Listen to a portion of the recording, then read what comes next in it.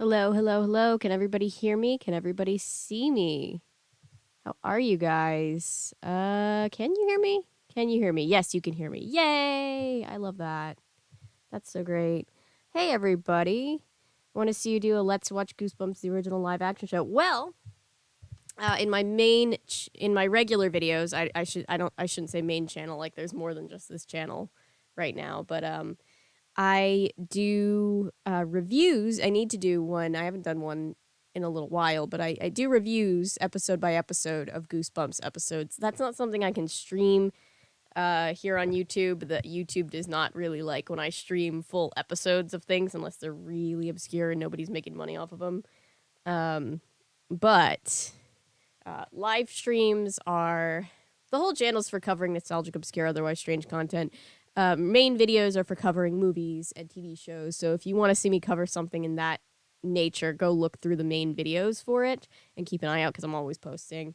But live streams are for like games and reading, things that are just better formatted for this space. And speaking of which, should I be editing my brand new big video that I have coming out? Yes, I should. But would I rather be streaming? Yes. And that's what my brain is going to be doing. So that's what we're doing. Stormageddon turned 8 last Saturday. Aw, Audriel, that's so great. Hi, Jay. Hi, Toonie. Hi, Natty. Hey, everybody. Don't think about it. Starring Emily Osmond is a good one. I do need to cover The Haunting Hour too. I also have the book of short stories, The Haunting Hour by R.L. Stine. Hi, Darth. Been quite a while since I've been here on a live. In the comments, I was just thinking about you the other day. I hadn't seen you in a while. Glad you're back. I'm doing good, Austin. How are you? First cat that I actually know a pretty definite birthday for. Oh, he was raised in foster until I adopted him at 7 weeks. Oh, cutie.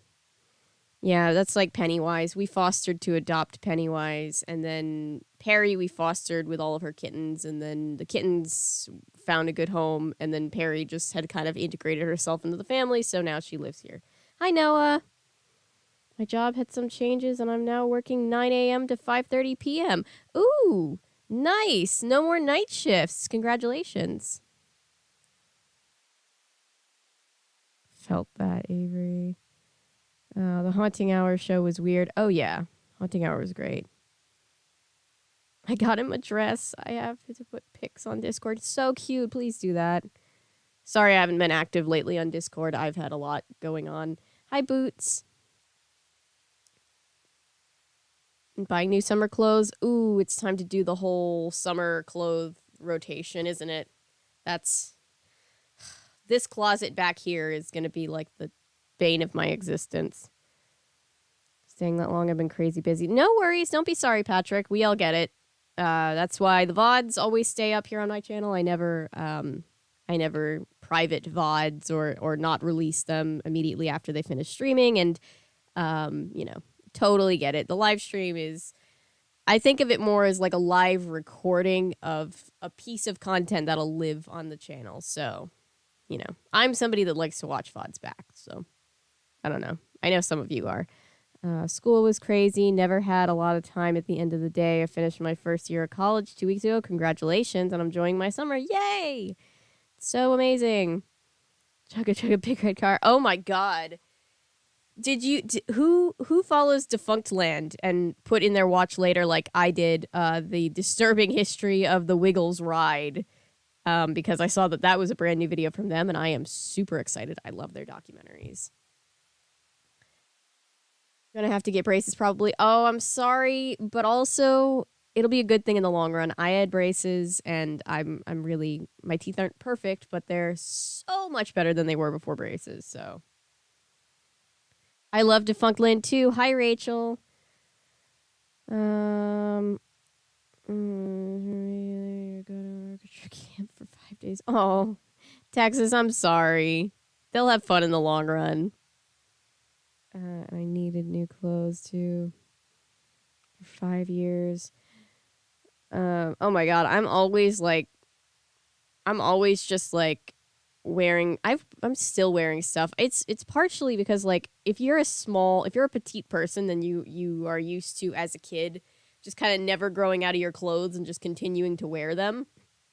instead of like all the other kids who are constantly in bigger and bigger sizes, I think. So I get new clothes when I see something that's not expensive and cute occasionally, but you know, I kind of just stick to the same things.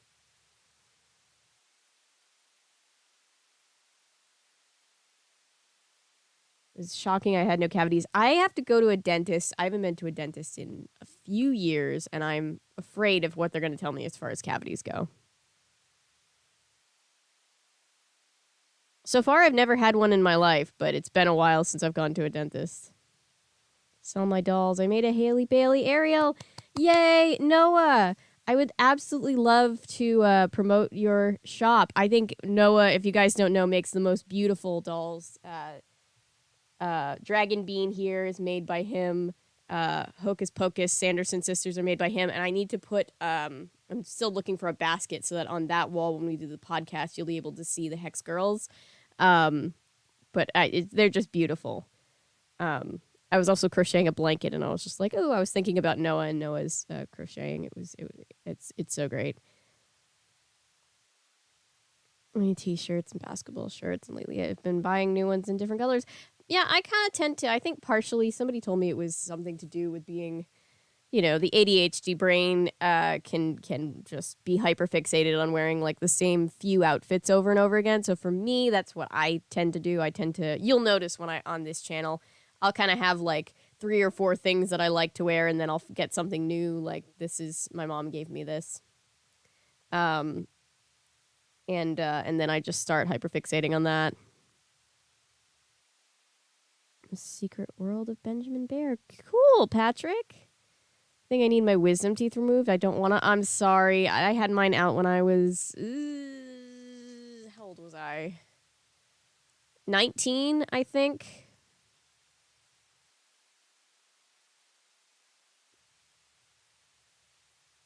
Yeah, I need to go back to the dentist. It just was cartoon character that wears the same thing. Yeah, I've said that before too. It's the same thing or like the same variant of a thing. Like so many times I will be like, I want to wear this in a video, but I wore that in the last video, and then I'm just like, eh. Early on in my channel, I would like go to the trouble of like if I was batch recording videos, I would change at least my shirt so it would kind of look like it was filmed on different days. I don't do that anymore. You'll notice that I'm like still posting videos of me and Gabe where we're in the same outfit because it was all filmed in the same day and back in January, and I'm still posting them. Executive function is broken, so I live in the same outfit for days because broken brain. Yep, that's really relatable, Natty. Some teeth out. Yeah, swallow your tongue. Because I was freaking out on anesthesia. Oh, see, apparently I just go to sleep on anesthesia. I'm apparently the same on anesthesia as I am when I've been drinking, which is just, I'm just kind of a lightweight and I just kind of go to sleep. I think I'm so exhausted that the second my brain gets any kind of substance, it's just like, ooh, can we drug ourselves to sleep with this? Yes, we can. I've told the story before, but I remember waking up immediately after the surgery. The first thing I remember is waking up and the doctor rounding the corner and going, oh, thank God she's awake, and just being like, that's concerning, and going back to sleep. Later, I found out that because I was just sleeping so heavy as a reaction to the anesthesia, they like woke me up from the anesthesia, but I wasn't like giving them the resounding response that I think they wanted, and they were nervous for a second. But I'm fine. For those of you who are wondering when we're going to get to the things, hi. Anybody who's been here before knows that we are a distractible chat, to say the least. But for those of you wondering, here it is. We are going to finally get back to Goosebumps. I promise it won't be this long of a break in between R.L. Stine / Goosebump books. It has been quite a while. I had to scroll a couple months back to get the reused settings from the last Goosebump stream. So apologies for that. This is one of the original ones that has those raised letters. This is why my brother tells me to start an ASMR channel. Oh my God. So yeah, we're going to be reading Piano Lessons Can Be Murder by R.L. Stine. This is book 13 in the original uh, Goosebumps run of 62. There were 62 in the original. Read streams are my absolute fave. I miss them so much, Rachel. I love reading Goosebumps on stream. It's something that I like. We all had Goosebumps as a kid, but I kind of had. I was kind of as a kid. I remember being kind of embarrassed about it, and because they're not like girls' books. They're seen as like boys' stuff. So it's very nice to me to get to, truly get to relive and heal the inner child on that thing. So I'm glad that you guys can all be here for that. I have nothing to spoil or say about this book. I've never read it. How can piano lessons be scary? I guess we'll find out. So the little tagline is "Play it again, hand." So I'm guessing I've never read this one either. Did they ever make an episode about this one? I genuinely don't remember. I'm guessing that there is a ghost, but don't spoil it for me if you happen to know. And get the fun drugs with my wisdom. I almost said wholesome teeth. What are wholesome teeth? I got less fun drugs. Failed to keep me down for the full procedure. Oh, I'm so sorry. That's horrible. Yes, they did. Okay. Somehow I don't remember this episode or anything. There's an episode on this one. It slapped. Maybe that'll be the next episode I cover. I need to cover more Goosebumps just in general.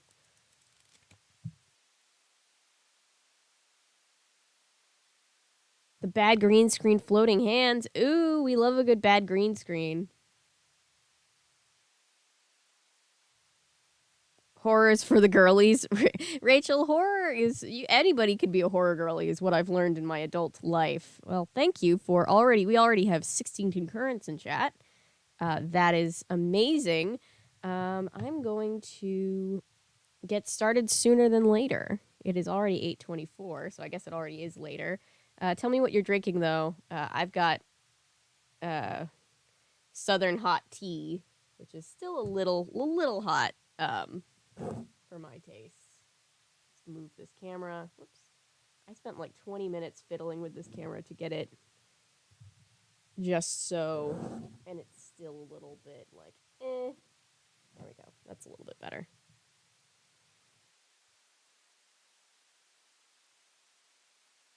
Apparently, when my stepdad went under, his heart stopped for a minute or two. Oh, that's so scary. Oh, that's really scary. They had to talk me down when they first told me I had to have wisdom tooth surgery. The doctor had to like talk to me about like how like you're gonna be most likely be fine on anesthesia. Like you're fine, but like because I was really young and I didn't have any like I didn't have any reason for them to think that like I wasn't gonna wake up. But I've always like I've watched too much TV in my life. I've heard the horror stories, you know. He was like, "Meh, it's all right," and I was like, "What the fuck, dude? That's scary. It's so scary when like loved ones are hurt and they're not appreciating the severity of it, and you're just like, what the fuck, dude?" Hi, Owl. Perfect timing. We are reading Piano Lessons Can Be Murder by R.L. Stine, number 13 in the original Goosebumps run. For those of you who might be new Goosebumps fans to the channel, like I said, I've got a whole playlist of episodes that I've covered. It's not an extensive list. I need to cover more episodes. I also have a whole list of live streams, past live streams where I've read the previous 12 books so far of the original series, as well as one book from Slappy World. I believe that was the... No, not Slappy World. I always get this wrong. One book from Goosebumps Most Wanted, that was the 12 Screams of Christmas that we read right by Christmas. And then we read Slappy New Year, which is not a Slappy World book. I get those mixed up all the time. It was a... Oh, what am I trying to say? Well, Horrorland. Yeah, one of the Horrorland books. My grandma went to the doctor because she was blood thinner. Cut and it wouldn't stop bleeding. And it's so tight and ended up... Oh, no, that's horrible. I'm so sorry. I hope within our lifetime that we get to the Werewolf of Fever Swamp and Werewolf Skin. We will in our lifetime. We've got a few more books until, especially Werewolf Skin, because that's book number 60. So we've got a ways, but let's make a concerted effort, especially now that we're done with California Diaries. Let's make a concerted effort to get back to covering ground with this one. Werewolf of Fever Swamp is next. It's book number 14. So this will be the next one I cover when I read an original.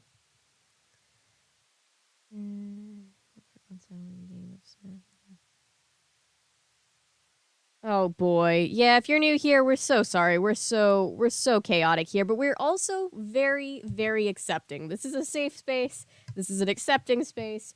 We're all here for you.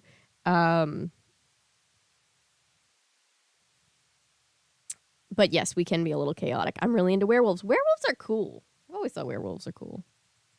No, I haven't forgotten Welcome Home, Marianne. We're obviously going to cover more. We're going to cover Welcome Home, Marianne probably this week to finish up Sunny's little storyline with Dawn, God help us, from California Diaries. And we'll obviously keep reading more Anna Martin, Babysitter's Club books. But now that we don't have, like, every Thursday we read California Diaries, on Wednesdays we wear pink, on Thursdays we read California Diaries going on, we'll probably have some more time for me to get to a few more of these for the first time. And if you're wondering, I'm not opposed to rereading books that we've already read at some point in the future, but we just have so many books to cover, we're just not there yet. Also, I keep trying to talk myself into making a secondary channel for ASMR where I just kind of quietly read so that you can sleep to it. But that hasn't happened yet. That is true. Marianne's mother also died. I did forget that.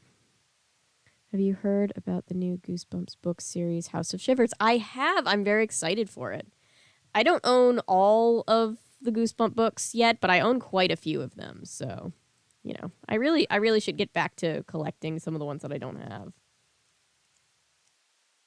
Death to Dawn, Justice for Jill, yeah.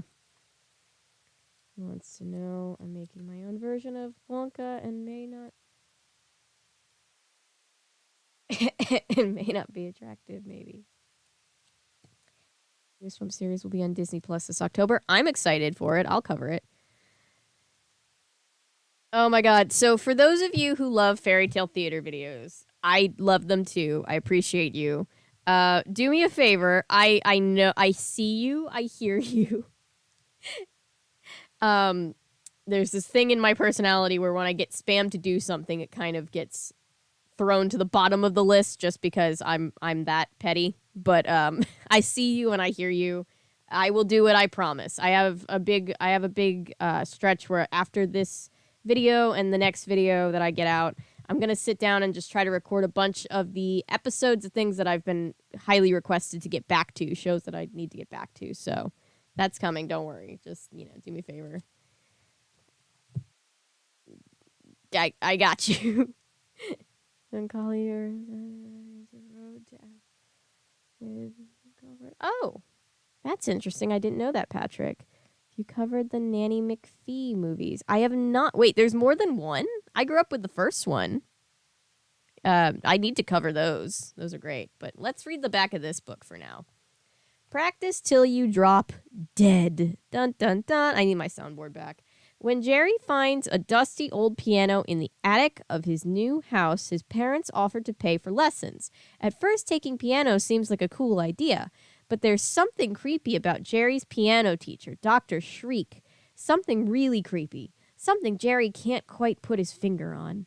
Then Jerry hears the stories, terrifying stories about the students at Dr. Shriek's music school, students who went in for a lesson and never came out.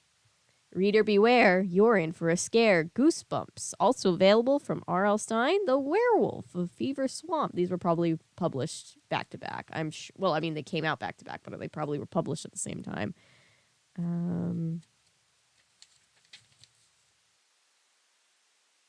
This was published in 93, for anybody wondering. I always wonder when I read books when they were published. Hi, Hannah. Welcome. Nanny McPhee returns. Interesting. You need time to recover from fairy tales after you saw Belle be crucified. That's right. If you haven't seen my video where that church did an Beauty and the Beast Easter play and crucified Belle, I need a second, but I'm getting there. I promise. Jerry, what a silly name. You have a brother enemy named Tom. There's a whole thing. Return and interesting. Arlstein said that back in the 90s, they would release a Goosebumps book once a month. Ooh, interesting. Oh, Hannah, look on the channel. Two videos back. You'll see it. It's you can't miss it. It says the video is called The Crucifixion of Belle. It's called Beauty and the Beaster. That was a very fun video to do. But yeah, they did this church every year does a Easter play where they take a popular movie and make it into a crucifixion story. And they did Beauty and the Beast, and Belle was the Jesus figure, so she got crucified. Too tired to get my meds from across the room. I hear that so loud. All right. Let's get started. My tea is too hot, and I need something for my voice before I start reading. Hang on, I have water in the other room. Give me 1 second.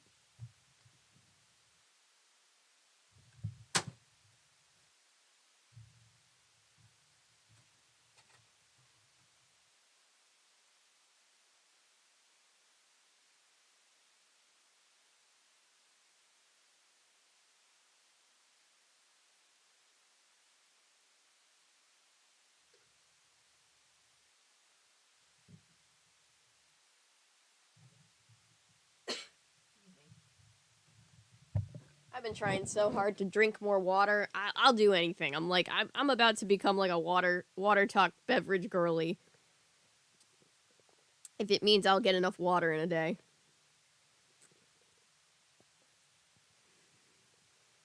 Other side of the family. Oh, Rex, that sounds so cute. I've always wanted to go visit where my family members are from. I'd love to go see Fayal, which is the island in Portugal where we're from, and I'd also love to see Ireland, where the other side of the family is from. Spinoff, started watching it, and it's so bad. I've never seen it. I've heard it's bad. It's probably, the visuals are probably just as bad as in regular Once Upon a Time. But no, are they worse? They can't be worse, can they? Been making my Goosebumps drawings, and I've been working on Monster Blood 2 today. How hard it is to draw a giant hamster. Oh, gosh. I should cover the Once Upon a Time in Wonderland at some point. So many things to cover. I'm going to be saying I should cover until the day that I die, which hopefully is a very long time from now, because I got a lot of things to cover. Ireland is dope. I'm biased, but still, I've always wanted to see Ireland. When you're American, but you've grown up with like traditions that have been brought over from other places, you always like wonder. You're like, it's almost mystifying in your mind to be like, I'd love to go see it one day. 2013, and it's bad. Visuals in Once Upon a Time didn't get much better, but half, maybe slightly in their later season. All right. Chapter 1. I thought I was going to hate moving to a new house, but actually, I had fun. I played a pretty mean joke on Mom and Dad. While they were busy in the front room showing the moving men where to put stuff, I went exploring. I found a really neat room to the side of the dining room. It had big windows on 2 sides, looking out onto the backyard, sunlight pouring in, making the room brighter and a lot more cheery than the rest of the old house. The room, I always wanted to live in an old house. Oh my gosh. The room was going to be our new family room. You know, with a TV and a CD player. Ooh, modern. And maybe a ping pong table and stuff. But right now, it was completely empty. Except for 2 gray balls of dust in one corner, which gave me an idea. Chuckling to myself, I bent down and shaped the 2 dust balls with my hands. Then I began shouting in a real panicky voice, "Mice! Mice! Help! Mice!" Mom and Dad came bursting into the room at the same time. Their mouths nearly dropped to the floor when they saw the two gray dust mice. I kept screaming, "Mice! Mice!" pretending I was scared of them, trying hard to keep a straight face. Mom just stood in the doorway, her mouth hanging open. I really thought she was going to drop her teeth. Dad always panics more than Mom. He picked up a broom that was leaning against the wall, ran across the room, and began pounding the poor defenseless dust mice with it.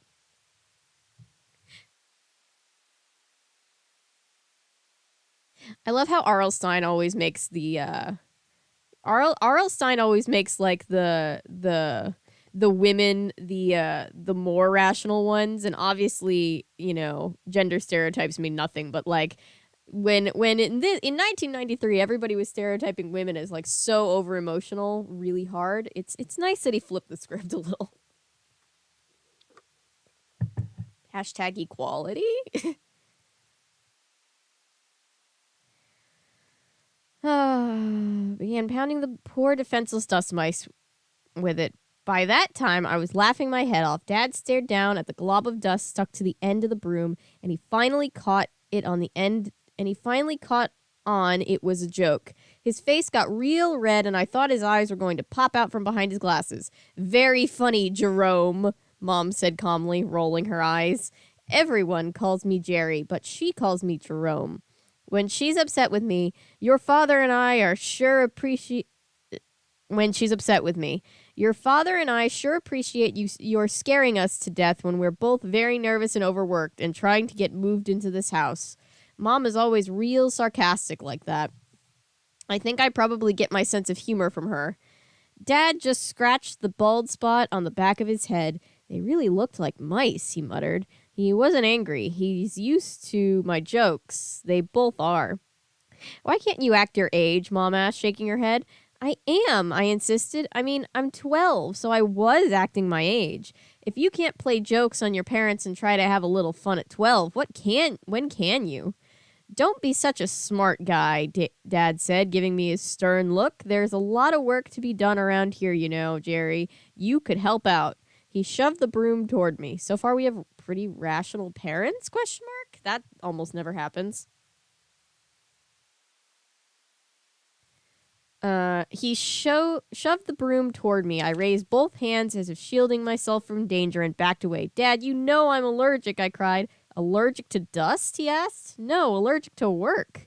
I expected them to laugh, but they just stormed out of the room, muttering to themselves. "You can at least look after Bonkers," Mom called back to me. "Keep her out of the mover's way." Oh my god, is there a pet? I hope the pet is going to be okay. Also, Bonkers, adorable name. "Yeah, sure," I called back. "Bonkers is our cat." "Aw, and there's no way I can keep Bonkers from doing anything." That is true of cats.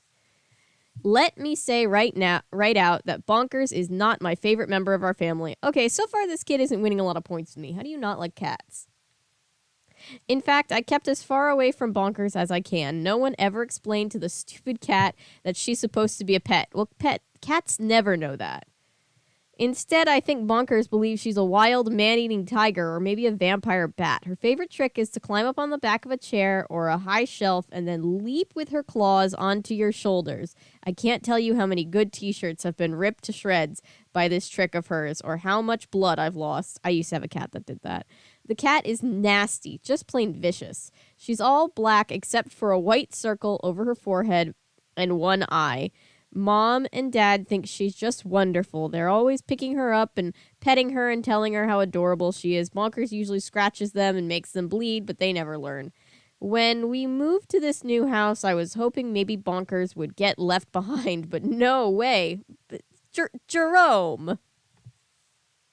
Mom made sure that Bonkers was in the car first, right next to me.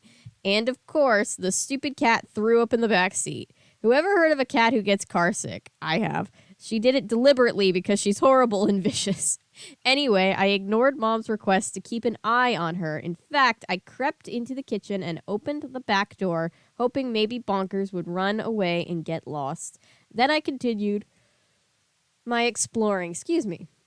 Our other house was tiny but new. This house was old. The floorboards creaked, the windows rattled, the house seemed to groan when you walked through it, but it was really big. I discovered all kinds of little rooms and deep closets. One upstairs closet was as big as my old bedroom. My new bedroom was at the end of the hall on the second floor. Ugh. There were 3 other rooms and a bathroom up there. I wondered what Mom and Dad planned to do with all those rooms. Bowser Jr., welcome to the live.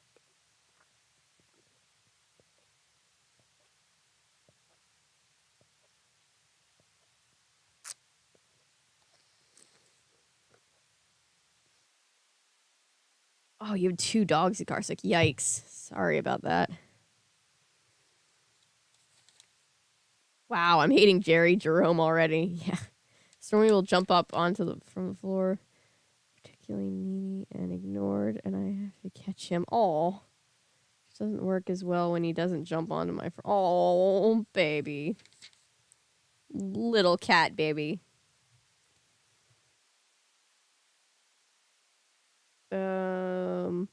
I decided to suggest that one of them be made into a Nintendo room. Product placement, we could put a widescreen TV in there and play the games on.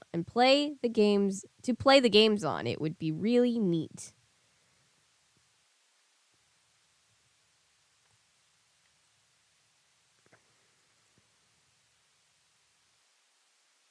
As I made plans for my new video game room, I started to feel a little cheered up. I mean, it isn't easy to move to a new house in a new town.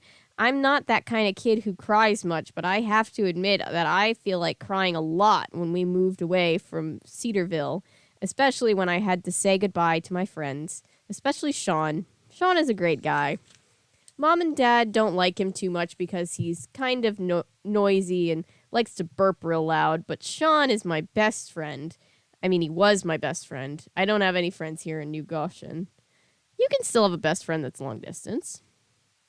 Mom said Sean could come stay with us for a few weeks this summer. That was really nice of her, especially since she hates his burping so much, but it didn't really cheer me up.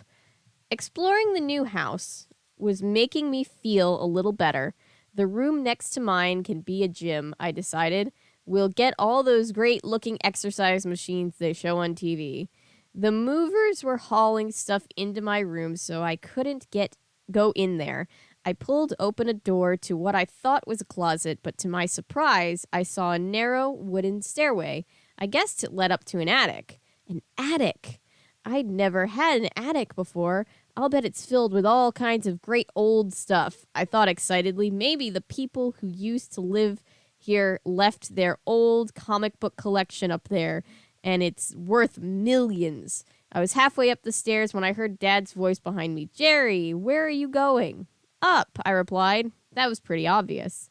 You really shouldn't go up there by yourself, he warned. Why not? Are there ghosts up here or something, I asked. I could hear his heavy footsteps on the wooden stairs. He followed me up. Hot up here, he muttered, adjusting his glasses on his nose. It's so stuffy. He tugged on a chain suspended from the ceiling, and an overhead light came on, casting pale yellow light down on us. I glanced quickly around. It was all one room long and low, the ceiling slanting down on both sides under the roof. I'm not very tall, but I reached up and touched the ceiling. There were tiny, round windows at both ends, but they were covered with dust and didn't let in much light. It's empty, I muttered very disappointedly. Very disappointed. We can store a lot of junk up here, Dad said, looking around. Hey, what's that? I spotted something against the far wall and began walking quickly toward it. The floorboards squeaked and creaked under my sneakers. I saw a gray, quilted cover over something large. Maybe it's some kind of treasure chest, I thought. No one ever accused me of not having a good imagination. Dad was right behind me as I grabbed the heavy cover with both hands and pulled it away and stared at a shiny black piano. Wow, Dad murmured, scratching his bald spot, staring at the piano with surprise. Wow, why did they leave this behind? I I shrugged. It looks like new, I said. I hit some keys with my pointer finger. Sounds good. Dad hit some keys too. It's a really good piano, he said, rubbing his hand lightly over the keyboard. I wonder what it's doing hidden up here in this attic like this. It's a mystery, I agreed. I had no idea how big a mystery it really was.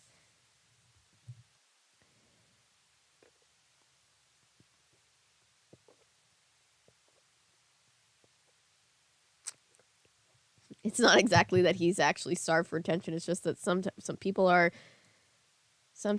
are, for example, cooking. Yeah. Oh, trust me, I know. My cats are the same way. Oh man, I thought it would be a magical wardrobe. No Adventure to Narnia. Different book. This is the piano lessons could kill you book, to paraphrase.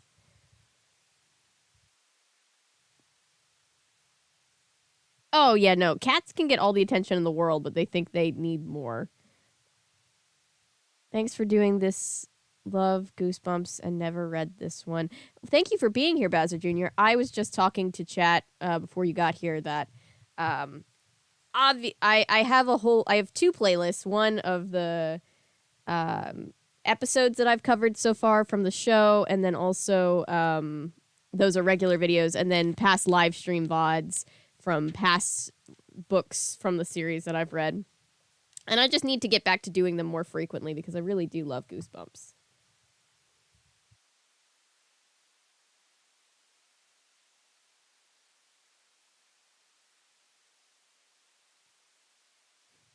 Had to bring back Dead House. This is not Dead House, but I do feel the flashbacks, Hannah. I get you.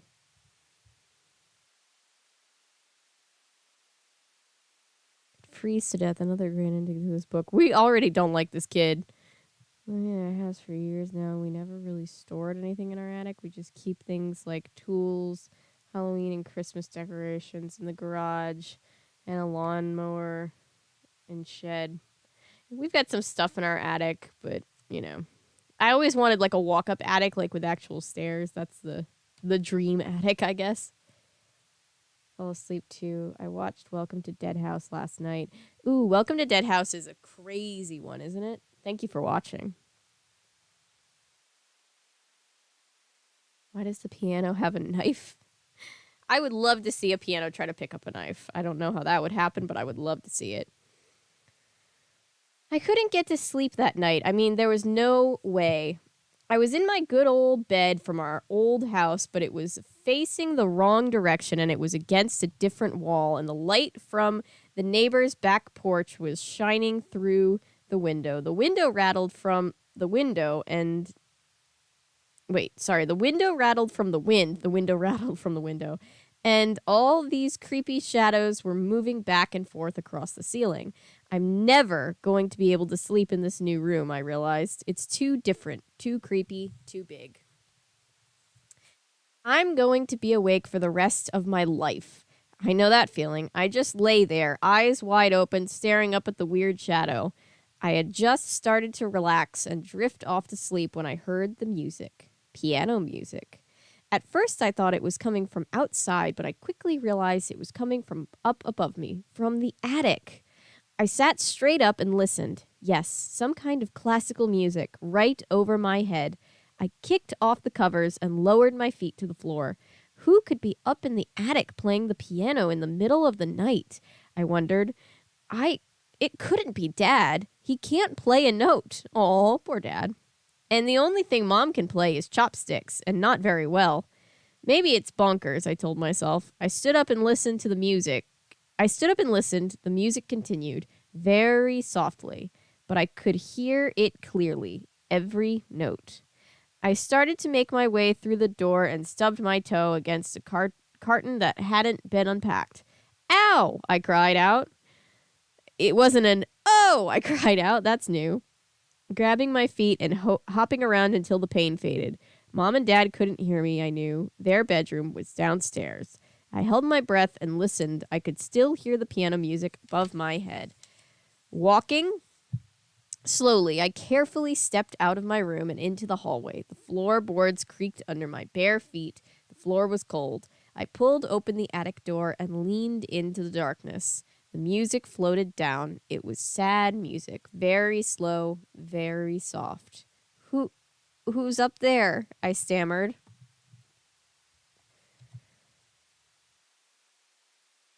Ah. Like the TikTok of the orange cat creating a musical masterpiece. Piano is haunted. For some reason, in the middle of the night. Sure sounds creepy. I get too tired to fall asleep. Yeah, same, Audrielle. I know what you mean. Be the weird piano and the Christmas Beauty and the Beast movie. Oh my god, if it's Tim Curry piano, I would love that. He's terrifying to look at, that piano, but his voice is Tim Curry's voice, so.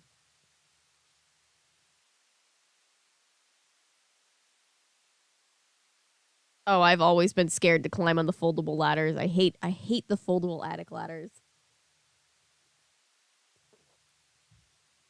Oh my god, mold, like, as far as like allergy reasons, like mold is like off the charts high right now in Georgia, and I'm just like, ugh. Chapter 2. The sad music continued, floating down the dark, narrow stairway to me. Who's up there? I repeated, my voice shaking just a little. Again, no reply. I leaned into the darkness, peering up toward the attic. Mom, is that you? Dad? No reply. The melody was so sad, so slow.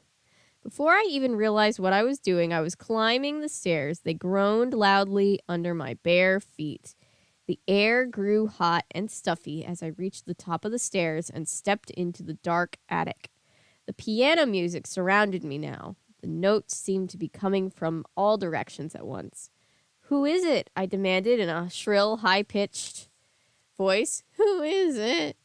I guess I was a little scared. Who's up here? Something brushed against my face and I nearly jumped out of my skin. It took a long, shuddering moment to realize it was the light chain. I pulled it. Pale, yellow light spread out over the long, narrow rooms. The music stopped. Who's up here? I called, squinting toward the piano against the far wall. No one. No one there. No one sitting at the piano. Silence, except for the floorboards creaking under my feet as I walked over to the piano. I stared at it, stared at the keys. I don't know what I expected to see. I mean, someone was playing the piano. Someone played it until the exact second the light went on. Where did they go? I ducked down and searched under the piano. I know it was stupid, but I wasn't thinking clearly. My heart was pounding really hard, and all kinds of crazy thoughts were spinning through my brain.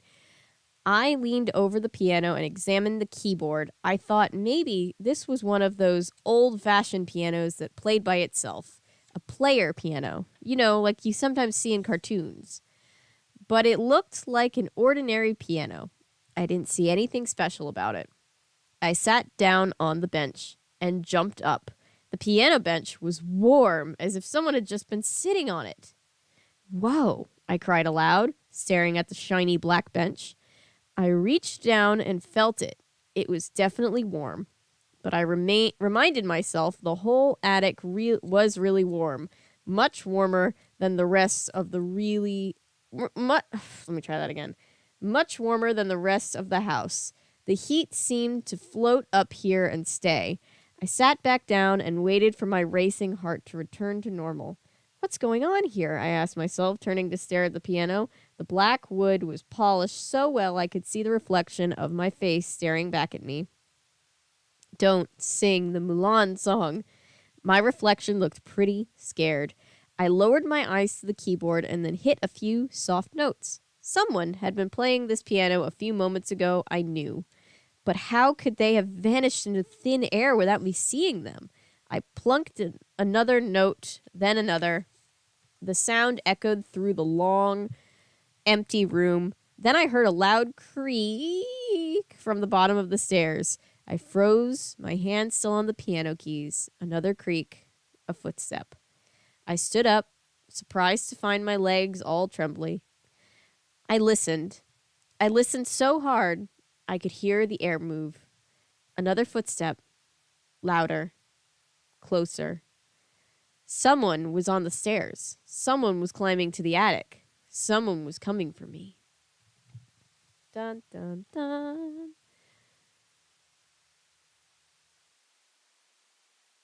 Does this kid not understand the concept of a ghost? Or, look, if I heard creepy piano music coming from my attic, I sure as hell would not be going up to that attic by myself in the middle of the night. I've seen too many horror movies.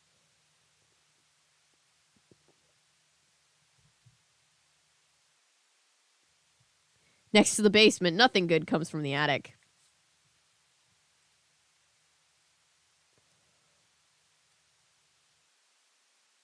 Are you afraid of the dark books?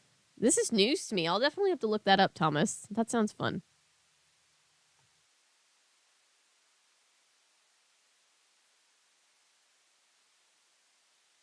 Also, just general danger. Like, if you hear something in another part of the house, don't go in there and possibly contact the authorities. Yeah, does anybody remember those old creepypastas from back in the day where it was just like, oh, there was a stranger living in the walls and no one knew? It's like, that's what I think of when I hear those kinds of things. Keyboard cat. Oh my god, remember keyboard cat? Vintage meme. It's a ghost, you dumbass kid. Actually, it's not a ghost, it's Thing. I would love for it to be Thing. Thing would be lovely.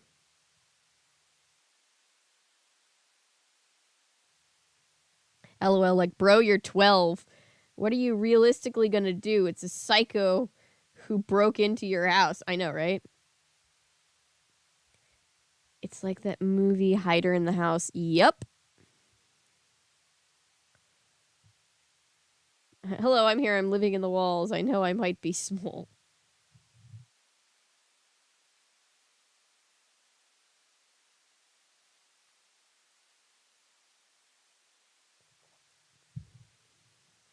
Creak. Creak. This is chapter 3. The stairs gave way beneath heavy footsteps. There's like a hair in my mouth. You know when that happens? I hate that. Sorry. Super gross. Stairs gave way beneath the heavy footsteps. My breath caught in my throat. I felt as if I would suffocate.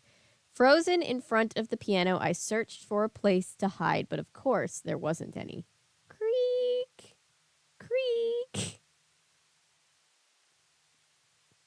Thank you. I do my own sound effects. And then I stared in terror. A head poked up above the stairwell. Dad, I cried. Jerry, what on earth are you doing up here? He stepped into the pale yellow light. His thinning brown hair was standing up all over his head. His pajama pants were twisted. One leg had rolled up to the knee. He squinted at me. He didn't have his glasses on. Dad, I thought, I sputtered. I knew I sounded like a complete jerk, but give me a break. I was scared. I mean, you've sounded like a complete jerk this whole time. You sound pretty rational now. Do you know what time it is? Dad demanded angrily. He glanced down at his wrist, but he wasn't wearing his watch. It's the middle of the night, Jerry. I know, Dad, I said, starting to feel a little better. I walked over to him. I heard piano music, see, and I thought, so you what? His dark eyes grew wide. His mouth dropped open. You heard what? Piano music, I repeated. Up here. So I came upstairs to check it out, and Jerry, Dad exploded. His face got really red. It's too late for your dumb jokes. But Dad, I started to protest. Your mother and I killed ourselves unpacking and moving furniture all day, Dad said, sighing wearily. We're both exhausted, Jerry. I shouldn't have to tell you that I'm in no mood for jokes. I have to go to work tomorrow morning. I need some sleep. Sorry, Dad, I said quietly. I could see there was no way I was going to get him to believe me about the piano music. I know you're excited about being in a new house, Dad said, putting a hand on the shoulder of my pajama shirt. But come on. Wouldn't that just be your shoulder? I have questions. Speaking of which, my pajama shirt is falling off my shoulder.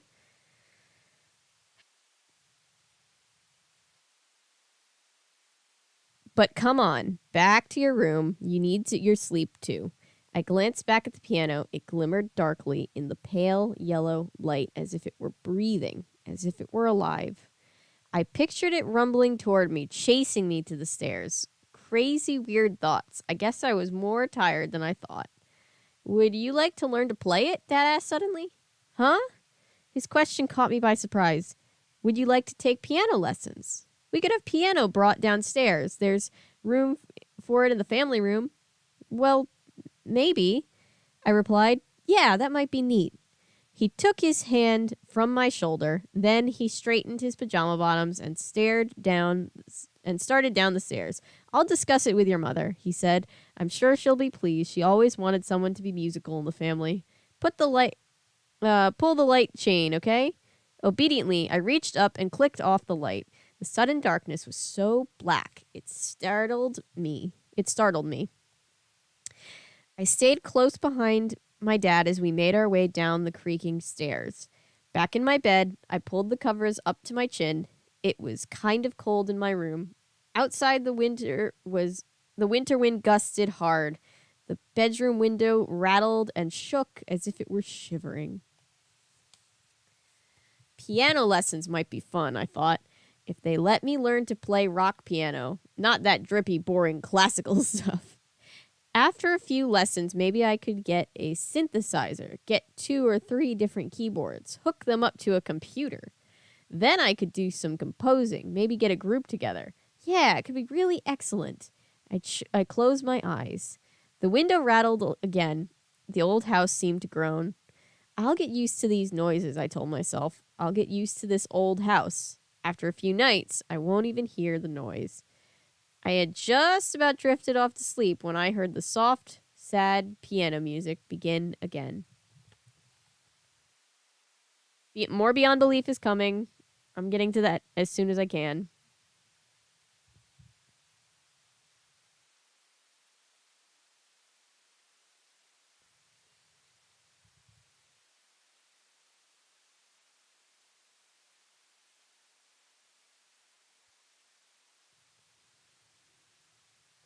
When I hear strange noises at night, coward and under the blanket. I mean, I'm a curious person, but I don't know. I've seen a lot of horror movies for that shit. Remember the 1990s Nickelodeon TV show Are You Afraid of the Dark? They created a short-lived book series based on the show. I have covered episodes of the show. I did not know there were books. That's interesting. It's probably his father. It's not. Honestly, I would be surprised.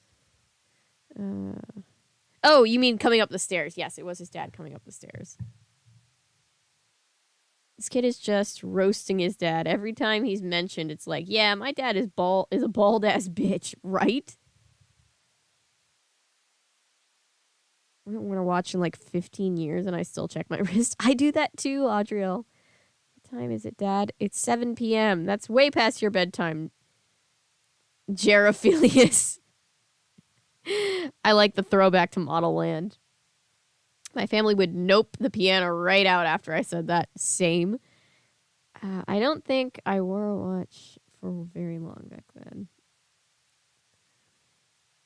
We're pretty witchy people in this house. We respect the idea that ghosts might just be vibing and doing their thing. If instruments start playing themselves, we're gonna respectfully keep our distance from that instrument.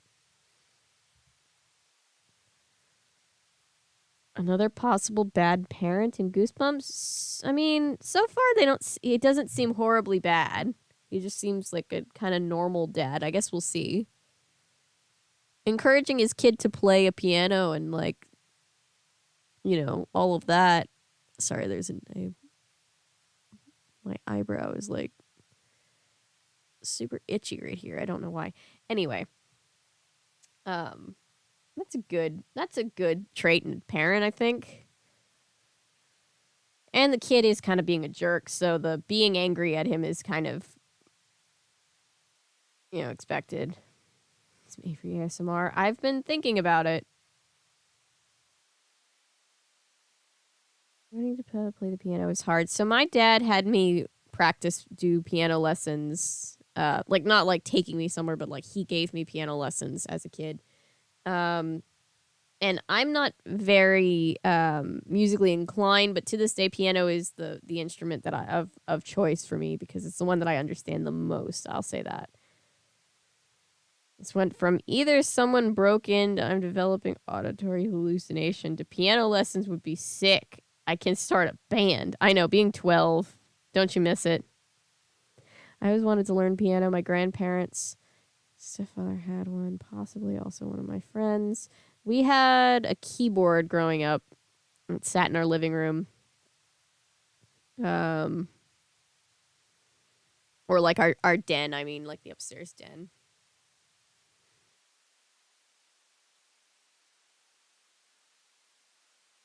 My god sister and I improvise stuff. Aw, that's cute.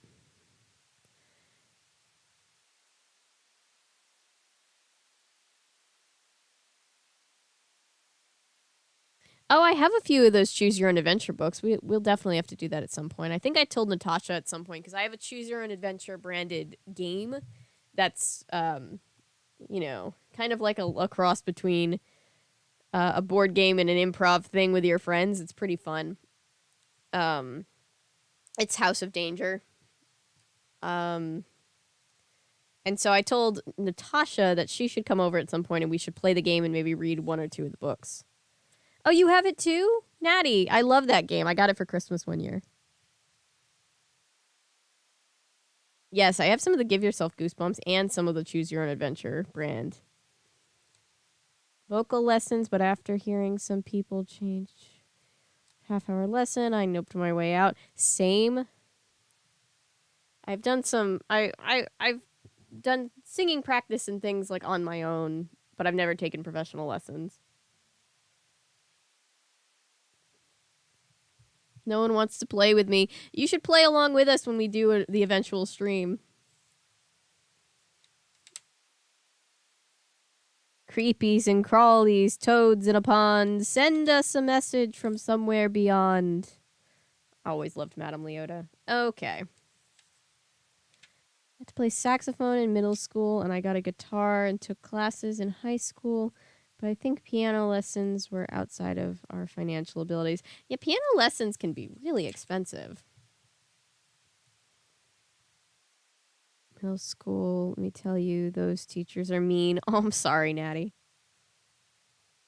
This is Dragon Bean. If you've seen my video on Tale of the Bunny Picnic from Jim Henson, you'll recognize Dragon Bean. This was made by Noah Hutchins, and he is my son. This Dragon Bean, and I adore him.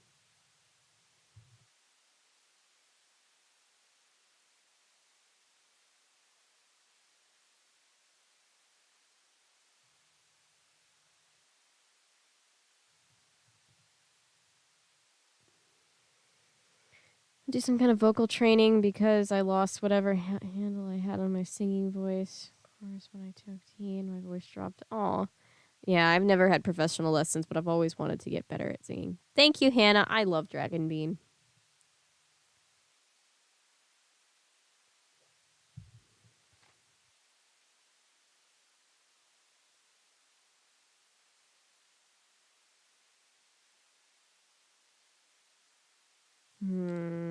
Oh, let me add this to let me put this on Discord. I just realized I forgot.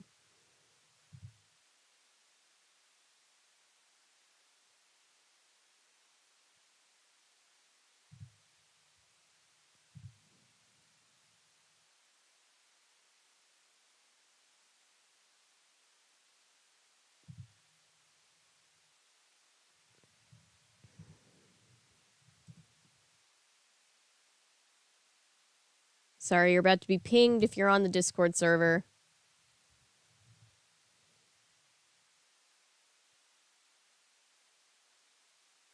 Just want to make sure everybody knows about it. And let me also add that we're reading this on Goodreads for our Goodreads pals.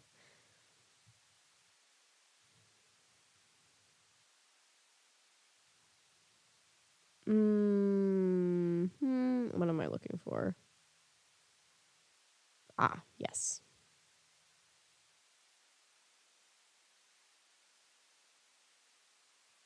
I'm so excited to read the other half of So You Want to Be a Wizard.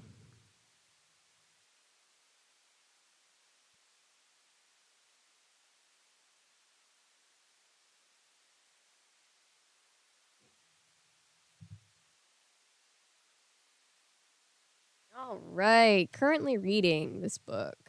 It's always nice to move books from the want to read to the read, currently reading, knowing that they'll go to the read shelf.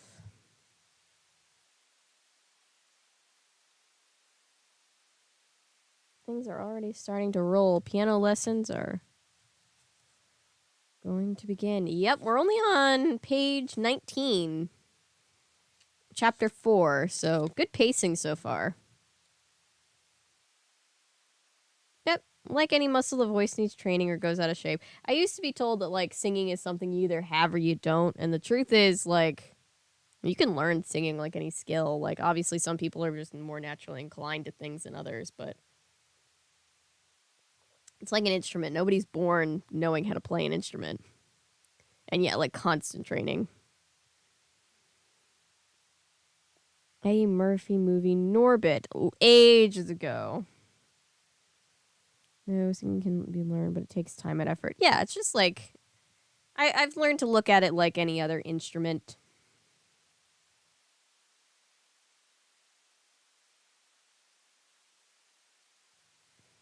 Just so I understand why people just have better control. Let's see. All right, chapter 4. Sorry, I know I get distracted with chat, but I love talking to chat. Chapter 4. Monday morning, I woke up very early. My cat clock with the moving tail and eyes wasn't unpacked yet, but I could tell it was early by the pale gray light coming through my bedroom window. It's one of the most disorienting things about moving is you get to a new place and all your stuff is in boxes. So, like, the stuff that you find comfort in having all around you, like, for example, the light up clock that I use because I hate the dark and it gives me anxiety all of the time to this very day. Like, you move and all of that stuff is in boxes, and so you're like, you just want, like, your favorite pair of earbuds and your you know, whatever. You just want to be able to get to the things that you're used to, like, knowing where they are because you're in your home, but you haven't really, like, made it homey yet. It's a weird feeling. But I could tell it was early by the pale gray light coming through my bedroom window. I got dressed quickly, pulling on a clean pair of faded jeans and a dark green pullover shirt that wasn't too wrinkled. It was my first day at my new school, so I was pretty excited. I spent more time on my hair than I usually do. My hair is brown and thick and wiry, and it takes me a long time to slick it down and make it lie flat the way I like it. When I finally got it right, I made my way down the hall to the front stairs. The house was still silent and dark. I stopped outside the attic door. It was wide open. Hadn't I closed it when I'd come downstairs with my dad? Yes, I remember shutting it tight, and now here it was, wide open. I felt a cold chill on the back of my neck. I closed the door, listening for the click. Jerry, take it easy, I warned myself. Maybe the latch is loose. Maybe the attic door always swings open. It's an old house, remember? I'd been thinking about the piano music. Maybe it was the wind blowing through the piano strings, I told myself. Maybe there was a hole or something in the attic window, and the wind blew and made it sound as the piano were playing. I wanted to believe it had been the wind that made that slow, sad music. I wanted to believe it, so I did. I checked the attic door one more time, making sure it was latched. Then I headed down to the kitchen. Mom and Dad were still in their room. I could hear them getting dressed. Their kitchen was dark and a little cold. I wanted to turn up the furnace, but I didn't know where the thermostat was. Not all of our kitchen stuff had been unpacked. Cartons were still stacked against the wall, filled with glasses and plates and stuff. I heard someone coming down the hall. A big, empty carton beside the refrigerator gave me an idea. Snickering to myself, I jumped inside and pulled the lid over me. I held my breath and waited. Footsteps in the kitchen. I couldn't tell if it was Mom or Dad. Oh no. My heart was pounding. I continued to hold my breath. If I didn't know, I would burst out laughing. If I didn't, I knew I would burst out laughing. There we go. The footsteps went right past my carton to the sink. I heard water running. Whoever it was filled the kettle. Footsteps in the stove. Jesus. Footsteps to the stove. Sorry, guys. I couldn't wait anymore. Surprise! I screamed and jumped to my feet in the carton. Dad let out a startled shriek. Ah! And dropped to the kettle. It landed on his foot with a thud, then tilted onto one side of the floor. Onto its side on the floor. Water puddled around Dad's feet. The kettle rolled toward the stove. Dad was howling and howling his injured foot and hopping up and down. Howling and holding his injured foot and hopping up and down. There you go. I was laughing like a maniac. You should have seen the look on Dad's face when I jumped up from the carton. I really thought that he was going to drop his teeth. This kid would be like 2014 era YouTube prank star. You know what I mean? Hi, Chris. Oh, Dr. Vink from Are You Afraid of the Dark played Dr. Shreek in this episode. Cool. I really do need to cover this episode. I need to cover all of them, really.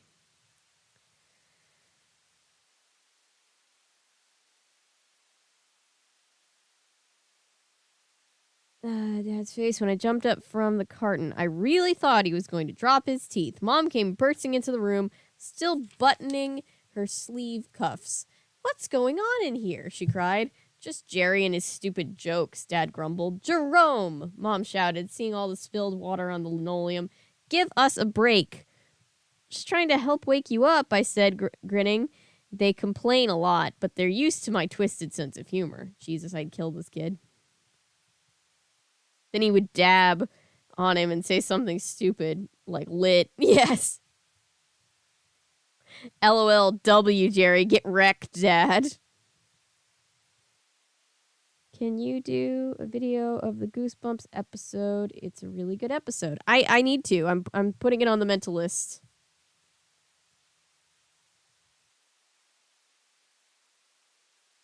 Just finished a video. Yay! Hey, Chris Tiger Harris. Oh, thanks, Chris. Chris Russo. Thank you. This is a new pajama top my mom gave me. It's very warm.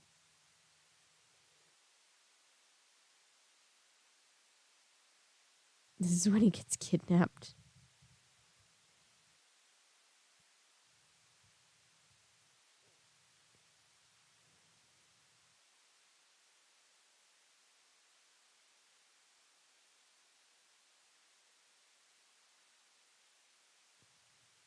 I wish I looked pale. I stay inside all day.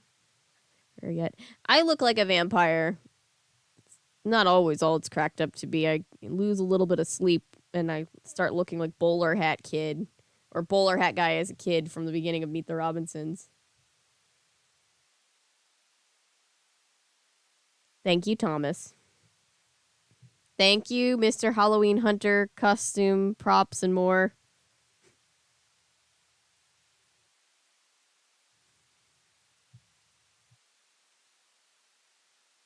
I didn't hear exactly, so I'm unsure about the teeth situation. Does the dad have false teeth? He said it about both the parents. I think it's more of just an expression, like, drop their teeth. I think it's more of like just an old guy expression for being real surprised. I don't know. He said it about both the parents.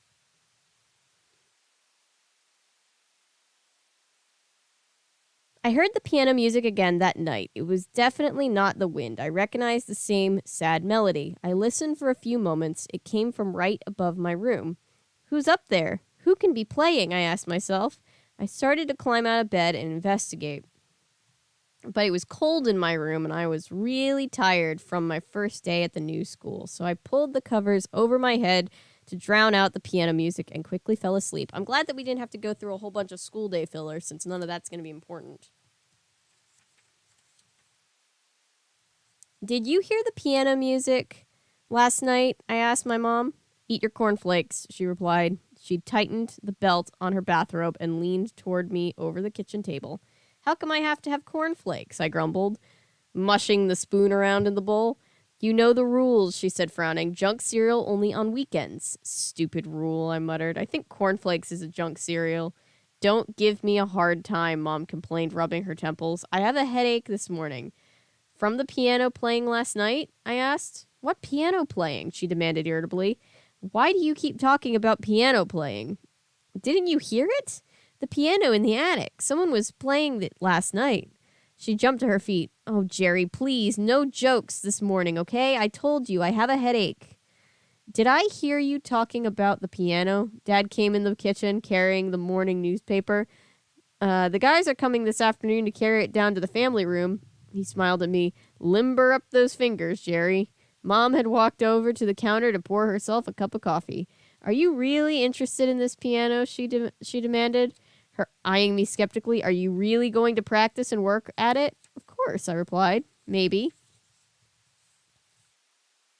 2 piano movers were there when I got home from school. They weren't very big, but they were strong. I went up to the attic and watched them while Mom pulled cartons out of the family room to make a place for it. This kid could be help. I know the kid's 12, but like he could volunteer to help in some way. Just watching other people do work. The 2 men used ropes and a special kind of dolly. Oh, my goodness. They tilted the piano onto its side, then hoisted it onto the dolly. Lowering it down the narrow staircase was really hard. It bumped against the wall several times, even though they moved slowly and carefully. Both movers were really red-faced and sweaty. By the time they got the piano downstairs, I followed them as they rolled it across the living room, then through the dining room. Mom came out of the kitchen, her hands jammed into her jeans pocket, and watched from the doorway as they rolled the dolly with the piano into the family room. The men strained to tilt it right side up. The black, polished wood really glowed in the bright afternoon sunlight through the family room windows. Then, as they started to lower the piano to the floor, Mom opened her mouth and started to scream. Daniel! Oh, the PI recording. No, I still need to render it. I'm so sorry. I'll get that done tonight as soon as I get off stream. Keep forgetting.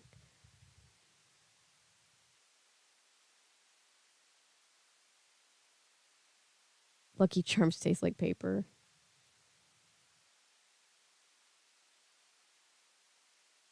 I got to eat it for dessert. Captain Crunch. What was I?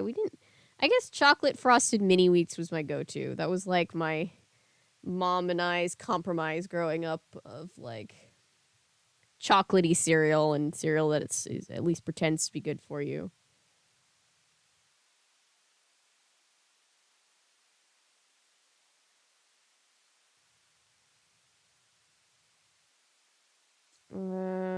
Cornflakes are boring. I'm a Lucky Charms guy. I don't think I have permission to play piano. I'm very uncoordinated.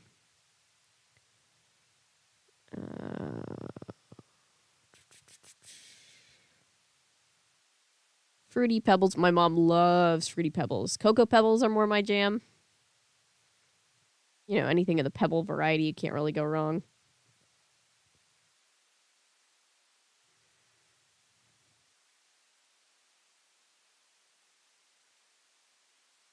Peanut Butter Crunch, which I can't have. Oh, I'm sorry. You know what my favorite is? Oh, what are those? What are they called? The little squares that have like the fudge in the middle. They're so good. Crave squares. There you go. Crave squares. Definition of goat level cereal.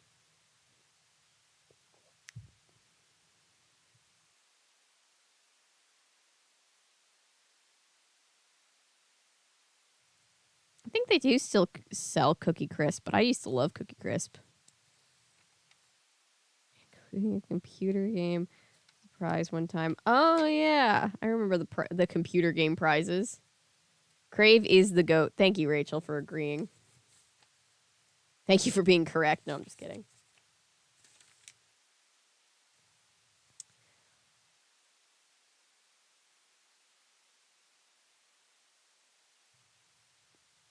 The cat! The cat! Mom shrieked, her face all twisted in alarm. Sure enough, Bonkers was standing right in the spot where they were lowering the piano. The piano thudded heavily to the floor. Bonkers ran out from under it just in time. Too bad, I thought, shaking my head. Damn it, Jerry. That dumb cat almost got what it deserved. The men were apologizing as they tried to catch their breath, mopping their foreheads with their red and white bandanas. Mom ran to Bonkers and picked her up. My poor little kitty. Of course, Bonkers swiped at Mom's arm, her claws tearing out several threads in the sweater sleeve. Mom dropped her to the floor, and the creature slithered quickly out of the room. She's a little freaked out being in a new house, Mom told the two workers. She always acts like that, I told them. A few minutes later, the movers were gone, and I was alone in the family room with my piano. I sat on the bench and slid back and forth on it. The bench was polished and smooth. It was real slippery. I planned a really funny comedy act where I sit down to play in the piano for Mom and Dad only the bench is so slippery I keep sliding right onto the floor. I practiced sliding and falling for a while. I was having fun. Falling is one of my hobbies. It isn't as easy as it looks. After a while, I got tired of falling. I just sat on the bench and stared at the keys. I tried picking out a song, hitting notes until I found the right ones. I started to get excited about learning to play the piano. I imagined it was going to be fun. I was wrong. Very wrong. How many parents do you think had their kids in piano lessons and were super pissed when R.L. Stine scared them out of it?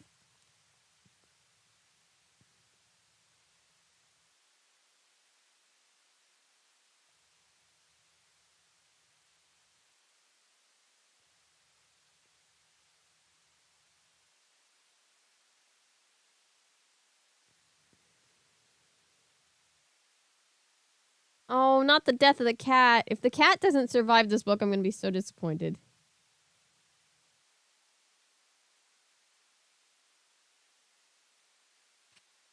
Saturday afternoon, I stood staring out the living room window. It was a blustery gray day. It looked like it was about to snow. I saw the piano teacher walking up the driveway. He was right on time. 2:00. Is 2:00 a complete sentence? I don't think it technically is. Pressing my face against the window, I could see that he was big, kind of fat, no fat shaming, no body shaming. He wore a long, puffy red coat and he had bushy white hair. From this distance, he sort of looked like a Santa Claus. He walked very stiffly, as if his knees weren't good. Arthritis or something, I guessed. Dad had found his name in a tiny ad in the back of the New Goshen newspaper. He showed it to me. It said, "The Shreek School, New Method Piano Training."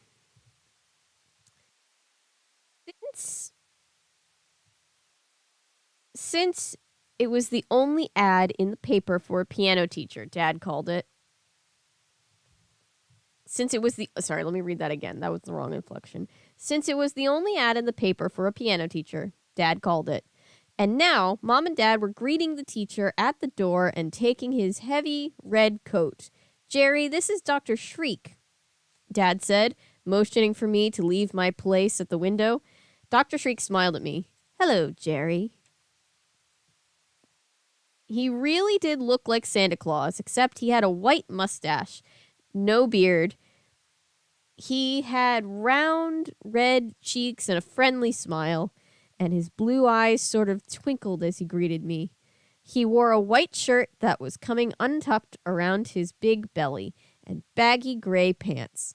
I stepped forward and shook hands with him. His hand was red and kind of spongy. "Nice to meet you, Dr. Shreek," I said politely. Mom and Dad grinned at each other. They could never believe it when I was polite. Dr. Shreek put his spongy hand on my shoulder. I know I have a funny name, he said, chuckling. I probably should change it, but you have to admit it's a real attention getter. We all laughed. Dr. Shriek's expression turned serious. Have you ever played an instrument before, Jerry? I thought hard.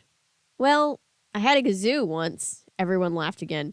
The piano is a little more difficult than the kazoo, Dr. Shriek said, chuckling.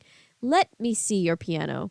I led him through the dining room and into the family room. He walked stiffly, but it didn't seem to slow him down. Mom and Dad excused themselves and disappeared upstairs to do more unpacking.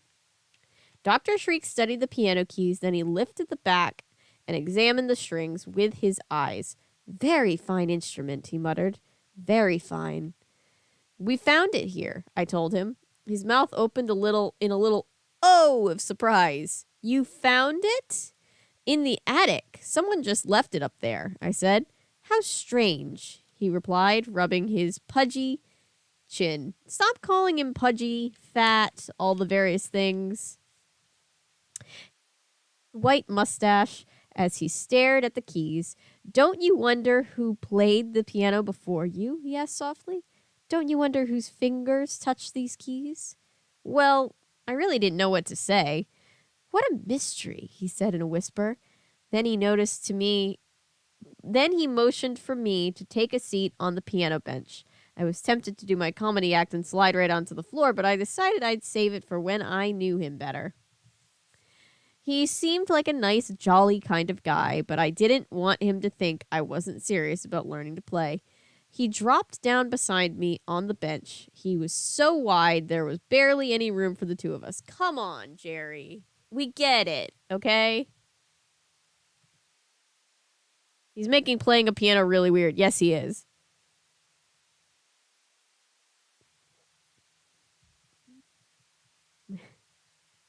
I didn't watch Rugrats as a kid, really. I should cover it so that I can get a little bit of knowledge under my belt, and then maybe my friends will stop making fun of me for it. Stranger Danger, the musical. Yes. Isn't Piano Lessons Can Be Murder, isn't it a, like, unauthorized or authorized Goosebumps play? Goosebumps play. Sorry, I'm going off on a tangent.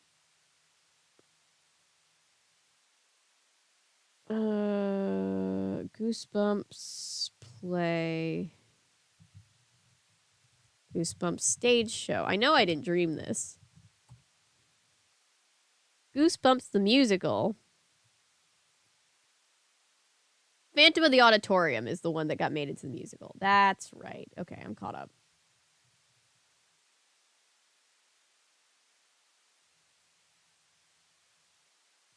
Add some jazz hands and I'd watch it.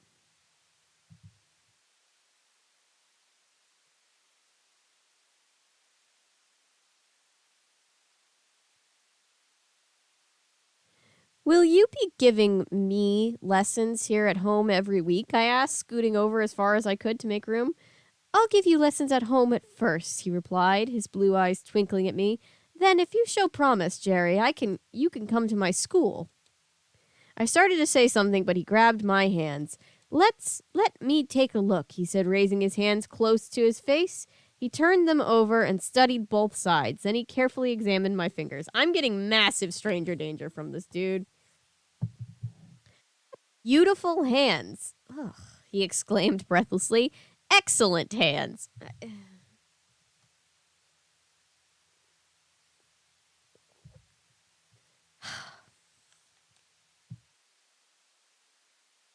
You is correct, Hannah. I haven't listened to the soundtrack yet, but I will, Austin.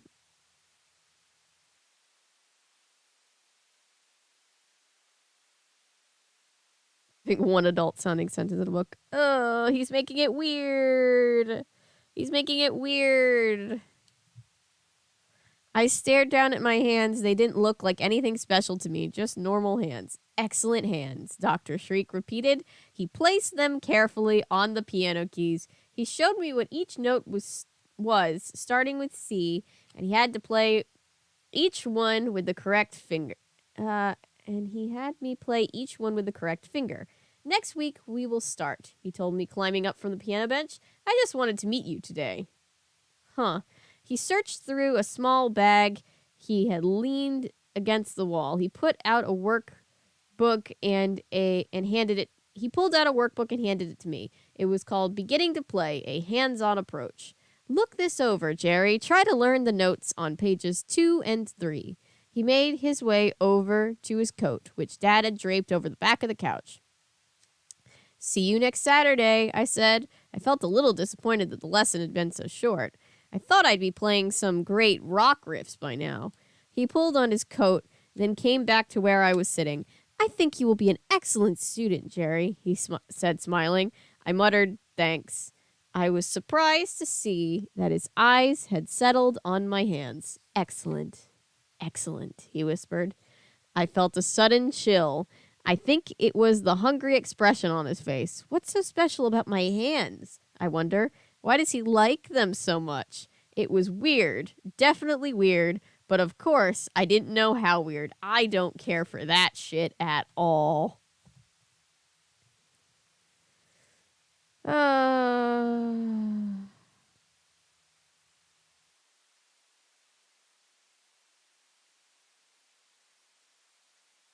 See, it's not our fault Goosebumps chats go off the rails. It's the book, not us. A normal. See, the thing with like stay out of the basement for those who were there or watched that VOD. You know, it's fine. It's all fine and dandy when the dad is having his moment with the neighbor next door and all, but this is an old dude being really creepy with a kid, and I am uncomfortable. Guitar listens to R.L. Stein's kid played guitar, but the publisher or editor didn't think guitars were scary. What a funny reason to change it, but I do like the vibe of the old piano.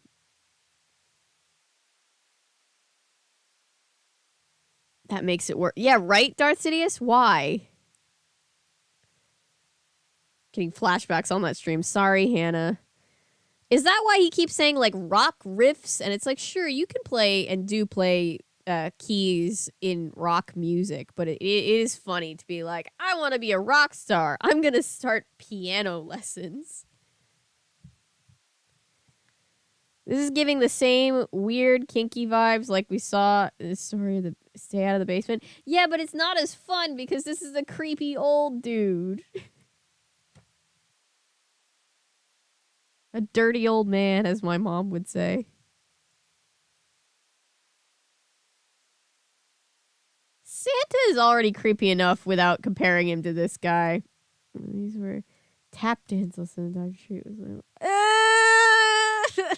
I'm gonna be up. I'm gonna wake up in cold sweats in the middle of the night because of this damn book. R.L. Stine, you're taking years off my life. Why couldn't this be Jack Black from School of Rock, right? There's another video I need to do. D, D, E, F, G, A, B, C. I practiced that. This is chapter 6. I practiced the notes on pages 2 and 3 of the piano workbook. The book showed which finger to use and everything. This is easy, I thought. So when can I start playing some rock and roll? I was still picking out notes when Mom surfaced from the basement and poked her head into the family room. Her hand had come loose from the her hair had come loose from the bandana she had tied around her head, and she had dirt smudges on her forehead. Did Dr. Shreek leave already? She asked, surprised. Yeah, he said he just wanted to meet me, I told her. He's coming back next Saturday. He said I had excellent hands. You do? She brushed the hair out of her eyes. Well, maybe you can take those excellent hands down to the basement and use them to help us unpack some boxes. Oh, no, I cried and slid off the piano bench and fell to the floor. She didn't laugh. The mom's like, what did he say? Hi, Bernie.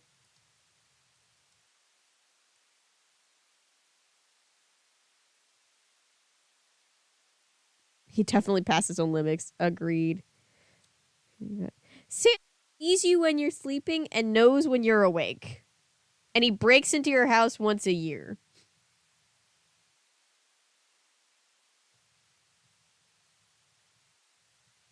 We're in for a scare, we're in for trauma.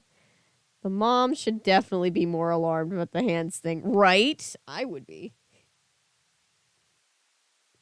She's like, it's 1993. Don't all teachers say that? Ugh. Look, R.L. Stine, he wants this character to be creepy, but I think sometimes we underestimate R.L. Stine and just how creepy he's able to make character. You know what I mean? R.L. Stine 100% knows how to truly scare the shit out of all ages.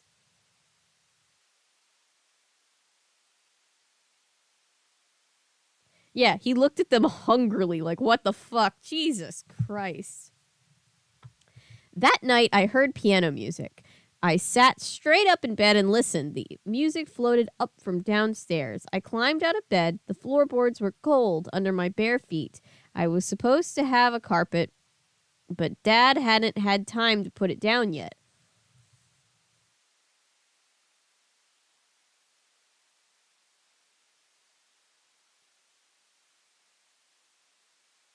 The house was silent. Through my bedroom, tiny fine flakes of gray against the black sky. Wait. Through my bedroom window, I could see a gentle snow coming down, tiny fine flakes of gray against the black sky. I had skipped a line. Sorry. Someone is playing the piano, I said, aloud, startled by the huskiness of my sleep-filled voice. Someone is downstairs playing my piano. Mom and Dad must hear it, I thought. Their room is at the far end of the house, but they are downstairs. They must hear it.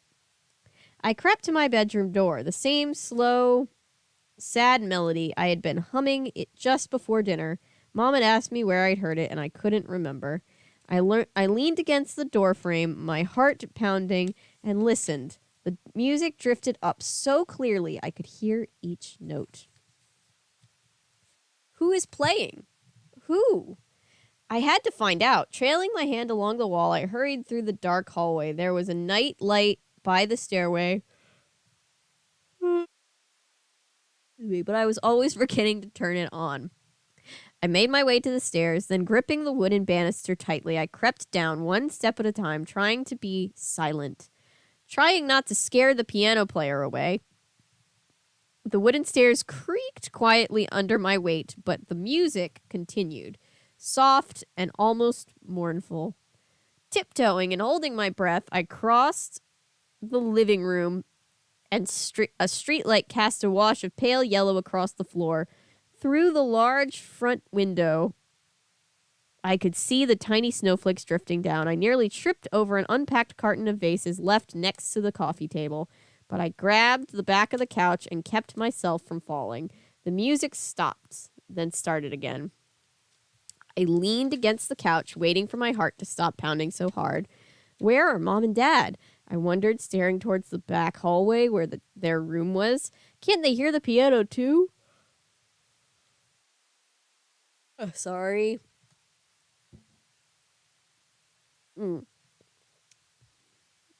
Aren't they curious? Don't they wonder who is in the family room in the middle of the night playing such a sad song? I took a deep breath and pushed myself from the couch. Slowly, silently, I made a way through the dining room. It was darker back there, no light from the street. I moved carefully, aware of all the chairs and tables and legs that could trip me up. The door to the family room stood just a few feet ahead of me. The music grew louder. I took a step, then another. I moved into the open doorway. Who is it? Who is it? I peered into the darkness, but before I could see, someone uttered a horrifying shriek behind me and shoved me hard, pushing me down to the floor. Yikes. Pretty sure that hearing the piano music being played is bound to wake you up. You would think. It's the creepy guy playing the piano. I'm just hearing creepy organ music in my head. Same. I'm hearing like, I don't even know.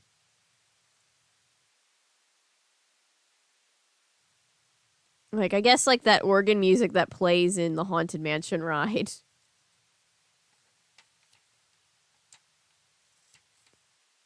Now it's his piano. R.L. Stine is one of my favorite authors. Love The Haunting Hour. I love R.L. Stine. I collect R.L. Stine books. I have quite a few of them, but I by no means have all of them, but I should keep looking. These are creepier as an adults and older kids because the Victorian style, yes.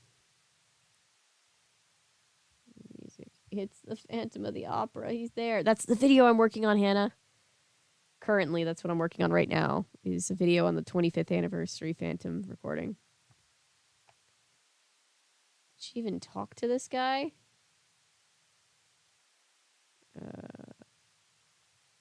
I don't know. I guess because parents aren't exactly stellar in these books, probably not.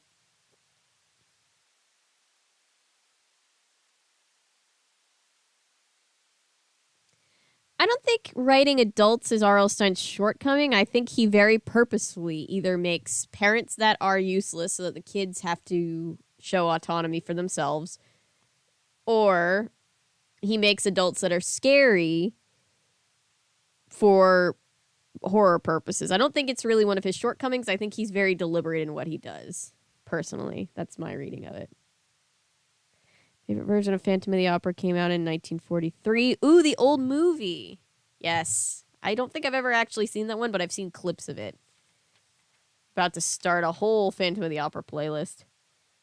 Cover the masterpiece that is the Phantom movie. One day, eventually, I'm going to put out the Phantom, and then either, I don't know if Phantom Investigators will come out before or after I'm able to do, I want to sit down and record Love Never Dies, the sequel to Phantom of the Opera. That's horrible, and so many people don't know about it. And then I'll probably cover the movie and the other movie and the other movie. There's a lot of Phantom of the Opera stuff. It's beneficial in strengthening kid characters. Yeah. What should our nickname of this creepy Santa be? Creeps? No, he doesn't get to be a zaddy. Nope. He doesn't get to be a zaddy. You don't get to be creepy and then be a zaddy. Phantom movie's my fave. It's campy and fun. Covers for these books are iconic. All right. Chapter 7. Oh, my voice is cracking. This might be a second cup of tea kind of night. Old Saint Shreek. Shreek is clearly not a hands-off.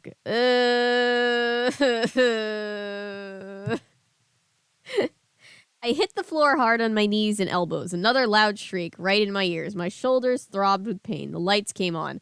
Bonkers! I roared. The cat leapt off my shoulders and scurried out of the room. Jerry, what are you doing? What's going on? Mom demanded angrily as she ran into the room. What's all the racket? Dad was right behind her, squinting hard without his glasses. Bonkers jumped on me, I screamed, still on the floor. Ow, my shoulder, that stupid cat. But Jerry, Mom started. She bent to help pull me up. That stupid cat, I fumbled. She jumped down from the shelf. She scared me to death, and look at my pajama shirt. The cat's claws had ripped right through the shoulder. Are you cut? Are you bleeding? Mom asked, pulling the shirt collar down to examine my shoulder. We really have to do something about that cat, muttered. Jerry is right. She's a menace. Mom immediately jumped to Bonkers' defense. She was just frightened, that's all. She probably thought Jerry was a burglar. A burglar? I shrieked in a voice so high only dogs could hear me. How could she think I was a burglar? Aren't cats supposed to see in the dark? Well, what were you doing down here, Jerry? Mom asked, straightening my pajama shirt collar. She patted my shoulder as if that would help.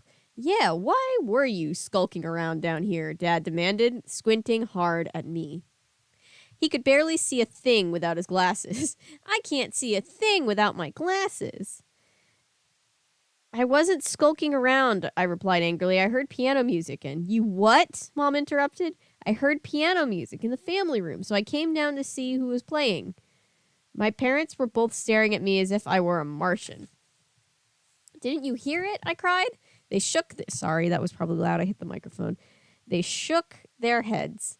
I turned to the piano. No one there, of course. I hurried over to the piano bench, leaned down, and rubbed my hand over the surface. It was warm. Someone was sitting here, I can tell, I exclaimed. Not funny, Mom said, making a face. Not funny, Jerry.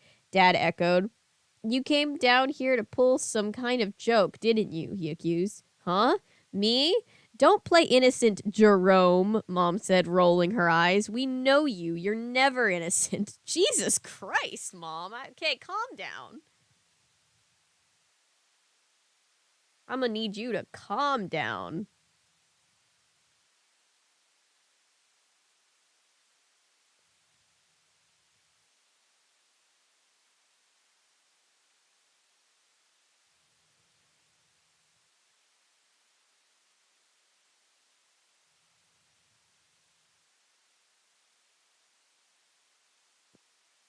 Cat. 50s version of the Disney movie. Yes. Yes, for sure. Mama gotta chill. Wait, what are we using as general expression? Yeah, Bonkers is the name of the cat.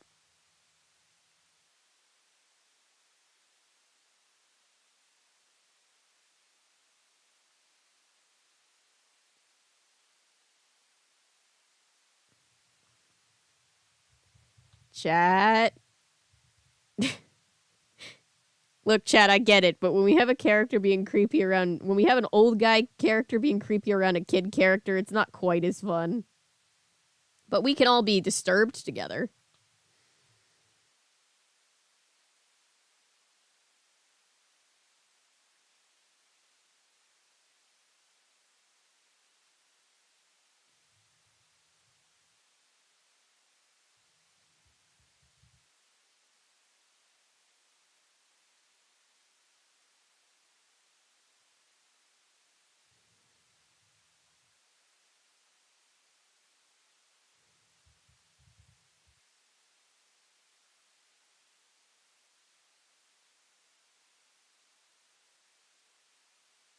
Weren't we all that already? No, we were. I just saw somebody being like, chat, please stop. And I was just giving the general reminder. Chat's all cool. Everybody here is cool. We all know what's up.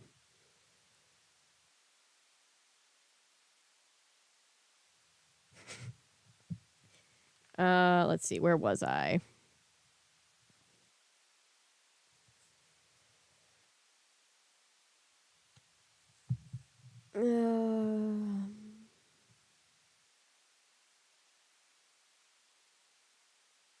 I wasn't playing a joke, I cried angrily. I heard music, someone playing. Who? Dad demanded. Who was playing? Maybe it was Bonkers, Mom joked.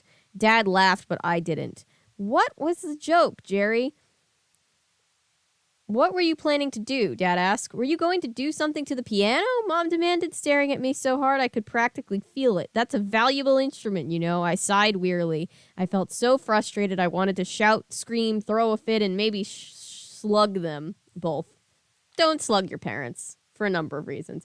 The piano is haunted, I said. Or I shouted. The words just popped into my head. Huh? It was Dad's turn to give me a hard stare. It must be haunted, I insisted, my voice shaking. It keeps playing, but there's no one playing it. I've heard enough, Mom muttered, shaking her head. I'm going back to bed. Ghosts, huh? Dad asked, rubbing his chin thoughtfully. He stepped up to me and lowered his head, the way he does when he's about to unload something serious. Listen, Jerry, I know this house might seem old and kind of scary, and I know how hard it was for you to leave your friends behind and move away. Dad, please, I interrupted. But he kept going, the house is just old, Jerry. Old and a little run down. But that doesn't mean it's haunted. These ghosts of yours, don't you see? They're really your fears coming out. Dad was a psychology major in college. Of course he was. Skip the lecture, Dad, I told him. I'm going to bed. Okay, Jer, he said, patting my shoulder. Remember, in a few weeks, you'll know I'm right. In a few weeks, this ghost business will all seem silly to you. Boy, was he wrong. I slammed my locker shut and started to pull on my jacket. The long school hallways echoed with laughing voices, slamming lockers, calls, and shouts. The halls were always noisier on Friday afternoons. School was over and the weekend was here. Ooh, what's that smell? I cried, making a disgusted face. Besides me, a girl was down on her knees, pawing through a pile of junk on the floor of her locker. I wondered where that apple disappeared to, she exclaimed. She climbed to her feet, holding a shriveled brown apple in one hand. The sour aroma invaded my nostrils. I thought I was going to hurl. I must have been making a funny face because she burst out laughing. Hungry? She pushed the disgusting thing in my face. No thanks. I pushed it back towards her. You can have it. She laughed again. She was kind of pretty. She had long, straight black hair and green eyes. She set the rotten apple down on the floor. You're the new kid, right? She asked. I'm Kim. Kim Lee Chin. Hi, I said. I told her my name. You're in my math class and science class, I told her. She turned back to the locker, searching for more stuff. I know, she replied. I saw you fall out of your chair when Ms. Klein called on you.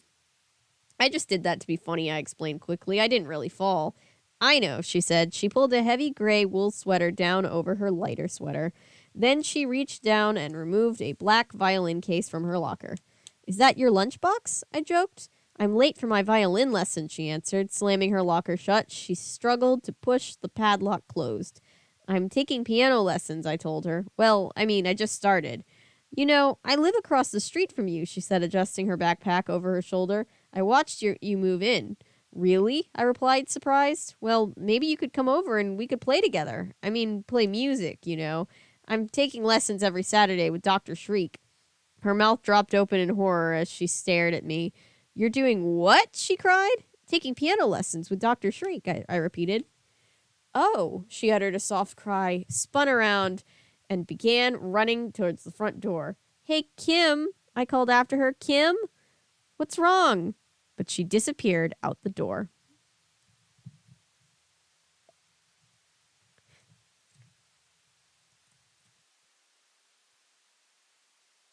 Should be squirrels and...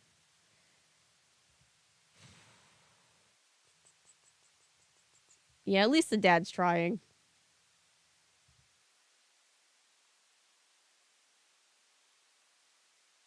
Hi, Cameron.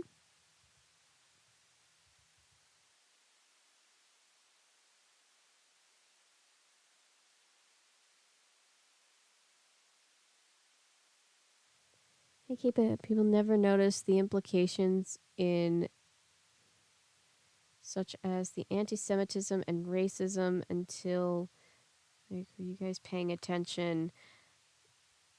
I haven't read Dahl's books in a while. Part of it is nostalgia will blind you to things, which is why I try to be fair but critical of stuff. We'll probably read Roald Dahl books at some point. But yeah, that'll probably definitely have to be a warning that we'll have to get to at some point, because some of those books were a little bit strange. It's Tookie. Dang, Kim, help a guy out. Factory is my absolute favorite. There was a weird mix of elements we don't often hear. This book? Yeah, Chris. Welcome, Christopher B. I think the only one that's not bad is Matilda. So there's right there. It's one of those things where when you deal with nostalgic content, and I've learned this over the years with all of this, right? You have to walk this line with there can't two things I guess can be true at once. So Roald Dahl could have been a terrible person who wrote some things that were really sus, but then wrote other things that people cling on to. So some people don't know how to navigate that, and it's just I think a lot of people want to either cover one side or the other, and it can just be very confusing. So yeah, there's a whole lot down the rabbit hole of Roald Dahl for sure. Cookie Crisp, more like Tookie Crisp. Oh my gosh. Charlie has a very complicated history.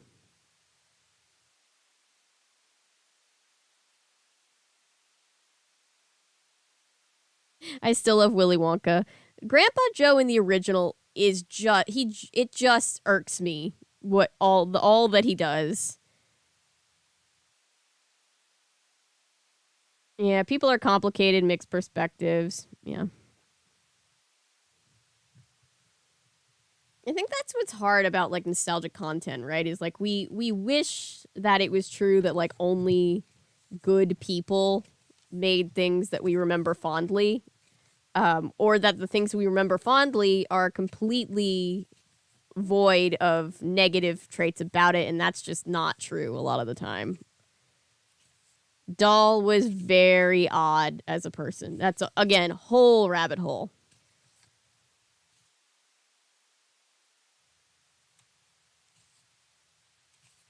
Whole thing.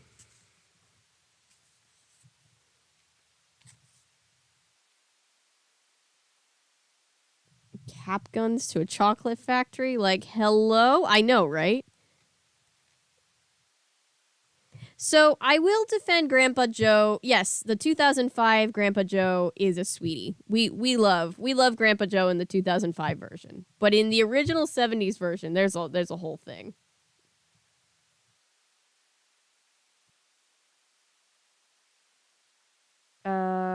She disappeared. Okay, so Kim heard about his piano teacher, going back to the book, and ran out the door. I'm sure nothing suspicious could ever have been said about this man that creepily is obsessed with hands.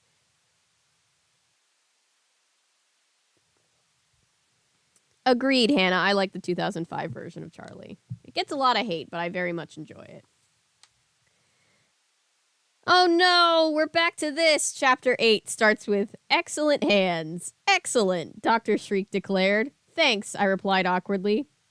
I was seated at the piano bench, hunched over the piano, my hands spread over the keys. Dr. Shreek stood beside me, staring down at my hands. Now play the piece again, he instructed, raising his blue eyes to mine. His smile faded beneath his white mustache as his expression turned serious. Play it carefully, my boy, slowly and carefully. Concentrate on your fingers. Each finger is alive, remember? Alive! My fingers are alive, I repeated, staring down at them. What a weird thought, I told myself. I began to play, concentrate on the notes on the music sheet propped above the keyboard. It was a simple melody, a beginner's piece by Bach. I thought it sounded pretty good. The fingers, Dr. Shriek called. He leaned down toward the keyboard, bringing his face close to mine. Remember, the fingers are alive. What's with this guy and fingers? I asked myself. I finished the piece. I glanced up to see a frown darken his face. Pretty good, Jerry, he said softly. Now let us try it a bit faster. I goofed up the middle part, I confessed. You lost your concentration, he replied. He reached down and spread my fingers over the keys. Again, he instructed, but faster and concentrate. Concentrate on your hands. I took a deep breath and began the piece again. But this time, I messed it up immediately. I started it over. It sounded pretty good, only a few clunkers. I wondered if Mom and Dad could hear it. Then I remembered they had gone grocery shopping. Oh, God, they're not home. Dr. Shriek and I were alone in the house. I finished the piece and lowered my hands to my lap with a sigh. Not bad. Now, faster, Dr. Shriek ordered. Maybe we should try another piece, I suggested. This is getting kind of boring. Faster this time, he replied, totally ignoring me. The hands, Jerry. Remember the hands. They're alive. Let them breathe. This is so sus. Let them breathe? I stared down at my hands, expecting them to talk back to me. Begin, Dr. Shriek instructed sternly, leaning over me. Faster. Sighing, I began to play again, the same boring tune. Faster, the instructor cried. Faster, Jerry. I played faster. My fingers moved over the keys, pounding them hard. I tried to concentrate on the notes, but I was playing too fast for my eyes to keep up. Faster, Dr. Shriek cried excitedly, staring down at the keyboard. That's it, faster, Jerry. My fingers were moving so fast they were a blur. Faster, faster. Was I playing the right notes? I couldn't tell. It was too fast to hear. Too fast to hear. Make it stop, make it stop, make it stop, make it stop. This is stranger danger. I don't like this at all.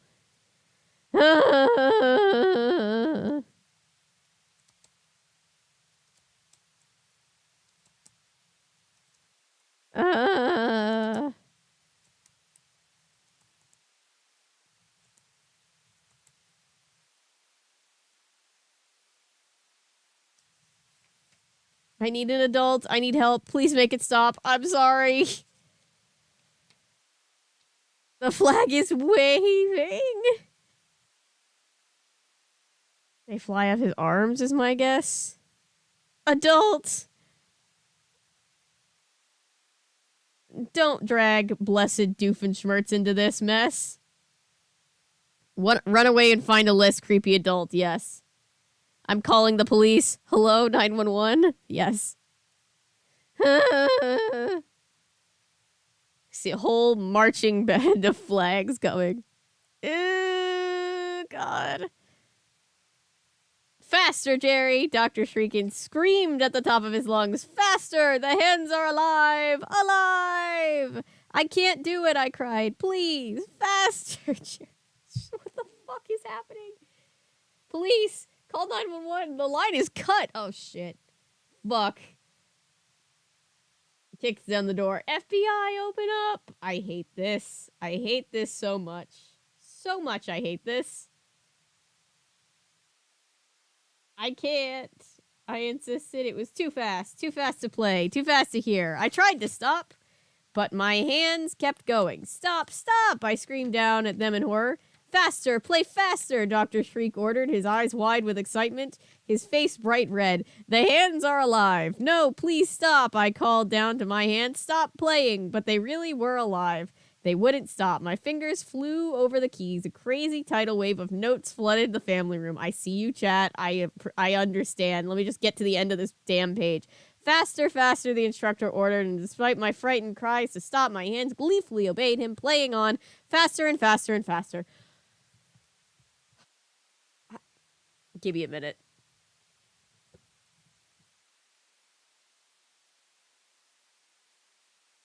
I need an emotional support animal after that. Why is he excited? I hate this. Fine, what the hell?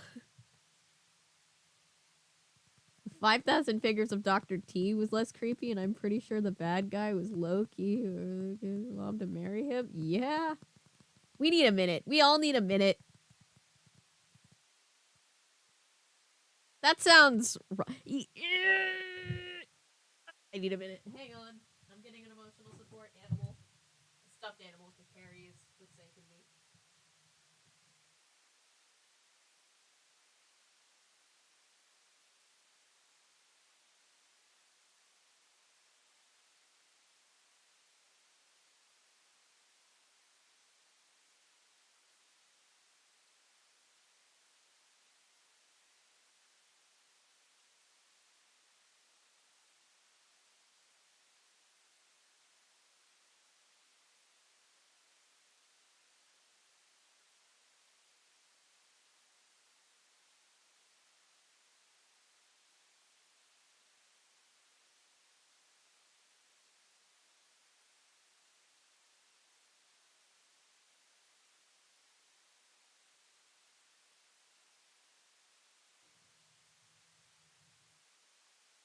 Okay, happier note.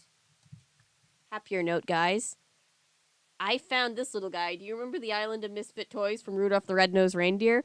They sell these in the gift shop of the Center for Puppetry Arts. And I bought one, and now we need to name him because I looked back at the original movie. They never give him a name. So he's just gonna sit here for a second. I'm gonna get a... I have a bowl to put anything in. I'm so stressed right now.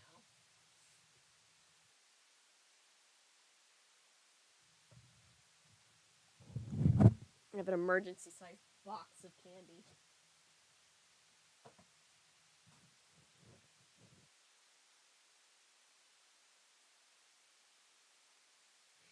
Thank you, Chris. I so appreciate you.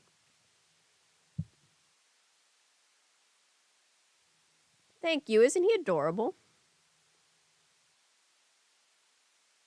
The polka dotted elephant I've always wanted ever since I was a kid. When I watched Rudolph, I was like, why would nobody want the polka dot elephant? He's adorable.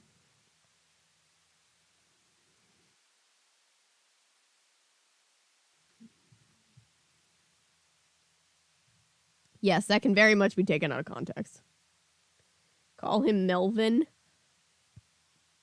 We'll get a list of things together we might have to do. We can't name him Dr. Shreek. We can't do that to this poor thing. I want to erase that out of my mind.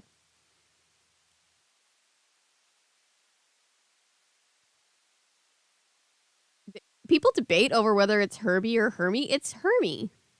It's definitely Hermie.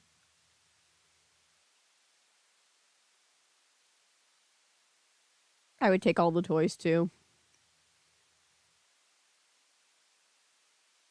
Just name him Dots.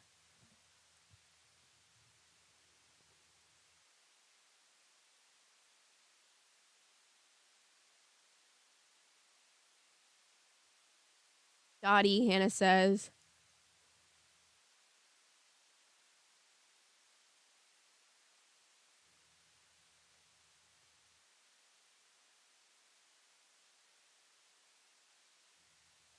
Name him emotional support animal for Goosebumps bad sentence.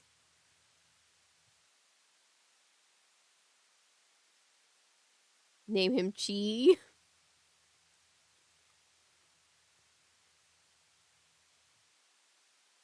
Oh, that sounds great, Hannah. Hannah says she has a character named Dottie in for 1950 sci-fi she's working on.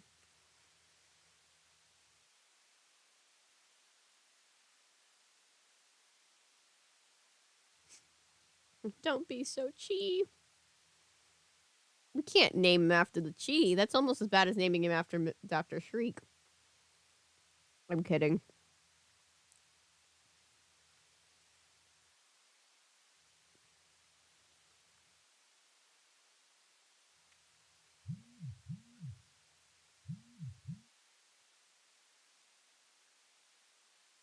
We have found one Goosebumps book that hasn't aged well. Why is my phone going off? Who desperately needs me right now?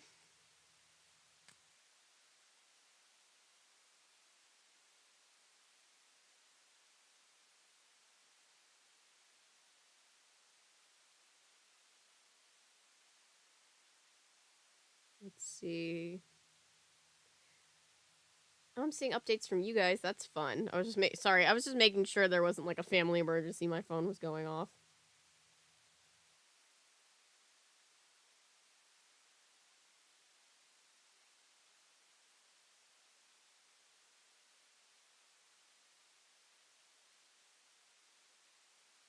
Okay. Yay! Start writing scripts. The FBI want our location. Look, we didn't choose this. We didn't do this. I'm adjusting. I'm adjusting back for a second. See if we can read in this configuration.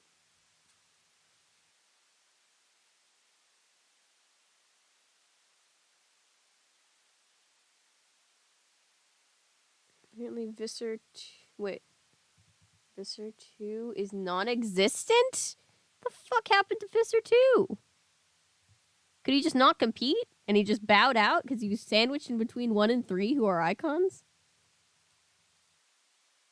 Did Avery choose the book or did the book choose Avery? Look, I'm out here doing the work so that you don't have to. You know what I mean? Social support stuff is named Rory. And the Doctor Who character reference to fic I wrote. Oh, that's great.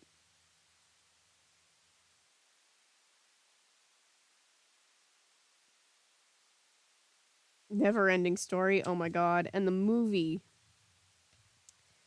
I have Black Cauldron, the original book, to read. That will be a long stream. The story is never ending. Hello. She is Avery. She reads it, so you don't have to. I'm out here covering all the nostalgic stuff so that we can move past it, I suppose. All right, chapter 9. Faster and faster, the music swirled around me. It's choking me. I thought, gasping for breath, I can't breathe. I struggled to stop my hands, but they moved frantically over the keyboard. Sorry, can you guys hear me? I feel like I'm too far from the microphone. There we go. That's better. Playing louder, louder. My hands began to ache. They throbbed with pain, but still they played. Faster, louder, until I woke up. I sat up in bed, wide awake. Jesus Christ, dude. And I realized I was sitting on my hands. They both tingled painfully. Pins and needles. My hands had fallen asleep. I had been asleep. The weird piano lesson. It was a dream. A strange nightmare. It's still Friday night, I said aloud. The sound of my voice helped bring me out of the dream. R.L. Stein. Yes, Multiverse of Madness.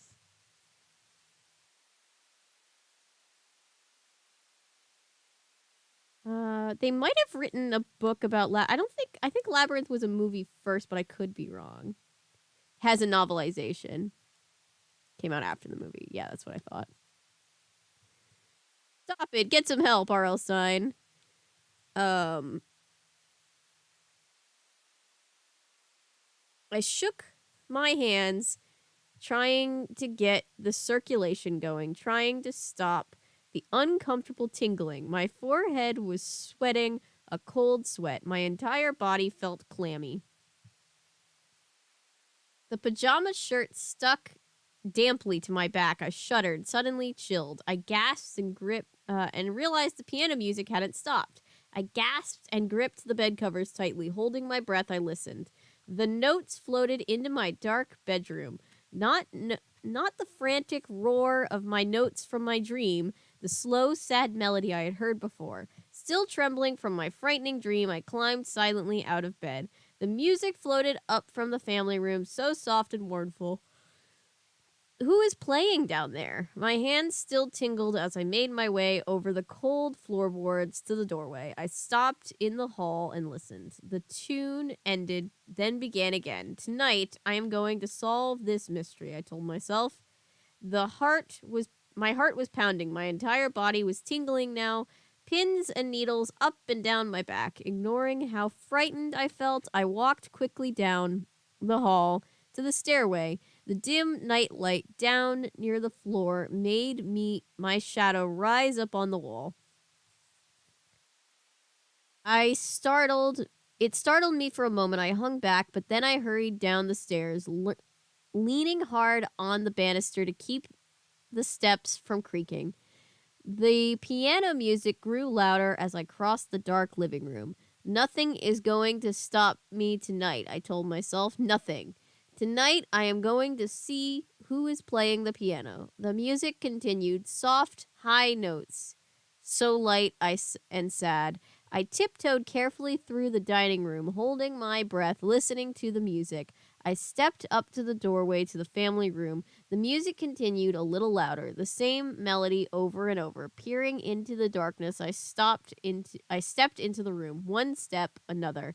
The piano was only a few feet in front of me. The music was so clear, so close, but I couldn't see anyone on the piano bench. I couldn't see anyone there at all. Who is playing? Who's playing this sad, sad music in the darkness? Trembling all over, I took another step closer. Another step. Who's there? I called out in a choked whisper.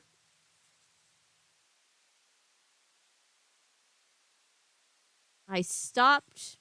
My hands knotted tensely into tight fits at my sides. I stared hard into the blackness, straining to see. The music continued. I could hear fingers on the keys, hear the slide of feet on the pedals. Who's there? Who's playing? My voice was tiny and shrill. There's no one here, I realized to my horror. The piano is playing, but there's no one here. Then slowly, very slowly, like a gray cloud forming in the night sky, the ghosts began to appear. I have to imagine what the piano is playing. That's funny. What's the creepiest / scariest instrument for ambiance? What's the creepiest to be part of a scene? Sitting still, to play itself. A broken keyboard.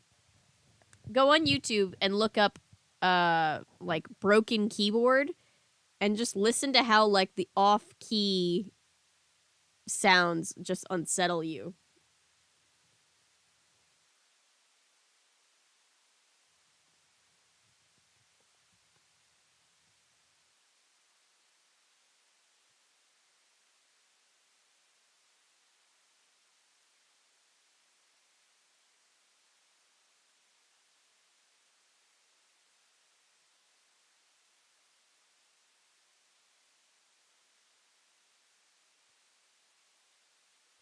Phantom of the Opera is great with like that. A harp would be creepy. Yes, the also agreed.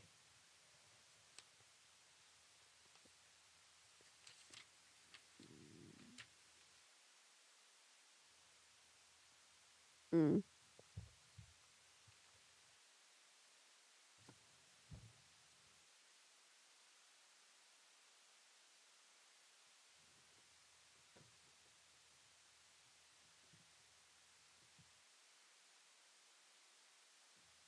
Sorry, closing up my candy.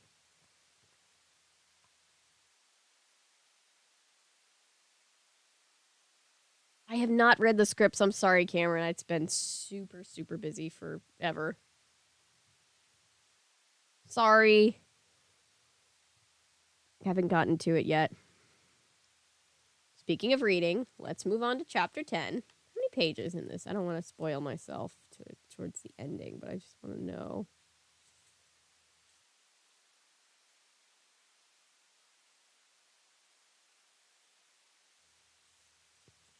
124. Okay.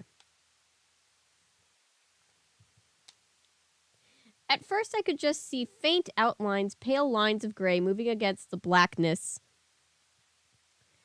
I gasped. My heart was pounding so hard I thought it would burst. The gray lines took shape and began to fill in. I stood frozen in terror, too frightened to run or even look away. And as I stared, a woman came into view. I couldn't tell if she was young or old. She had her head down and her eyes closed. She was concentrating on the piano keys. She had long, wavy hair hanging loose down her shoulders. She wore a short-sleeved top and a long skirt. Her face, her skin, her hair, all gray. Everything was gray. You guys remember that Halsey song? Colors, that's all I'm thinking about. She continued to play as if I weren't standing there. Her eyes were closed. Her lips formed a sad smile. It's kind of pretty, I realized, but she was a ghost playing the piano in our family room. Who are you? What are you doing here? My high-pitched, tight voice startled me. The words came flying out almost beyond my control. She stopped playing and opened her eyes. She stared hard at me, studying me. Her smile faded quickly. Her face revealed no emotion at all. I stared back into the gray. It was like looking at someone in a heavy, dark fog. With the music stopped, the house had become so quiet, so terrifyingly quiet. Who are you? I repeated, stammering in my tiny voice. Her gray eyes narrowed into sadness. This is my house, she said. Her voice was a dry whisper, dry as dead leaves, as dry as death. This is my house. The whispered words seemed to come from far away, so soft I wasn't sure I had heard them. I don't understand, I choked out, feeling a cold chill at the back of my neck. What are you doing here? My house, came the whispered reply. My piano. But who are you? I repeated. Are you a ghost? As I uttered my frightened question, she let out a loud sigh. And as I stared into the grayness, I saw her face begin to change. The eyes closed and the cheeks began to droop. Her gray skin appeared to fall, to melt away. It drooped like cookie batter, like soft clay. It fell onto her shoulders, then tumbled to the floor.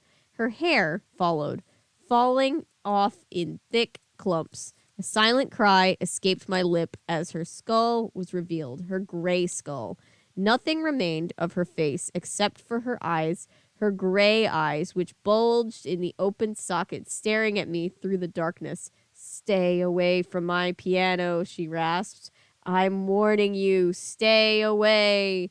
I backed up and turned away from the hideous rasping skull. I tried to scramble away, but my legs didn't cooperate. I fell. I hit the floor on my knees. I struggled to pull myself up, but I was shaking too hard. Stay away from my piano, the gray skull glared at me with its bulging eyes.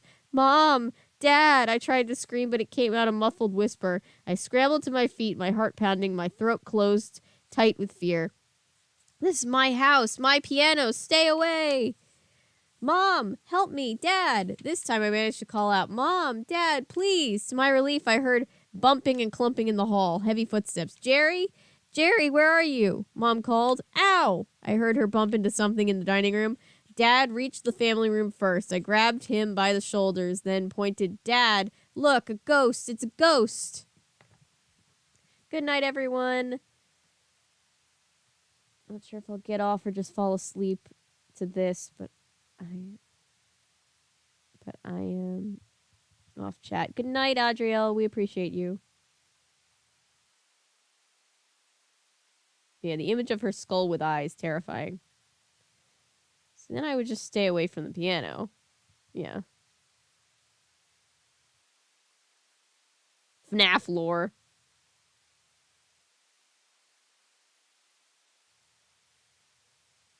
Luigi's Mansion. I am excited to play Luigi's Mansion on live, but I haven't gotten to it yet.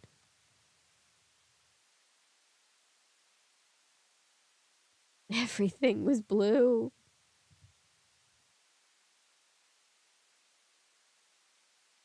It's Christine, the angel of music.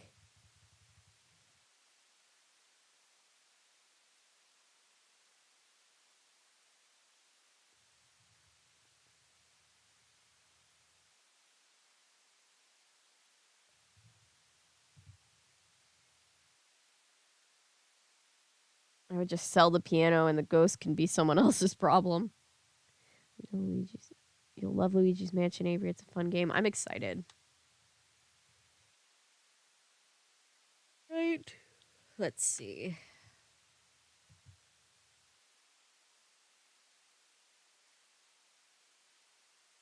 Now, chat's very excited about being back to Goosebumps. I promise we'll go back to Goosebumps sooner and more often.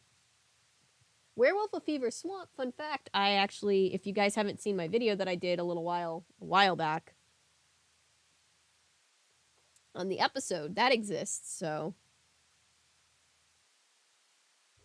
it'll be fun to be like, let's see, what else did I do? The Haunted Mask, I also covered the episode of.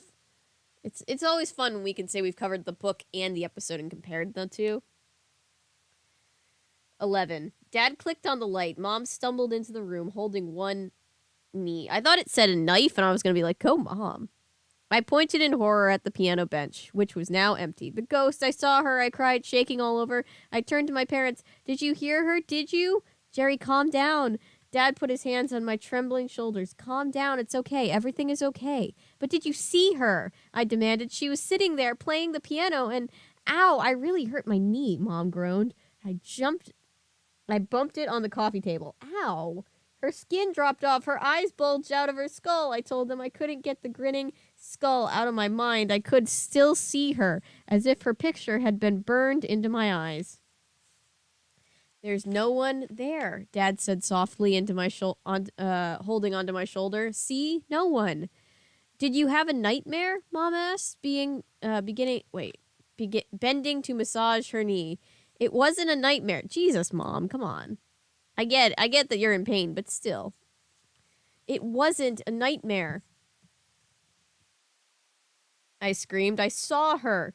I really did. She talked to me. She told me this was her piano, her house. Let's sit down and talk about this, Mom suggested. Would you like a cup of hot cocoa?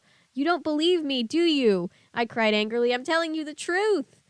We don't really believe in ghosts, Dad said quietly. He guided me to the red leather couch against the wall and sat down beside me. Yawning, Mom followed us, lowering... Oh my God, it's gonna make me yawn.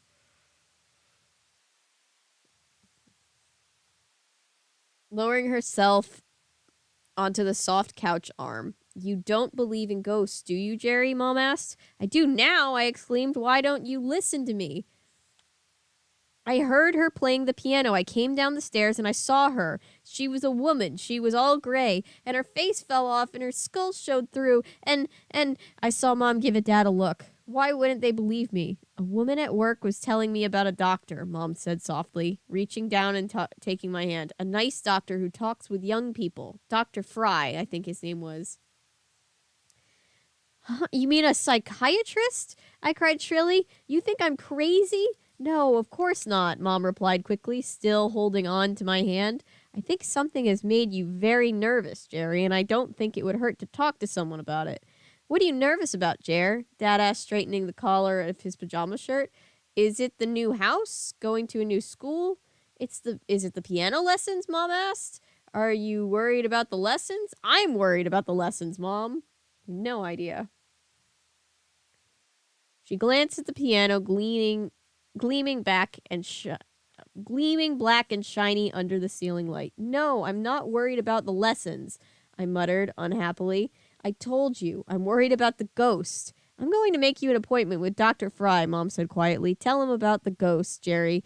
I'll bet he can explain it all better than your father and I can.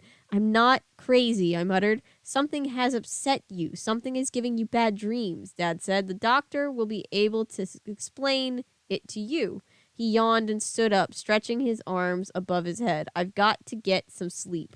Me too, Mom said, letting go of my hand and climbing off the arm of the couch. Do you think you can go to sleep now, Jerry? I shook my head and muttered, I don't know. Do you want us to walk you to your room? She asked. I'm not a little baby, I shouted. I felt angry and frustrated. I wanted to scream and scream until they believed me. Well, good night, Jer, Dad said. Tomorrow's Saturday, so you can sleep late. Yeah, sure, I muttered. If you have any more bad dreams, wake us up, Mom said. Dad clicked off the light. They headed down the hall to their room. I made my way across the living room to the front stairs. I was so angry. I wanted to kick something. I was really insulted too. But as I climbed the creaking stairs to the darkness, my anger turned to fear. The ghost had vanished from the family room. What if she was waiting for me up in my room? What if I walked into my room and that disgusting gray skull with the bulging eyeballs was staring at me from my bed? The floorboards squeaked and groaned beneath me as I slowly made my way through the hall to my room. I suddenly felt cold all over. My throat tightened. I struggled to breathe. She's in there. She's in there waiting for me. I knew it. I knew she'd be there. And if I scream, I can cry for help. If I cry for help, Mom and Dad will just think I'm crazy. What does the ghost want? Why does she play the piano every night? Why did she try to frighten me? Why did she tell me to stay away? The questions rolled through my mind. I couldn't answer them. I was too tired, too frightened to think clearly. I hesitated outside my room, breathing hard. Then, holding onto the wall, I gathered my courage and stepped inside. As I moved into the darkness, the ghost rose up in front of my bed. Yikes, yikes, yikes, yikes, yikes. Let's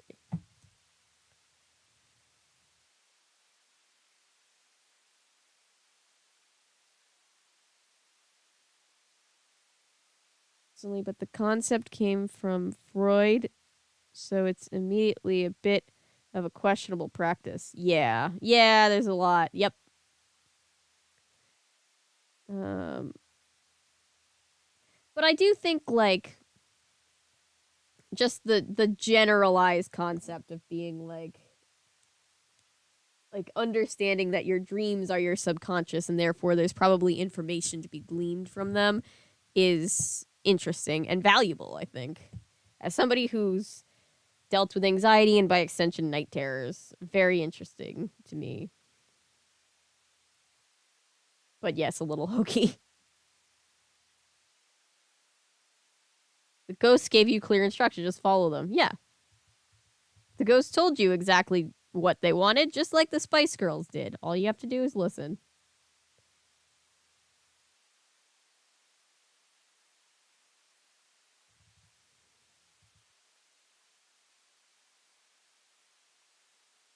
Maybe it's the creep you keep leaving your son with.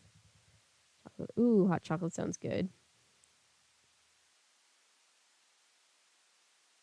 As someone who goes to a psychiatrist, ouch. Yeah, there's nothing wrong with going to get psychological help. It's actually very, very good if you can afford it. It should be something that it shouldn't be something that you should need to afford, but you know, if you have the ability to do so, I feel like everybody could benefit from therapy or psychiatry, you know, whatever your specific situation is.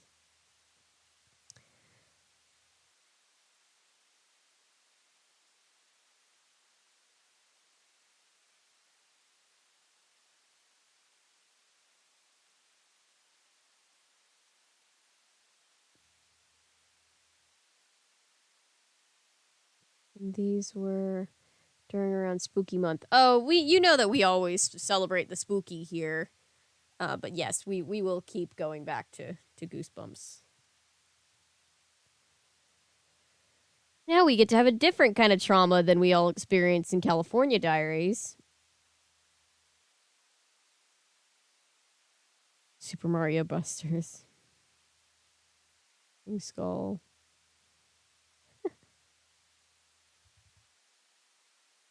Piano would be on fire. Oh yeah, it would be on fire on the lawn. Yep. Someone who goes yeah, maybe it has something to do with the creep you've been leaving your kid with, dude.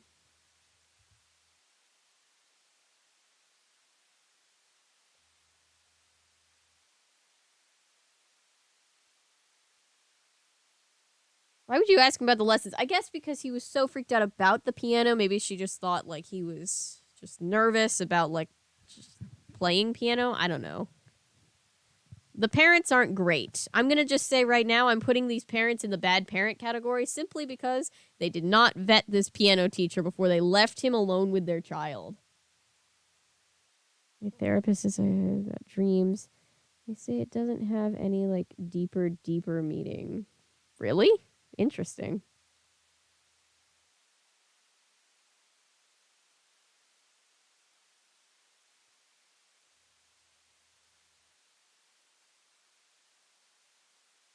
There are no such things as ghosts. We're sending you to see a shrink. 90s parent logic.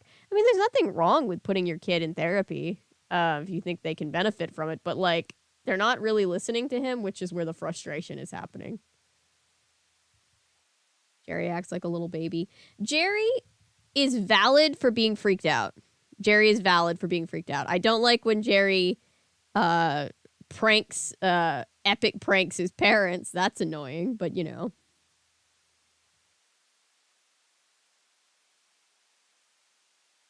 The ghost was murdered playing the piano.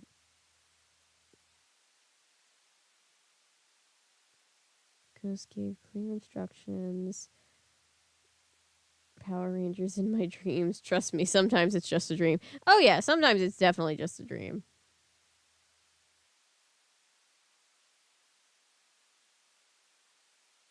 So we have the very creepy and hand-obsessed Dr. Shreek, a piano that only Jerry hears playing every night, and a ghost. Are the pieces coming together? There are pieces. There's lots of pieces. I'm sure they will come together.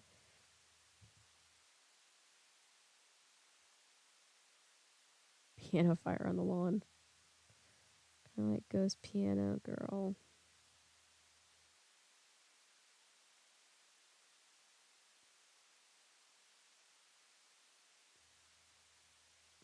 Kermit the Frog makes cameos in my dreams. Yeah, sometimes it's just like your brain saw something just enough to register it, and as it's like going to sleep, it just like remembers it. Sometimes that's all it is. Collective trauma is the phrase of the day. Yes, it's what builds communities. And my mom would never, mine either.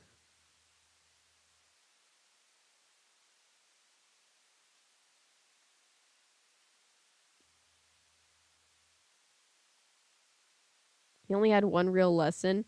He's already scarred for life. Yeah, because he's terrifying. No, he hasn't even had the one real lesson yet because one was a dream. He's only had like the consultation, I think, right?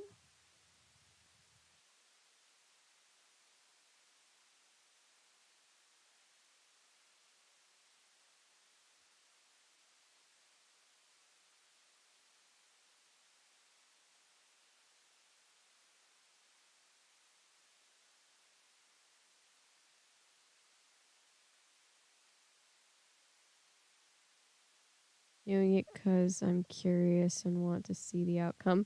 Oh, there's a Snapchat AI bot? I'm not on Snapchat. All I know is running away from someone, something completely ended. And with my husband. Aw. Oh yeah, I've definitely had like reoccurring dreams that go away after like a specific like life change, and I've always found that really interesting.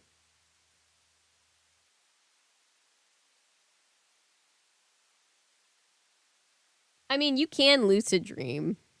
Lucid dreaming is a thing. Lucid dreaming is something I used to be pretty good at as a kid because I always had night terrors, so I would always like try to change my dream or at least wake myself up. I was good at that too.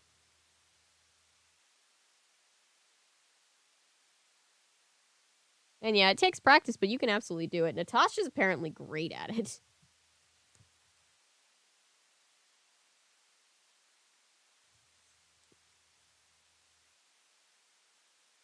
It basically just involves like sounds like you would be able to stop Freddy Krueger. I would hope so. My mom forbade me from watching Nightmare on Elm Street as a kid because she knew I was already having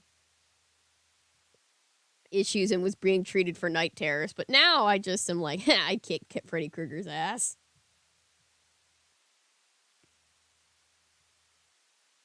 Lucid dreaming, I believe, it's really just about training yourself to recognize when you're asleep because then once you're aware that you're dreaming, you can do anything because it's your brain, you can tell your brain to think whatever it you want it to think. I uttered a choked cry and staggered back into the doorway. This is chapter 12. Then I realized I was staring at my covers. I must have kicked them over the foot of the bed during my nightmare about Dr. Shreek. They stood in a clump on the floor. My heart pounded. I crept back into the room, grabbed the blanket and sheet, and pulled them back onto the bed. Maybe I am cracking up, I thought. No way, I assured myself. I might be scared and frustrated and angry, but I saw what I saw. I might be melodramatic and disoriented and traumatized and horrified, but I saw what I saw. Shivering, I slid into bed and pulled the covers up to my chin. I closed my eyes and tried to force the picture of the ugly gray skull from my mind. When I finally started to drift off to sleep, I heard the piano music start again. Dr. Shreek arrived promptly at 2 the next afternoon. Oh, God. I'm so scared. Mom and Dad were out in the garage unpacking more cartons. I took Dr. Shriek's coat and then led him into the family room.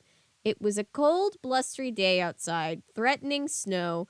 Dr. Shriek's cheeks were pink from the cold. With his white hair and mustache and round belly under his baggy white shirt, he looked more like Santa Claus than ever. He rubbed his pudgy hands together to warm them and motioned for me to take a seat in the piano bench. Such a beautiful instrument, he said cheerily. Excuse me. Running a hand over the shiny black top of the piano. You're a very lucky man to find this waiting for you. I guess, I replied without enthusiasm. I had slept till 11, but I was still tired and I couldn't shake the ghost and her warning from my mind. Have you practiced your notes? Dr. Shriek asked, leaning against the piano, turning pages of the music workbook. A little, I told him. Let me see what you have learned. Here, he began to place my fingers over the keys. Remember, this is where you start. I played a scale. Excellent hands, Dr. Shriek said, smiling. Keep repeating it, please. The lessons went well. He kept telling me how good I was, even though I was just playing notes and a simple scale. Maybe I do have some talent, I thought. I asked him when I could begin learning some rock riffs. He chuckled for some reason. In due time, he replied, staring at my hands. I heard my mom and dad come in through the kitchen door. A few seconds later, Mom appeared in the family room, rubbing the arms of her sweater. So her arms, they're just covered in a sweater. It's really getting cold out there, she said, smiling at Dr. Shriek. I think it's going to snow. It's nice and warm in here, he replied, returning her smile. How's the lesson going? Mom asked him. Very well, Dr. Shriek told her, winking at me. I think Jerry shows a lot of promise. I would like him to start taking lessons at my school. That's wonderful, Mom exclaimed. Do you really think he has talent?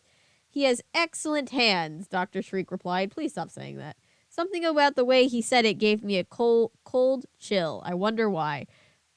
I'm adding the I wonder why because it's sarcastic. Do you teach rock music at your school? I asked. He patted my shoulder. We teach all kinds of music. My school is very large and we have many fine instruments. We have students of all ages there. Do you think you could come after school on Fridays? That would be fine, Mom said. Dr. Shriek crossed the room and handed my mom a card. Ah.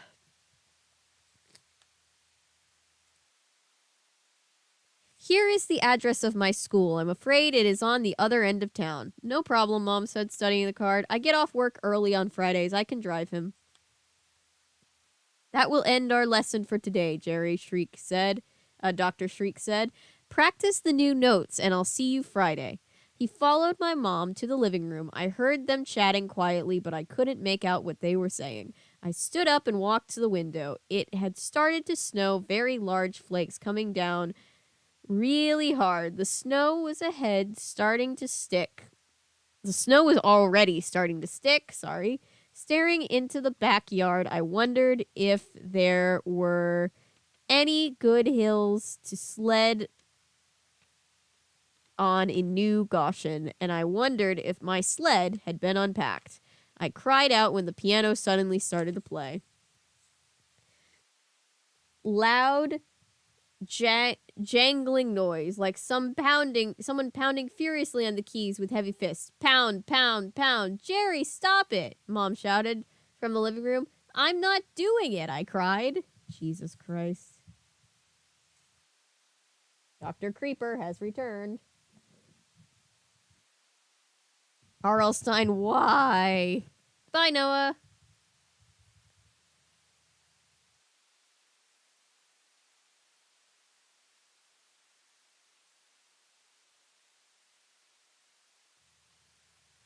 Freddy Krueger crossed over with My Little Pony.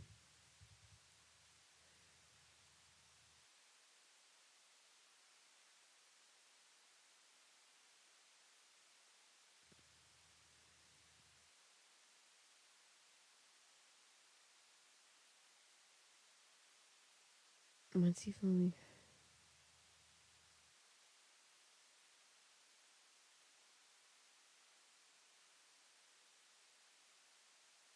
help. Oh god, R.L. Stein, why?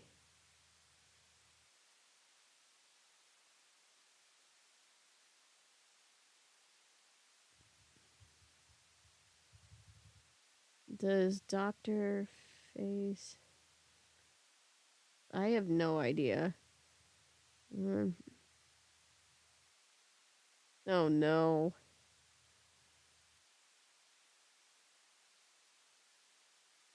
I need to do more Cuphead. I need to do a video on season 2, and now there's season 3. I need to do more Cuphead content. Kill me ahead.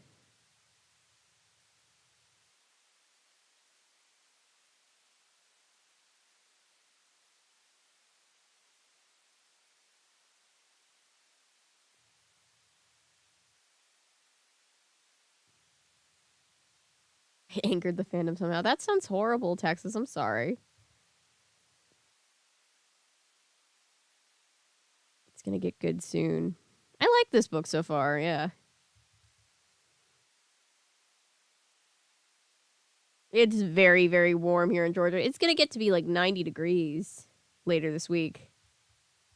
Ghost Girl is angry.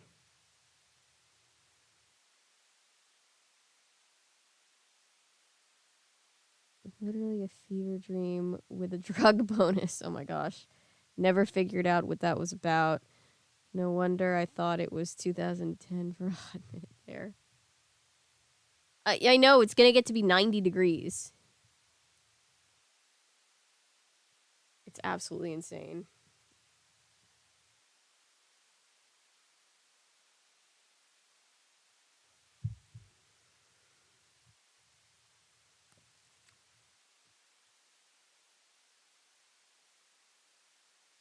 Chapter 13. Dr. Fry's office wasn't the way I pictured a psychiatrist's office. Oh, we're just moving on from that. Okay. It was small and bright. The walls were yellow, and there were colorful pictures of parrots and toucans and other birds hanging all around. He didn't have a black leather couch like psychiatrists always have on TV and the movies. Instead, he had two soft looking green armchairs. He didn't even have a desk, just the two chairs. I sat in one and he sat in the other. He was a lot younger than I thought he'd be.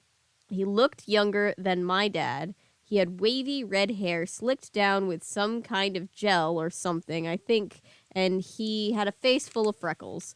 He just didn't look like a psychiatrist at all. Tell me about your new house, he said. He had his legs crossed. He rested his long notepad on them as he studied me. It's a big old house, I told him. That's about it. He asked me to describe my room, so I did. Then we talked about the house that we moved from and my old room. Then we talked about my friends back home. Then we talked about my new school. I felt nervous when we started, but he seemed okay. He listened carefully to everything I said, and he didn't give me funny looks like I was crazy or something. Even when I told him about the ghosts, he scribbled down a few notes when I told him about the piano playing late at night. He stopped writing when I told him how I'd seen the ghosts and how her hair fell off and that her face and then her face and how she had screamed at me to stay away. My parents didn't believe me, I said, squeezing the soft arms of the chair. My hands were sweating. It's a pretty weird story, Dr. Fry replied. If you were your mom or dad and your kid told you that story, would you believe it? Sure, I said, if it was true. He chewed on his pencil eraser and stared at me. Do you think I'm crazy? I asked. He lowered his notepad. He didn't smile at the question. No, I don't think you're crazy, Jerry, but the human mind can be really strange sometimes. Then he launched into this long lecture about how sometimes we're afraid of something, but we don't admit to ourselves that we're afraid, so our mind does all kinds of things to show that we're afraid, even though we keep telling ourselves that we're not afraid. In other words, he didn't believe me either. Moving to a new house creates all kinds of stress, he said. It's possible to start imagining that we see things, that we hear things, just so we don't admit to ourselves what we're really afraid of. I didn't imagine the piano music, I said. I can hum the melody for you, and I didn't imagine the ghost. I can tell you just what she looked like. Let's talk about it next week, he said, climbing to his feet. Our time is up, but until next time, I just want to assure you that your mind is perfectly normal. You're not crazy, Jerry. You shouldn't think that for a second. He shook my hand. You'll see, he said, opening the door for me. You'll be amazed at what we figure out is behind that ghost of yours. I muttered thanks and walked out of his office. I made my way through the empty waiting room and stepped into the hallway, and then I felt the ghost's icy grip tighten around my neck. Yikes. Therapy can be fun. Yeah, I'm going to start therapy. I'm very much a slumber person. My doctor says it's, what is it called? Like, Raynaud's syndrome, basically where your blood circulates like a little bit slowly, and so you're always cold. So I like the warm, but I get that most people don't.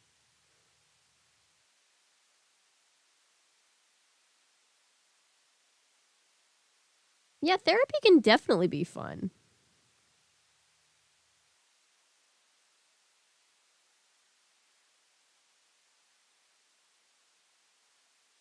I grew up in Arizona. You're all weak. 115 to 120, no air conditioning. I will say, though, that's horrible. Here in the South, we also have the added over humidity.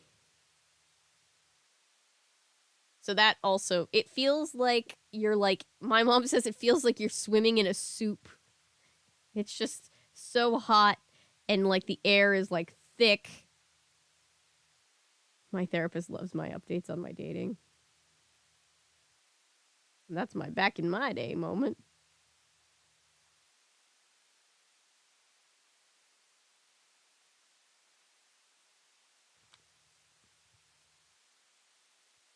It's very warm out, and I am in like a um flannel sleep shirt and leggings and really thick socks.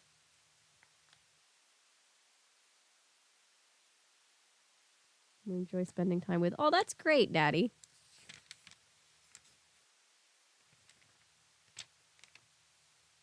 Under a heated blanket right now.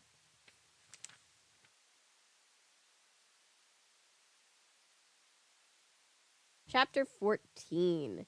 The unearthly cold shot through my entire body, uttering a terrified cry. I jerked away and spun around to face her. Mom! I cried, my voice shrill and tiny. Sorry, my hands are so cold, she replied calmly, unaware of how badly she had scared me. It's freezing out. Didn't you hear me calling you? No, I told her. My neck still tingled. I tried to rub the cold away. I was thinking about stuff and, well, I didn't mean to scare you, she said, leading the way across the small parking lot to the car.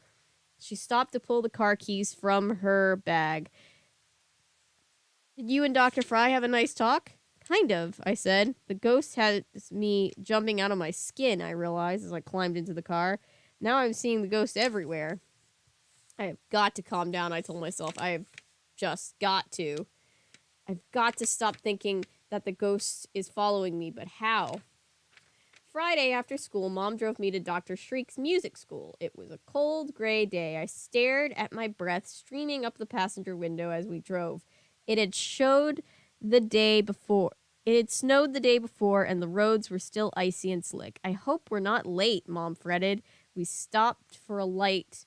She cleared the windshield in front of her with the back of her gloved hand. I'm afraid to drive any faster than this. All of the cars were inching along. We drove past a bunch of kids building a snow fort in the front yard. In a front yard, one little red-faced kid was crying because the others wouldn't let him join them.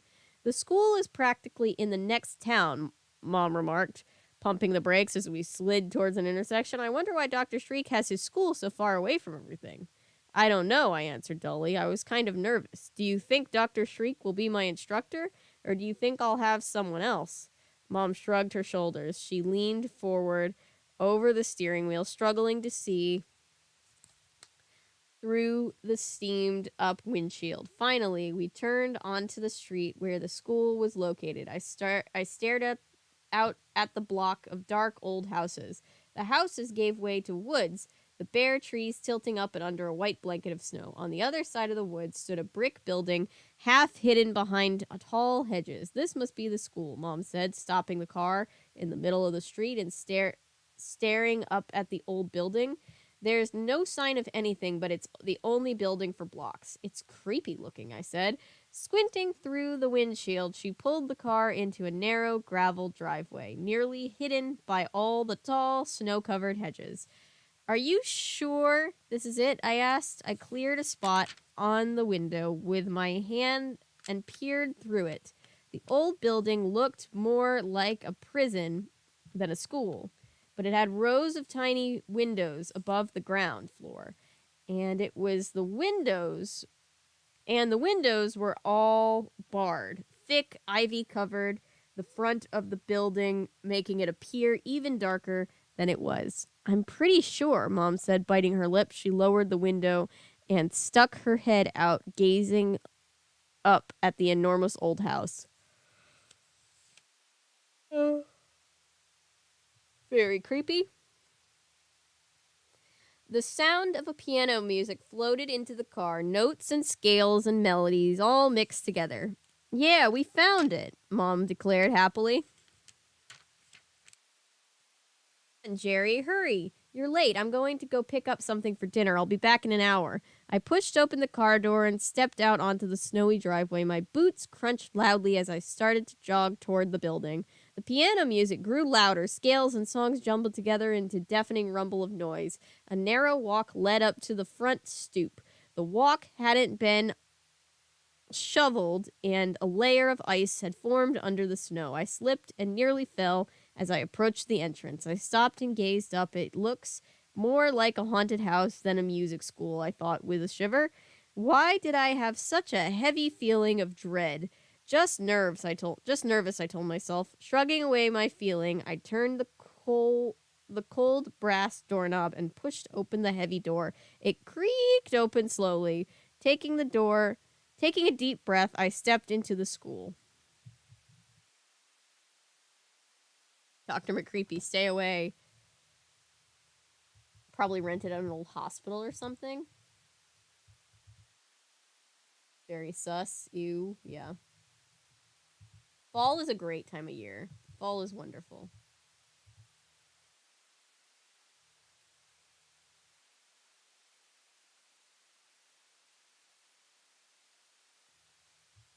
Ooh, okay. Let's see.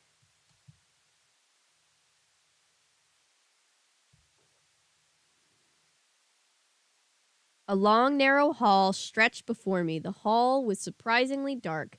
Coming from the bright white snow, it took my eyes a long time to adjust. We are getting there. We're getting close. We're almost at like the 2/3 mark, in case anybody's wondering.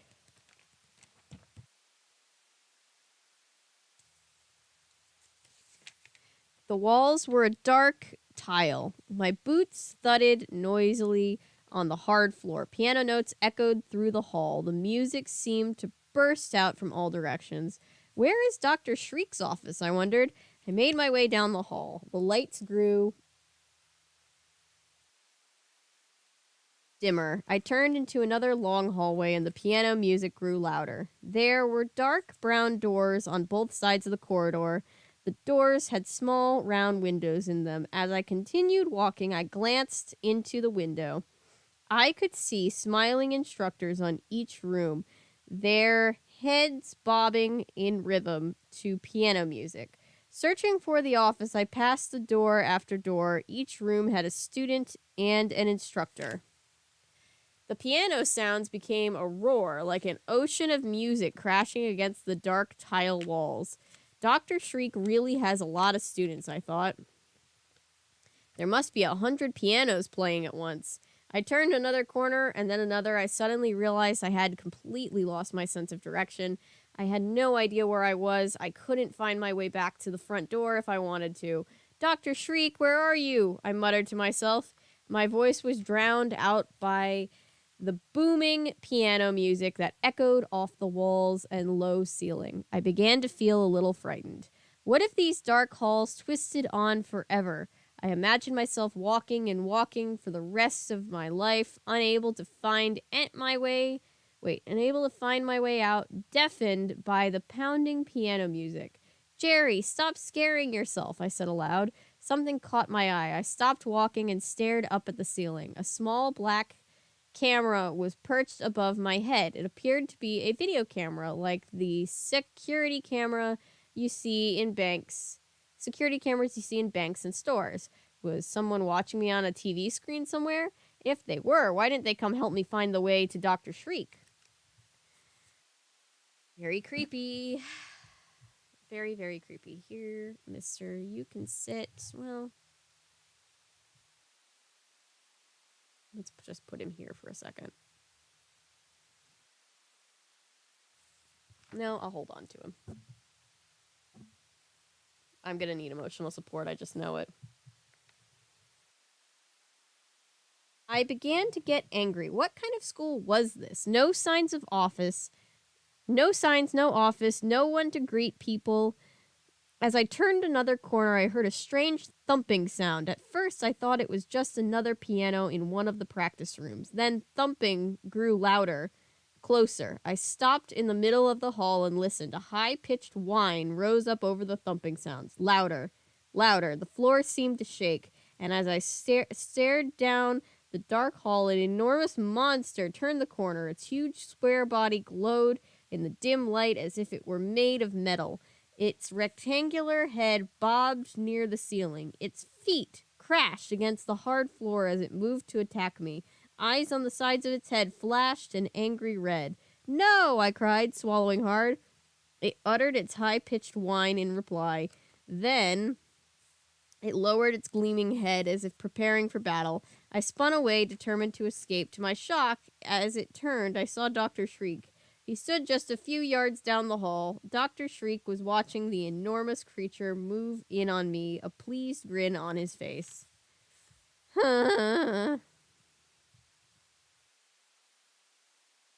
This is definitely good. Stein was a pretty good Nani monster. Stein gets underestimated quite a lot. Hi, pizza. No, this is not a heffalump. This is. Do you remember Rudolph the Red-Nosed Reindeer, the Island of Misfit Toys? This is the polka dot elephant. Oops, sorry. I got him at the Center for Puppetry Arts.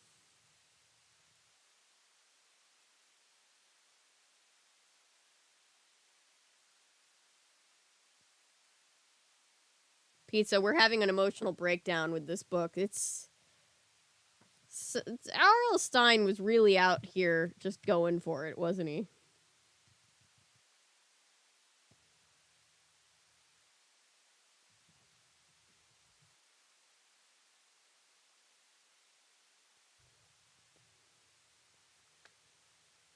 I stopped short with a loud gasp. Behind me, the creature was stomping closer, blasting out its angry whine. Ahead of me, Dr. Shreek, his blue eyes glowing with pleasure, blocked my escape. I cried out, preparing to be caught from behind by the silvery monster, but it stopped. Silence. No crashing of its heavy metallic feet, no shrill whine. "Hello, Jerry," Dr. Shreek said calmly, still grinning. What are you doing all the way back here?" Breathing hard, I pointed to the monster, which stood silently, staring down at me. You're admiring our floor sweeper?" Dr. Shreek asked. "Your what?" I managed to choke out. "Our floor sweeper. It is rather special," Dr. Shreek said. He stepped past me and put a hand on the front of the thing. It's a machine?" I stammered. He laughed. "You didn't think it was alive, did you?" I just gaped at it. I was still too freaked out to speak. "Mr. Toggle, our janitor, built this for us," Dr. Shreek said, rubbing his hand along the square metal front of it. "It works like a dream. Mr. Toggle can build anything. He's a genius, a true genius." "Why does it have a face?" I asked, hanging back against the wall. "Why does it have eyes that light up?" "Just Mr. Toggle's sense of humor," Dr. Shreek replied, chuckling. He put in those cameras, too. He pointed to the video camera perched on the ceiling. "Mr. Toggle is a mechanical genius. We couldn't do a thing without him. We really couldn't."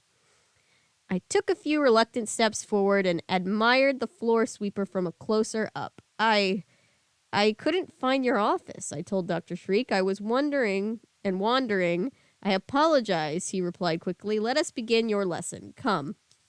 I followed him as he led the way back in the direction I had come. He walked stiffly but rapidly. His white shirt was untucked in front of his big stomach. He swung his hand stiffly as he walked. I felt really stupid. Imagine letting myself be terrified by a floor sweeper. He pushed open one of the brown doors with a round window, and I followed him into the room. I glanced quickly around it. It was a small, square room lighted by 2 rows of fluorescents on the ceiling. There was no window. The only furniture was a small, brown, upright piano and a narrow piano bench and a music stand.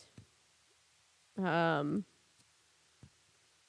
Shreek motioned for me to sit down on the piano bench, and we began our lesson. He stood behind me, placing my fingers carefully on the keys, even though I now knew how to do it myself. He's a little overly touchy with the hands. Get away from the... Hands! Everybody's seen that clip on, that's going around online. I saw it on TikTok of Lucille Ball on an old talk show,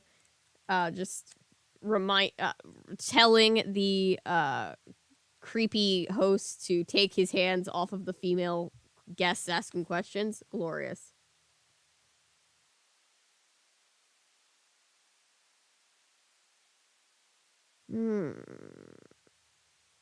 We practiced different notes. I hit C's and D's, then we tried E's and F's. He showed me my first chord, then he had me do scales over and over. "Excellent," he declared near the end of the hour. "Excellent work, Jerry. I'm most pleased." His Santa Claus cheeks were bright pink beneath the white mustache. I squeezed my hands together, trying to get rid of a cramp. Are you going to be my teacher? I asked. He nodded. Yes, I will instruct you in the basics, he replied. Then, when your hands are ready, you will be given over to one of our fine teachers. When my hands are ready? What exactly did he mean by that? Let us try this short piece, he said, reaching over me to turn the page in the music book. Now, this piece has only 3 notes, but you must pay attention to the quarter notes at the half notes. Do you remember how long to continue a half note? I demonstrated on the piano. Then I tried to play the short melody. I did pretty well, only a few clunkers. Wonderful. What do we think he was playing? Wonderful, Dr. Shreek declared, staring at my hands as I played. He glanced at his watch. I'm afraid our time is up. See you next Friday, Jerry. Be sure to practice what I showed you. I thanked him and climbed to my feet. I was glad the lesson was over.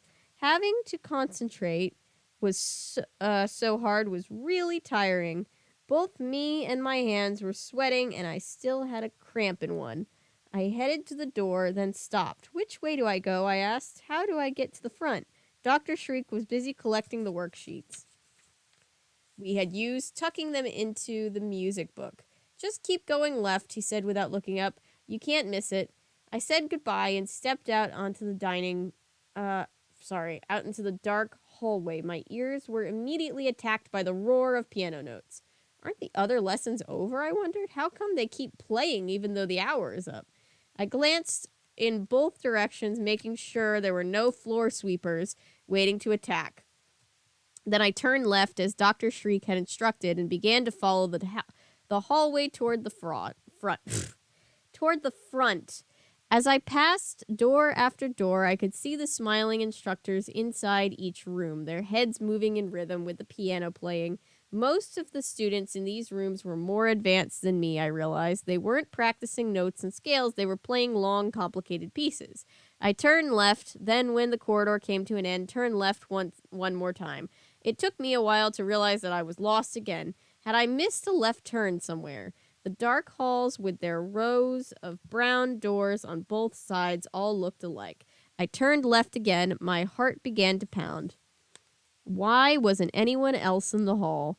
Then, up ahead, I saw the double doors. The front exit must be through those doors, I decided. I made my way eagerly to the double doors and started to push through them, when powerful hands grabbed me from behind and a gruff voice rasped in my ear, "No, you don't."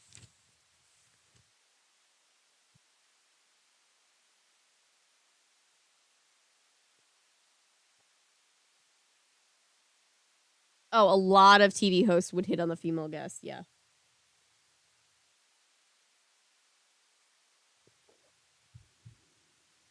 Yikes, that's yikes. Adult, Hannah says. Dummy kid just got kidnapped.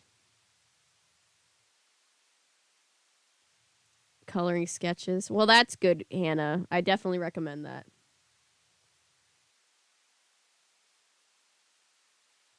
Hands exist, Dr. Shreek. Oh boy.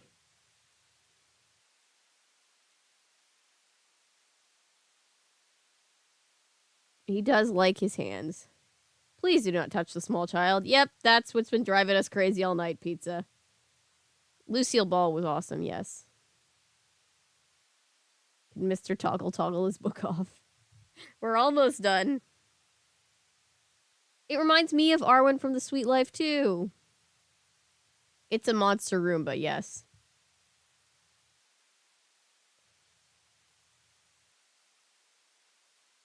Round 1, fight! I hope all these kids don't have creepy piano teachers. Just having one have a creepy piano teacher is too much.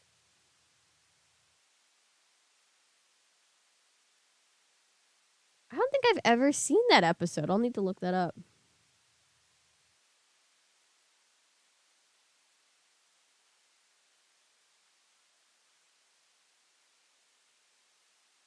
I need a less creepy adult. Yep. Mm-hmm. Yep, welcome to our lives, Pizza. This has been an all-night occurrence. We're very confused and concerned. I'm really hoping this is a Thing origin story. What happened to Thing? Like, canonically. Like, I've got so many questions. Called Deadliners. I will look into that. Thank you. Chapter 17. Huh? Do any of you mind if I switch to the main cam and lean back a little bit because my back is doing scoliosis things, and I think it's time. 1, 2, 3, still being heard on the mic. All right.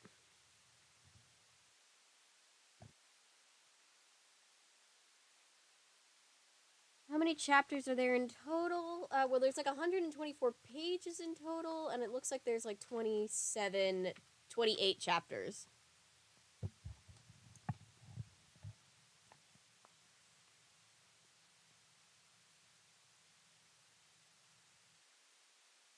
Huh? That always gives me confidence in a chapter. Oh, yeah.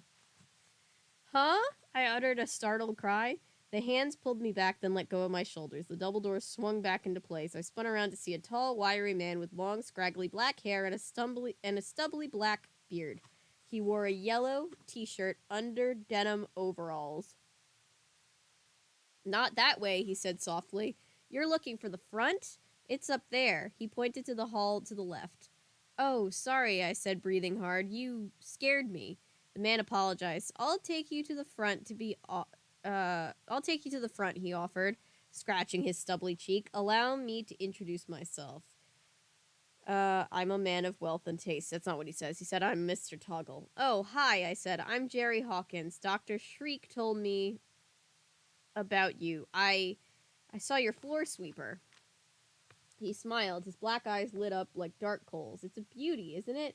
I have a few other creations like it, some even better. Dr. Shriek says you're a mechanical genius, I gushed. Mr. Toggle chuckled to himself. Yes, I programmed him to say that, he joked. We both laughed. Next time you come to the school, I'll show you some of my other inventions, Mr. Toggle offered, adjusting his overall straps over his slender shoulders. Thanks, I replied. The front door was right up ahead. I was never so glad to see a door. I'm sure I'll catch on to the layout of this place, I said.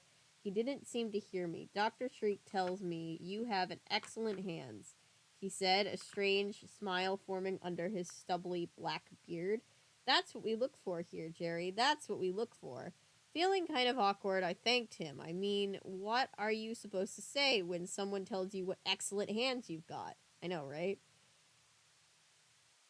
I pushed open the heavy front door and saw Mom waiting in the car. Good night, I called and eagerly ran out of the school into the snowy evening. Dinner, Mom and Dad insisted that I show them what I had learned in my piano lesson. I really didn't want to. I had only learned that one simple song, and I still hadn't played it all the way through without goofing it up.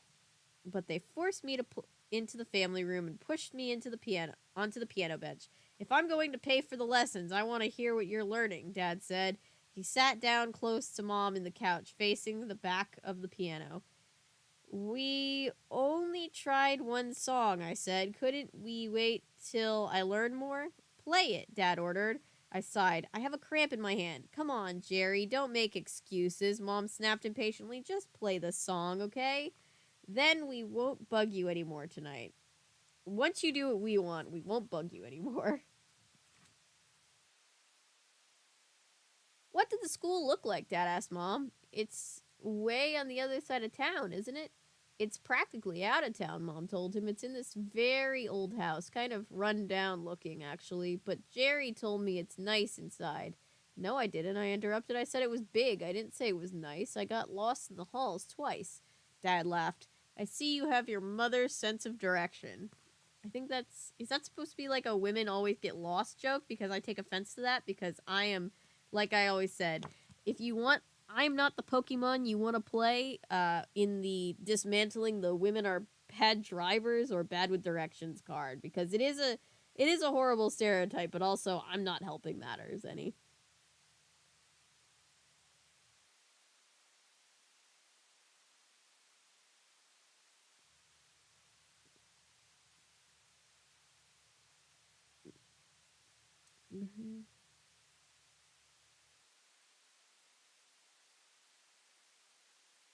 Maybe don't force your kids into activities they clearly don't like.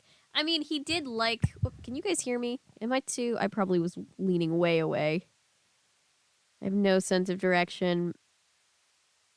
Um. Yeah, I'm horrible. It's horrible, Rachel. Woman, because I'm an idiot. Same. All right. Fixed it. Sorry, I didn't realize how far I'd leaned away. If you need me to reread anything, but I think everybody could hear, like enough to hear, but all right.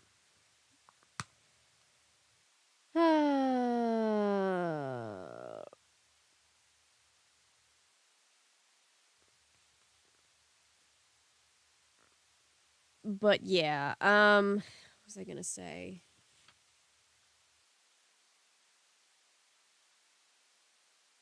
I was gonna say something else.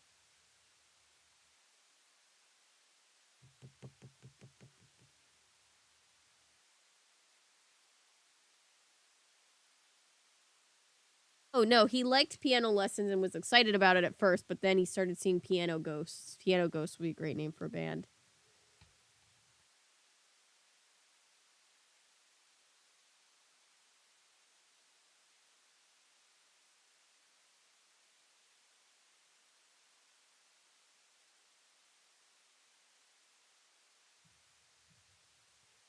Mom gave Dad a playful shove. Just play the piece, she said to me.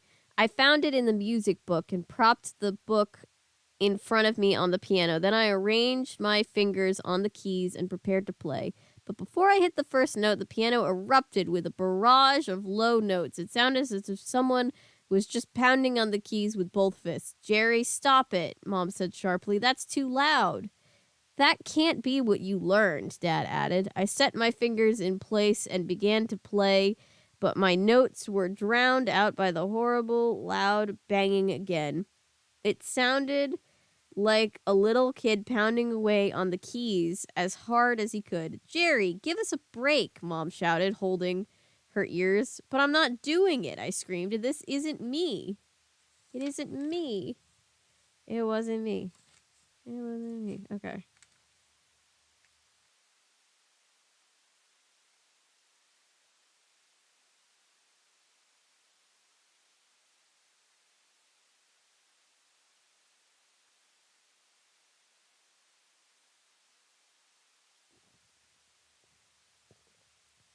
They wanted to hear the music. This is what they get, right?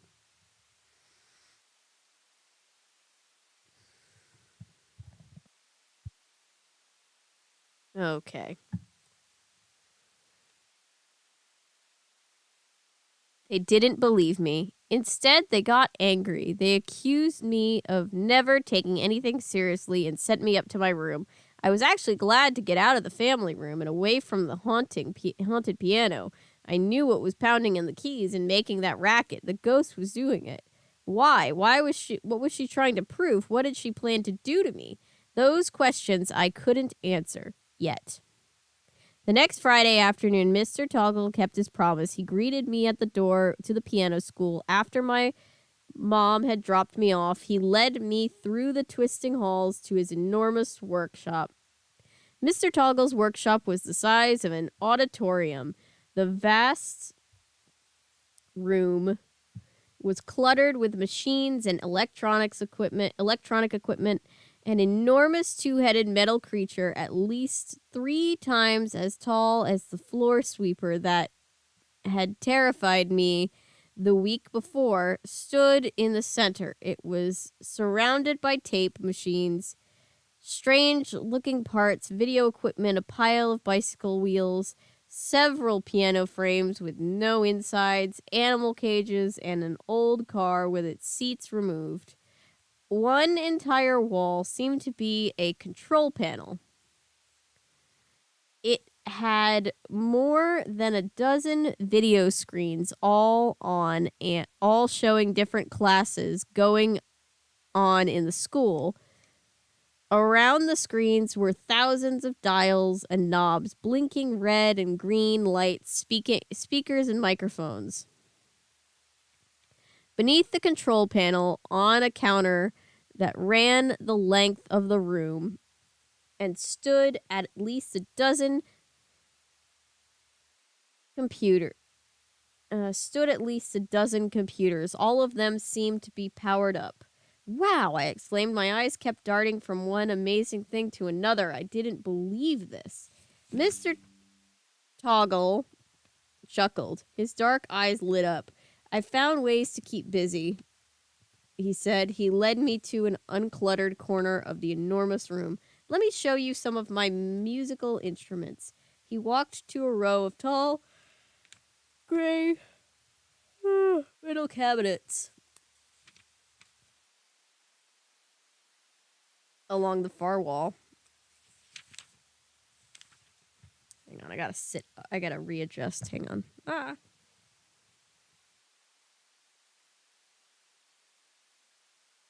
I guess they haven't played piano either, the parents, because they haven't understood that, like, he wasn't hitting those keys.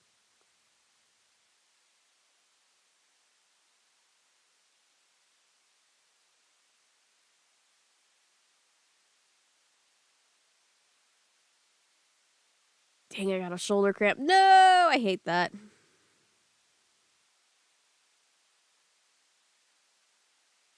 They're spying on the small children. The most generous reading is that security reasons they have camera. I don't know. I'm uncomfortable. Space palmed into my microphone.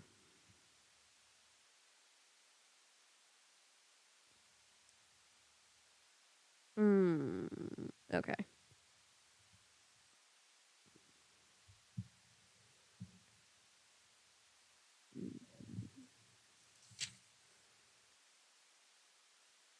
Along the far wall, he pulled a few items from the cabinet and came hurrying back. Do you know what this is, Jerry?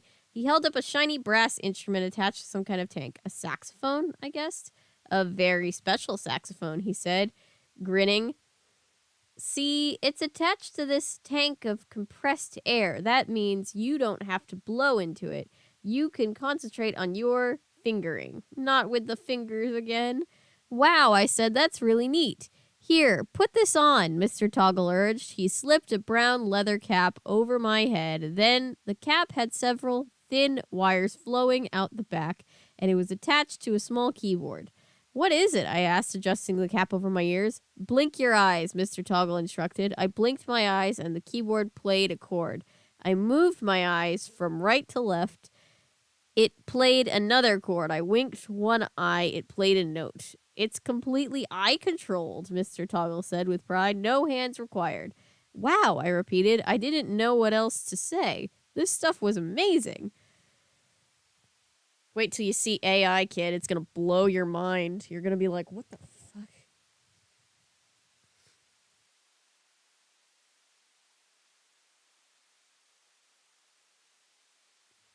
Mr. Toggle glanced up at a row of clocks on the control panel wall. You're late for class, Jerry. Dr. Shreek will be waiting. Tell him it's my fault, okay? Okay, I said. Thanks for showing me everything. He laughed. I didn't show you everything, he joked. There's lots more. He rubbed his stubbly beard. But you'll see it in all due time. Very sus. I thanked him again and hurried toward the door. It was nearly 4:15. Oh, excuse me.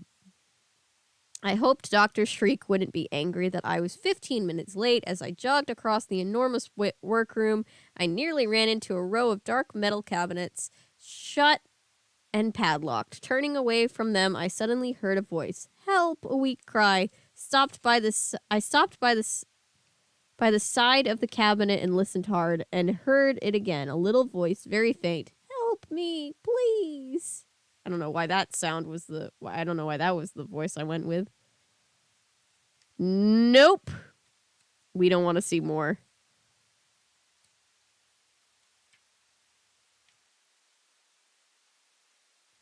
After Dr. Shriek eats them or whatever. Or else sign predicting the future. No. Is it a keytar? I've been listening while working, and your yawning has been contagious. Sorry. Great narration as always. Thank you, Jonathan. Nay, stop.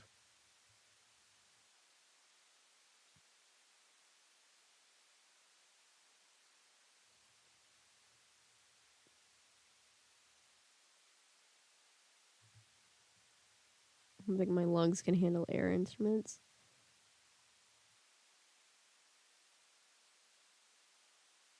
Yeah, I got nothing, Darth Sidious. I don't know what to tell you.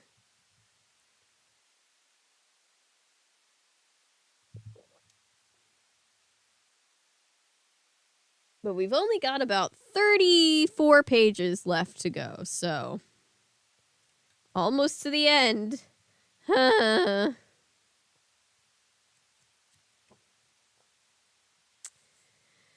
Mr. Toggle, what's that? I cried. He had begun fiddling with the wires on the brown leather cap. He slowly looked up. What's what? That cry, I told him, pointing to the cabinet. I heard a voice. He frowned. It's just damaged equipment. Ooh, gaslighting, he muttered, returning to his attention to the wires. Huh? Damaged equipment? I wasn't sure I had heard him correctly. Yeah, just some damaged equipment, he repeated impatiently. You'd better hurry. Jerry, Dr. Shreek must be wondering where you are. I heard a second cry, a voice very weak and tiny. Help me, please.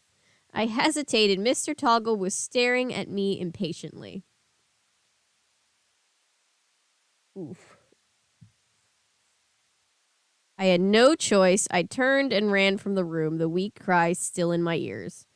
On Saturday afternoon, I went outside to shovel snow off our driveway. It had snowed the night before only an inch or two. Now it was one of those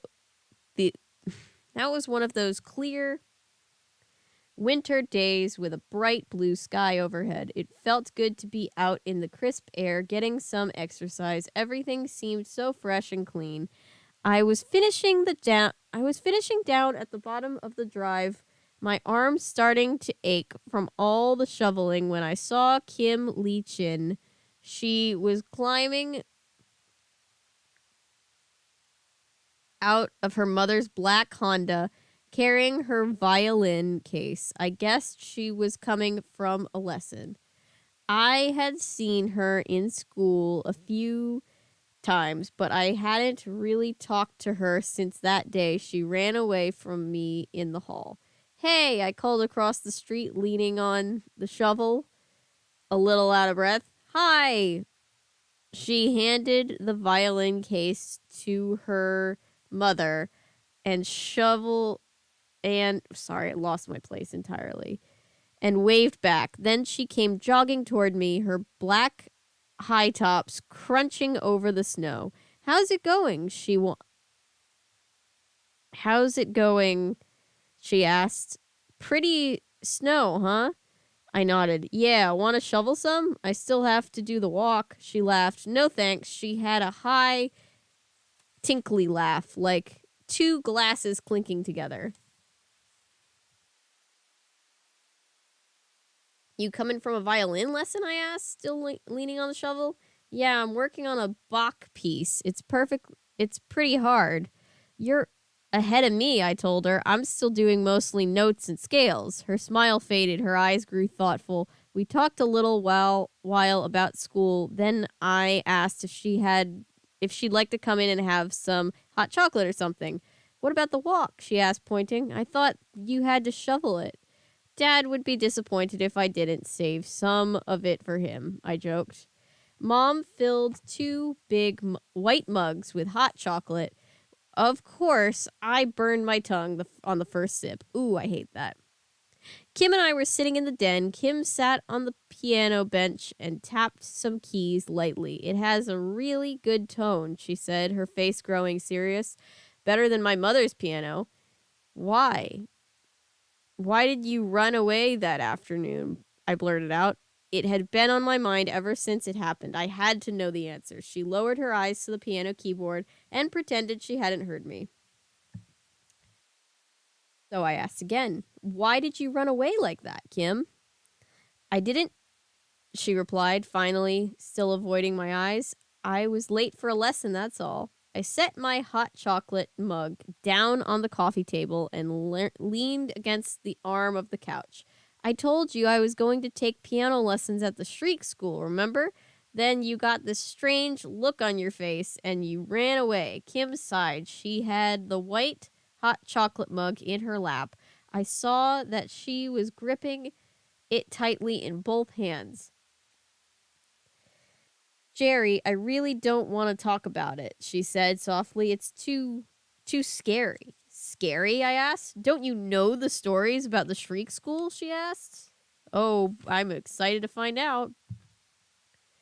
Take a second right now. Lies, all lies.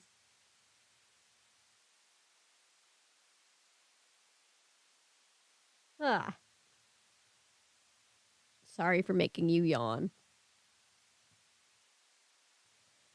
The poor girl has so much trauma. It's obvious. Yep.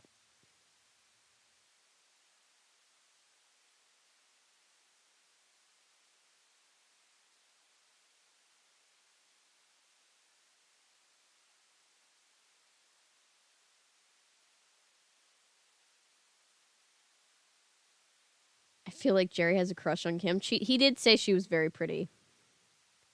Or kind of pretty, which is a 12-year-old's way of saying very pretty, but doesn't want to admit it.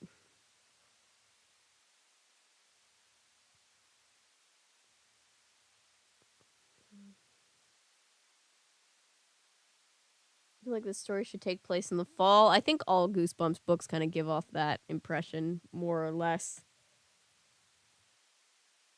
I see what you mean, though.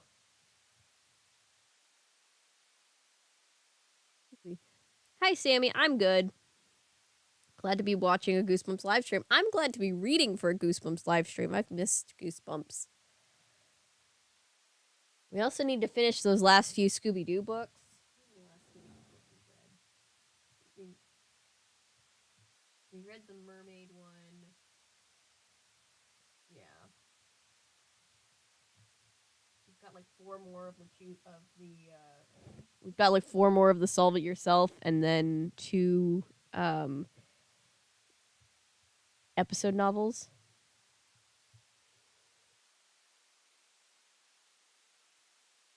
I don't think it would have sold that well, Toonie, if they called it that.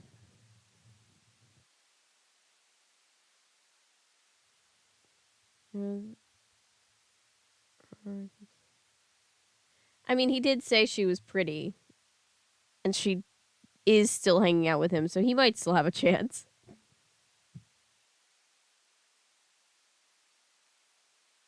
For those just coming in, we're still in search of a name for this little guy.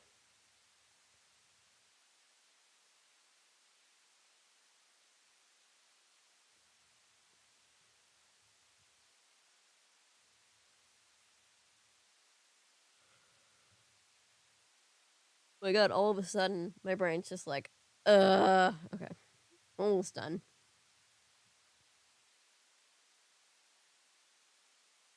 No, I think if you called it Plant Zaddy, that might sell better than a book called Hand Fetishes.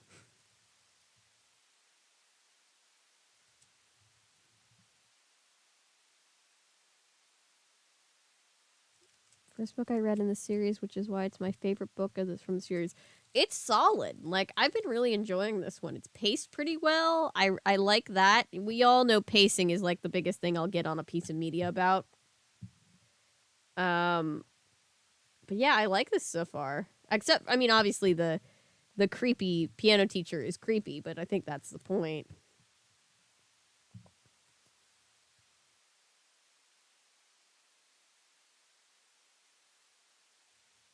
Hmm. Okay. Ugh. Dummy romance would be another. Good night, Texas. For the old folks. You're not the old folks. Oh my gosh. But good night. Thank you for hanging out with us tonight. We appreciate you. See you next time. I laughed. I'm not sure why. Maybe it was a serious expression on Kim's face. Stories? What kind of stories? I really don't want to tell you, she said. She took a long sip from the white mug, then returned to her lap. And then returned it to her lap. I just moved here, remember? I told her, so I haven't heard any stories. What are they about? Things about the school, she muttered. She climbed off the piano bench and walked to the window carrying the mug in one hand. What kinds of things? I demanded. Come on, Kim, tell me. Well, things like there are monsters in there, she replied, staring out the window into my snowy backyard. Real monsters that live in the basement. Not the basement again. Monsters? I laughed. Kim spun around. It's not funny, she snapped. I've seen the monsters. I told her. I've seen the monsters, I told her, shaking my head. I've seen the monsters, I repeated. They're floor sweepers. Huh? Her mouth dropped open. She nearly spilled hot chocolate down the front of her sweatshirt. Floor sweepers? Yeah, Mr. Toggle built them. He works at the school. He's some kind of mechanical genius. He builds all kinds of things. But, she started, I saw one on my first day at the school. I continued. I thought it was some kind of monster. It made this weird whining sound and it was coming right at me. I practically dropped my teeth. There you go. Practically dropped my teeth. It's just something that I think R.L. Stine likes to say.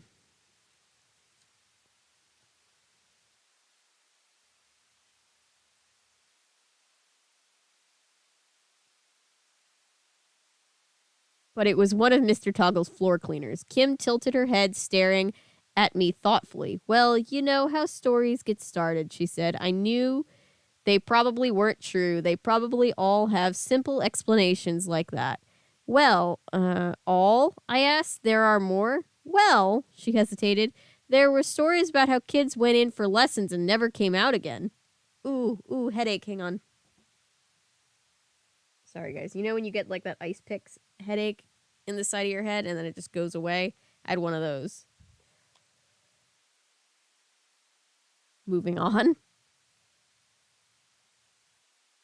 Never came out again. How they vanished just disappeared. That's impossible, I said. Yeah, I guess, she quickly agreed. Then I remembered the tiny voice from the cabinet calling out for help. It had to be some invention of Mr. Toggle's. I told myself it had to be. The book is killing Avery. I'm being poisoned slowly. This is R.L. Stine's fault.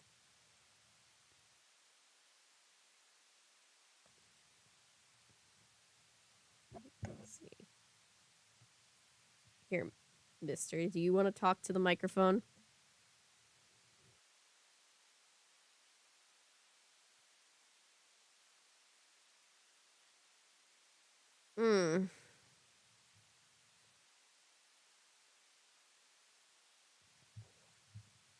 It's that sus adults in the R.L. Stine books headache. You know the one.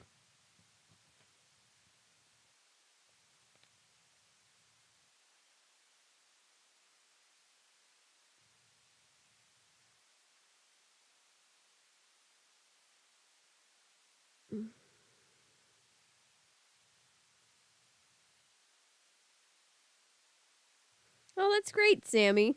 I like Bonkers. Bonkers doesn't get enough love.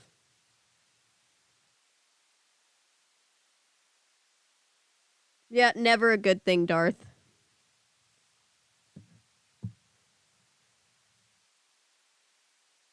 It had to be some invention of Mr. Toggle's, I told myself. It had to be. Damaged equipment, he said. He didn't seem the least bit excited or upset about it. It's funny how scary stories get started, Kim said, walking back to the piano bench. Well, the piano school building is creepy and old, I said. It really looks like some kind of haunted mansion. I guess that probably is why some of the stories got started. Probably, she agreed. The school isn't haunted, but that piano is, I told her. I don't know what made me say it. I hadn't told anyone about the ghost and the piano. I knew no one would believe me.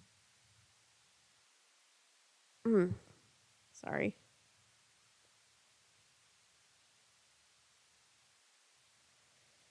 Kim gave a little start and stared at the piano. This piano is haunted? What do you mean? How do you know?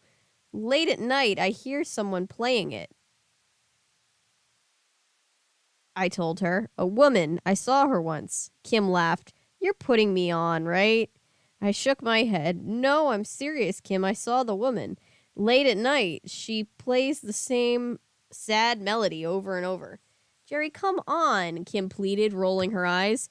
The woman talked to me. Her skin fell off. It was so frightening, Kim. Her face disappeared. It was her skull. It stared at me and she warned me to stay away. Stay away. I felt a shiver. Somehow I had shut that scary scene out of my mind for a few days, but now, as I told it to Kim, it all came back to me. Kim had a big grin on her face. You're a better storyteller than I am, she said. Do you know a lot of ghost stories? It isn't a story, I cried. Suddenly, I was desperate for her to believe me. Kim started to reply, but my mom poked her head into the family room and interrupted. Kim, your mom just called. She needs you to come home now. Guess I'd better go, Kim said, setting down the hot chocolate mug. I followed her out. We had just reached the family room doorway when the piano began to play a strange jumble of notes. See, I cried excitedly to Kim. See, now do you believe me?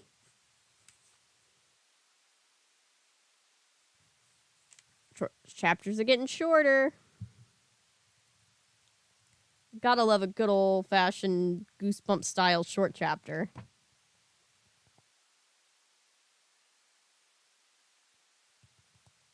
Yeah, Bonkers is great. Yeah, damaged equipment usually doesn't cry, help me. Fair point. Very fair point.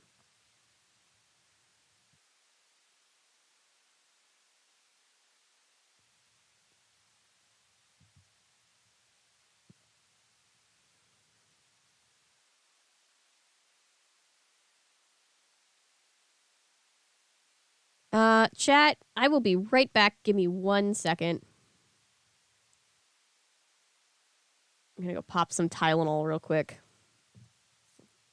I think I feel a migraine coming on. With a cat on your arm. I know that feeling, Bernie. Don't break cat law. I'll be right back.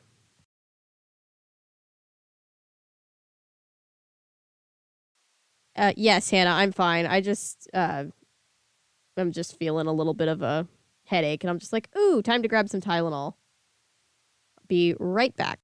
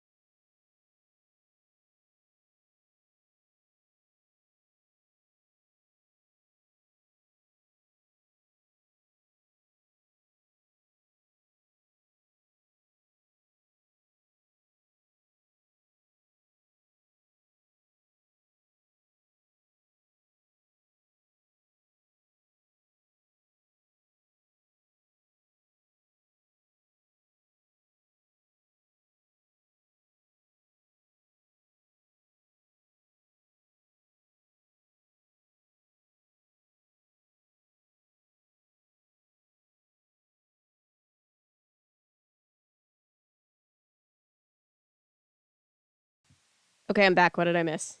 I have my Tylenol.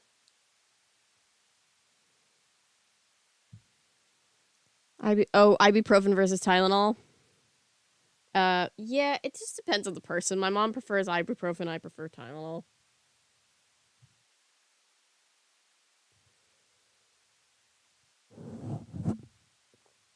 Ugh, Tylenol is definitely bigger pills. Thank you, Rachel. It's not. We died. It's not like those headaches where you're like you can't tell if it's like a regular headache or a migraine, and you're like, I just feel like I better take something before it potentially gets way worse, and then it's too late to take something. I'm feeling like that. I just kept feeling like the pain right here, and I was just like, that's not going away. That's probably time to take something. Yeah, I felt like I should probably take something to head off an ibu or a migraine because it definitely felt like a very persistent headache at the least. So I'm back. No need for alarm. Let's see. We are close to the end of this book too. So okay, let's get back into this. Do do do do do do do. Let's go back to the desk cam for a second. Oh, Mr. Dude stealing the spotlight. You see him here? Oh, no, he's literally off both of the cameras. Oh well. We both turned back to stare at the piano. Bonkers was strutting over the keys, his tail straight up behind him. Kim laughed. Jerry, you're funny. I almost believed you. But, I spluttered. The stupid cat had made a fool of me again. See you in school, Kim said. I loved your ghost story. Thanks, I said weakly. Then I hurried across the room to chase Bonkers off the piano. Late that night, I heard the piano playing again. I sat straight up in bed. The shadows on my ceiling seemed to be moving in time to the music. I had been. Oh, hi, Perry. Hi. You want to come hang out? You coming to hang out? You're just staring at me? Okay. You can come up here if you want. Come on. There you go. Good girl. Everybody say hi, Perry. Hello. Later that night, I heard the piano playing. I sat straight up in bed. The shadows on my ceiling, let me move this, seemed to be moving in time to the music. I had been sleeping lightly, restlessly. I may have kicked off my covers in my sleep because they were bunched at the foot of the bed. Now, listening to the familiar slow melody, I was wide awake. This was not Bonkers strutting over the keys. This was the ghost. I stood up. The floorboards were ice cold. Outside the bedroom window, I could see Perry. I could see the water. Let me try that again. Floorboards freezing. She's resting her chin on my hand. Outside the bedroom window, I could see the winter bare trees shivering in a strong breeze. As I crept to the bedroom doorway, the music grew louder. Should I go down there? I asked myself. Will the ghost disappear the minute I poke Perry? Stop. That probably sounds terrible. Kid needs some slippers. I like that you adjust the mic. It's good for me since I got hearing loss. Yeah, I'm trying to move it around. This is a much more like get up close to it type mic than what we used to use instead of a shotgun. So just trying to get used to making sure I don't mess anything up. Yes, Perry. Hi. I know. Perry's chilling.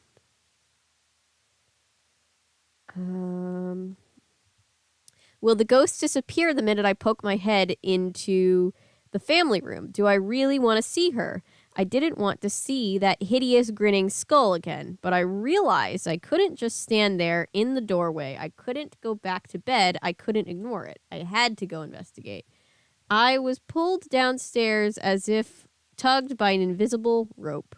Maybe this time Mom and Dad will hear her too, I thought as I made my way along the hallway. Maybe they will see her too. Maybe they will finally believe me. Kim flashed into my mind as I started down the creaking stairs. The thought I was making up a ghost story. She thought I was making up a ghost story. She thought I was trying to be funny. Harry, are you very invested? I know. But there really was a ghost in my house, a ghost playing my piano, and I was the only one who knew it. Into the living room, across the worn carpet to the dining room. This is how I know I'm getting tired. The music floated so gently, so quietly. Such ghostly music, I thought. I hesitated, just short of the family room doorway. Would she vanish the instant I peeked in? Was she waiting for me? Taking a deep breath, I took a step into the family room. Dun, dun, dun. Hi, Paulo. Streaming on a Tuesday. Had I known, I would have checked in earlier. Well, hi. Hello. Yes, I was not sure that I was going to stream today, but I very much felt like reading a Goosebumps book tonight, and I definitely felt like doing that more than finishing the edit on the new video, so here we are. I'm glad to be with all of you.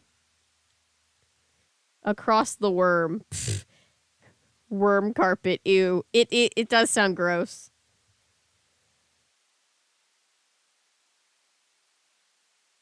If I don't like throw all of my concentration, my brain will insert words that are not there. Bare trees.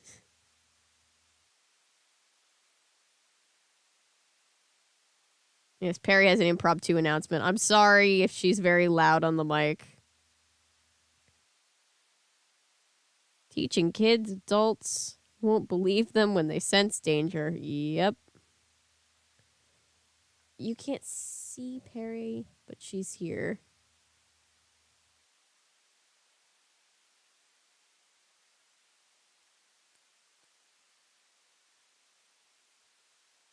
You can kind of see her ears.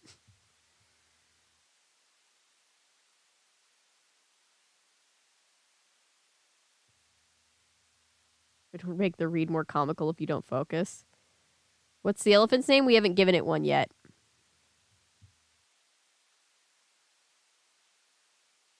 Love hearing her on the mic. I bet she's purring really loud. She is purring. I'm actually shocked that you can't hear that on the mic. Let's see. This is gonna make it really loud. Sorry, guys. This is gonna be a horrible sound. Let me mute this for a second.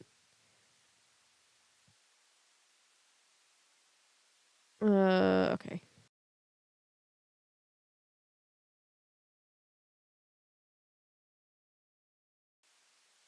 Perry, does you want to say hi?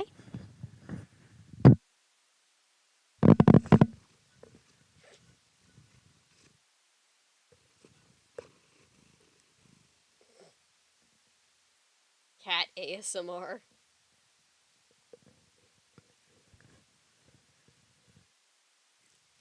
No, don't bite it. Don't, no.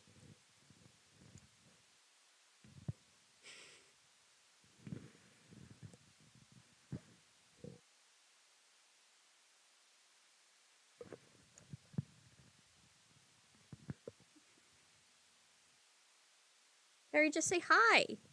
Can you just say hi?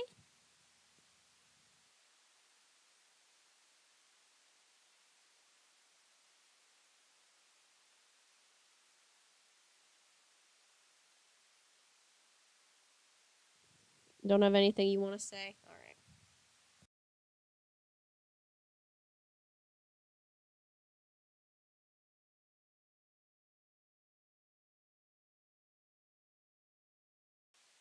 Say hi, Eats Mike. Yeah, that's Perry.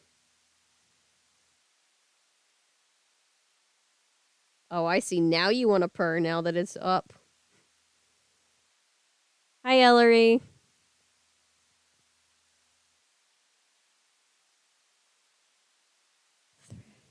Perry's shy. Perry is not shy. She just doesn't like cooperating.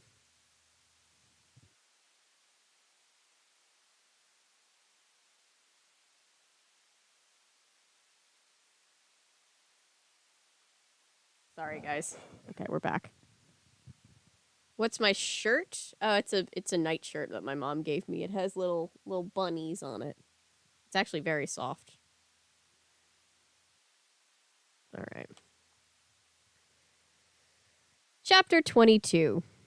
She had her hand down, her long hair falling over her face. Oh yeah, Ellery, we're very disturbed by this book. It's been a wild one. I couldn't see her eyes. The piano music seemed to swirl around me, pulling me closer despite my fear, pulling me my legs. Perry, what are we doing? My legs were trembling, but I took a step closer, then another. She's resting her head on my arm.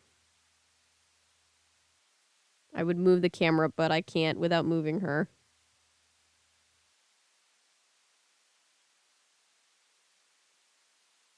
I took a step closer, then another. She was all gray, shades of gray against the blackness of the night sky through the windows. Her head bobbed and swayed in rhythm with the music.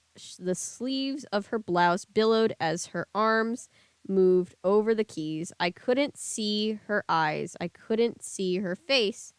Her long hair covered her as if hiding her behind a curtain. The music soared, so sad, so incredibly sad. I know. Perry. I took a step closer. I suddenly realized I had forgotten to breathe. I let my breath out in a loud whoosh. It says whoosh. She stopped playing. Maybe the sound of my breathing alerted her that I was there. As she raised her head, I could see her pale eyes peering out at me through her hair. I didn't move. I didn't breathe. I didn't make a sound. The stories are true, she whispered, a dry whisper that seemed to come from far away. I wasn't sure. You want to peek out and say hi, Perry?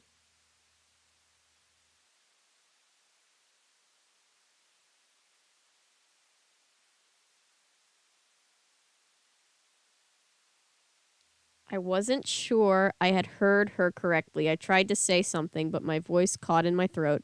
No sound came out at all. The stories are true, she repeated. Her voice was only air, a hiss of air. Careful, Perry. You trying to get down? You trying to. Okay. No, you just want to be pet on the other side? Okay.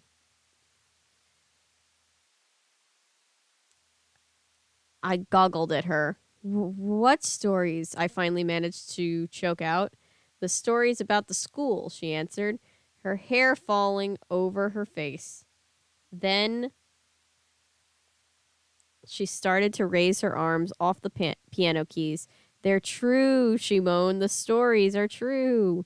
She held her arms up to me, gaping at them in horror. I cried out, then started to gag. Her arms ended in stumps. She had no hands. Oh no. Perry is adorable. Sammy says you're adorable. Say thank you.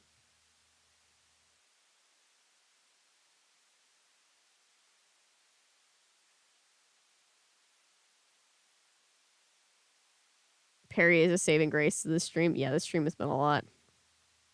Too much hand stuff. Nasty. Perry is reading the book. Oh, yeah. Yeah, I know you can read. Don't act like you can't read. None of that I'm a cat, so I can't read bullshit from you, Perry. Chapter 23. The next thing I knew, my mom was wrapping her arms around me. Jerry, calm down. Jerry, it's okay. It's okay. She kept repeating. Huh? Mom? I was gasping for breath. My chest was heaving up and down. My legs were all wobbly. Mom, where? How? I looked up to see my dad standing a few feet away, squinting at me through his glasses. His arms crossed in front of his bathrobe. Jerry, you were screaming loud enough to wake the entire town. I stared at him in disbelief. I hadn't realized I was screaming. It's okay now, Mom said soothingly. It's okay, Jerry. You're okay now. I'm okay. Again, I pictured the ghost woman all in gray, her hair falling down, forming a curtain over her face. Again, I saw her raise her arms to show me again.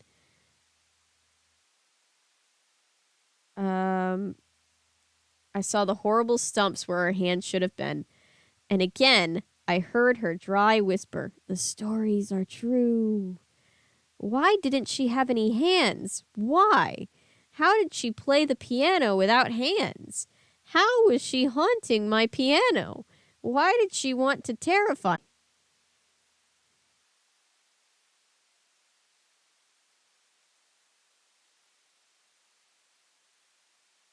No, no one can hear me. Oh dear. Whoop. Hi, I'm back.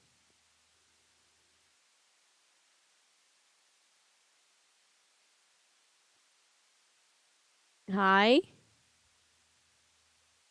I think I'm back. I really hope I'm back. Yay, I'm back. Sorry, guys. OBS just stopped. What was the last thing you heard? Sorry, guys. Everything... OBS just crashed. I guess it was too much weird hand stuff for it. I don't blame it. What was the last thing you guys heard? Well, we'll go back. Something about him screaming. Why is she haunting my piano? Okay, why is she haunting my piano? Okay, it wasn't too far back. Why does she want to terrify me? The question circled in my brain so fast I wanted to scream and scream and scream, but I was all screamed out. Your mom and I were both sound asleep. You scared us to death, Dad said. I never heard wails like that. I didn't remember screaming. I didn't remember the ghost disappearing or Mom and Dad rushing in. It was just too horrifying. I guess my mind just shut off. I'll make you some hot chocolate, Mom said, still holding me tight. Try to stop trembling. I'm trying, I stammered. Guess it was another nightmare, I heard Dad tell Mom. Must have been a vivid one. It wasn't a nightmare, I shrieked. Sorry, Dad said quickly. He didn't want to get me started again. But it was too late. Before I even realized it was happening, I started to scream. I don't want to play the piano. Get it out of here. Get it out. Jerry, please, Mom pleaded, her face tight with alarm. But I couldn't stop. I don't want to play. I don't want lessons. I want to go. I won't go to the piano school. I won't. Okay, Dad cried, shouting to be heard over my desperate wails. Okay, Jerry, no one is going to force you. Huh? I gazed at one of my parents to the other, trying to see if they were serious. If you don't want piano lessons, you don't have to take them, Mom said, keeping her voice in a low, soothing tone. You're only signed up for one more anyway. Yeah, Dad said, quickly joining in. When you go to the school on Friday, just tell Dr. Shreek that it's your last lesson. But I don't want... I started. Mom put a gentle hand over my mouth. You have to tell Dr. Shreek, Jerry. You can't just quit. Tell him on Friday, Dad urged. You don't have to play the piano if you don't want to, really.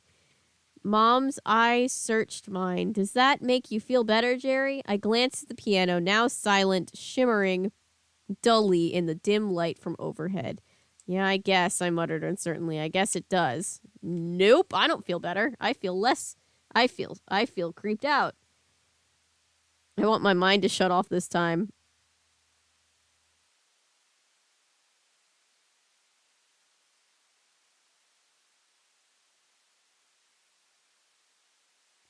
So used to the episodes, I didn't realize how fleshed out the book is. Yeah. I don't remember this one in any capacity. I fell asleep. Welcome back, Rex. This is why we keep the VODs public. So that you don't have to wake up and be like, oh man, I missed it. Now I'll just not know how it ends. Or I won't know what happened in the middle there.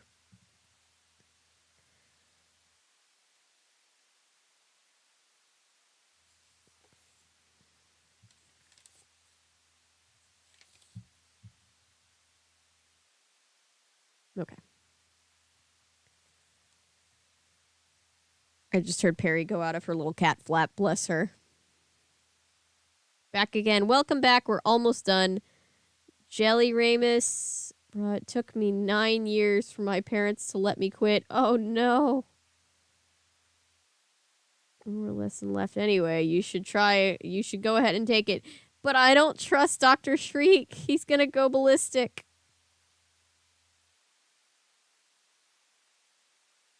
Still see the book as inducing anxiety? Oh yeah. Telling you, we're all sleeping on R.L. Stine. We forget that this man knows how to terrify us. Whoever said the books get more terrifying as an adult, it's true. Very much is true. If you don't believe me, read a Goosebumps book or anything by R.L. Stine. Read it back now as an adult. Trust me.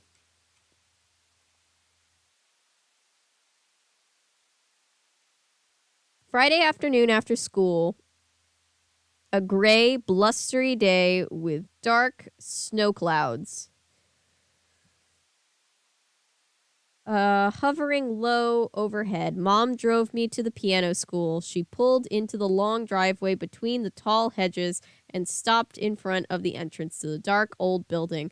I hesitated. Couldn't I just run in and tell Dr. Shreek that I quit, then run back out? Mom glanced at the clock on the dashboard. Take one more lesson, Jerry. It won't hurt. We've already paid for it. I sighed unhappily. Will you come in with me, or can you wait out here for me? Mom frowned. Jerry, I've got 3 stops to make. I'll be back in an hour, I promise. Reluctantly, I pushed open the car door. Bye, Mom. If Dr. Shreek asks why you're quitting, just tell him it was interfering with your schoolwork. Okay, see you in an hour, I said. I slammed the car door, then watched as she drove away, the tires crunching over the gravel drive. I turned and trudged into the school building. My sneakers thudded loudly as I made my way through the dark halls to Dr. Shriek's room and looked for Mr. Toggle but didn't see him. I looked for Mr. Toggle but didn't see him. Maybe he was in his enormous workshop inventing more amazing things. Looked like something was breaking out of the corner of my eye. I don't trust my tech. Haha, this kid is gonna die. Hannah, you know the gif from Simpsons where what's his name, the kid is on the bus and he's like, haha, I'm in danger. That's the vibes I'm getting right now.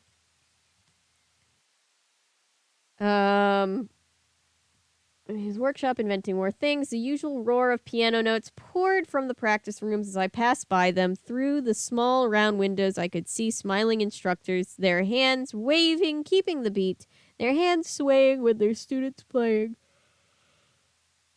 Excuse me. As I turned a corner and headed down another long, dark corridor, a strange thought popped into my head. I suddenly realized that I had never seen another student in the halls. I had seen instructors through the windows of the rooms, and I had heard the noise of their students playing, but I had never seen another student, not one. I didn't have long to think about it. A smiling Dr. Shreek greeted me outside the door to our practice room. How are you today, Jerry? Okay, I replied, following him into the room. He wore baggy gray pants, held up with bright red suspenders over a rumpled white shirt. His white hair looked as if it hadn't been brushed in a few days. He motioned for me to take my place on the piano bench. I sat down quickly, folding my hands tensely in my lap. I wanted to get my speech over with quickly before we began the lesson. Dr. Shreek? He walked stiffly across the small room until he was standing right in front of me. Yes, my boy, he beamed down at me, his Santa Claus cheeks bright pink. Well, this will be my last lesson, I choked out. I've decided I have to quit. His smile vanished. He grabbed my wrist. Oh no, he said, lowering his voice to a growl. No, you're not leaving, Jerry. Huh? I cried. He tightened his grip on my wrist. He was really hurting me. Quitting? He exclaimed, not with those hands. His face twisted into an ugly snarl. You can't quit, Jerry. I need those beautiful hands. I just...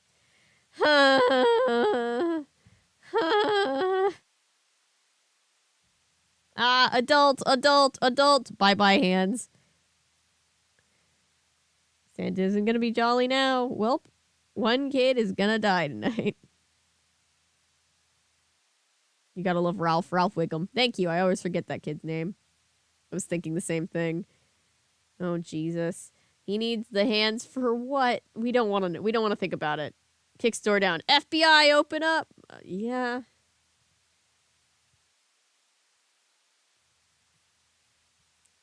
I need my emotional support friend.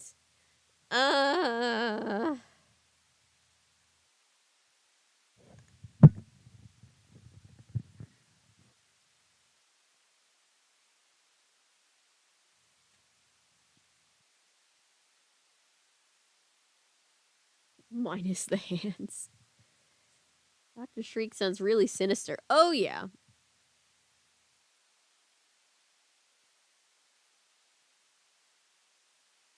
Everyone will be sleeping with folded arms tonight. Yep.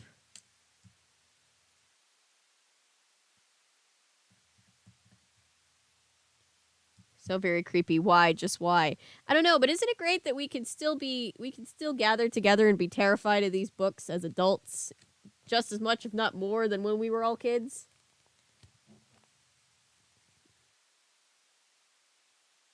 Chapter 24. Let go, I screamed. He ignored me and tightened his grip, his eyes narrowing menacingly. Such excellent hands, he muttered. Excellent. No! With a shrill... Let me go full cam. With a shrill cry, I jerked my wrist free. I leapt up from the piano bench and began running to the door. Come back, Jerry, Dr. Shreek called angrily. You can't get away. He started after me, moving stiffly but steadily, taking long strides. I pushed open the door and darted out into the hall. The banging of piano music greeted my ears. The long, dark hall was empty as always. Jerry, Dr. Shreek called from right behind me. No, I cried out again. I hesitated, trying to decide which way to go, which way led to the front door. Then I lowered my head and started to run. My sneakers thudded over the hard floor. I ran as fast as I could, faster than I'd ever run in my life. The practice rooms whirred past in a dark blur. But to my surprise, Dr. Shreek kept right behind me. Come back, Jerry, he called, not even sounding out of breath. Come back, you cannot get away from me. Glancing back, I saw that he was gaining on me. I could feel the panic rise to my throat, choking off my air. My legs ached. My heart pounded so hard it felt as if my chest were about to burst. I turned a corner and ran down another long hall. Where was I? Was I heading toward the front door? I couldn't tell. This dark hallway looked like all the others. Maybe Dr. Shreek is right. Maybe I can't get away.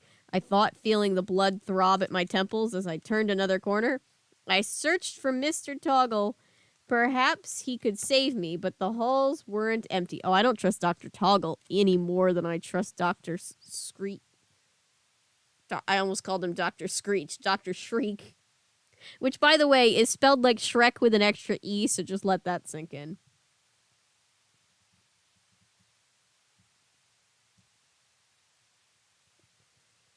The halls were empty. Piano music poured out every room. But no one was in the hall. Come back, Jerry. There is no use running. Mr. Toggle, I screamed, my voice hoarse and breathless. Mr. Toggle, help me. Help me, please. I turned another corner, my sneakers sliding on the smoothly polished floor. I was gasping for breath now, my chest heaving. I saw double doors up ahead. Did they lead to the front? I couldn't remember. With a low moan, I stuck out both hands and pushed open the doors. No! I heard Dr. Shreek shout behind me. No, Jerry, don't go into the recital hall. Too late. I pushed through the doors and bolted inside. Still running, I found myself in an enormous, brightly lit room. I took a few more steps, then I stopped in horror. The piano music was deafening, like never-ending roars of thunder. At first, the room was a blur, then it slowly began to come into focus. I saw row after row of black pianos. Beside each piano stood a smiling instructor. The instructors all looked alike. They all were bobbing their heads in time to the music. The music was being played by... It was being played by... I gasped, staring from row to row. The music was being played by hands. Human hands floating over the keyboards. No people attached, just hands. Oh, shit. You know that old meme that's like, it's all Ohio? Always has been. It's all hands? Always has been.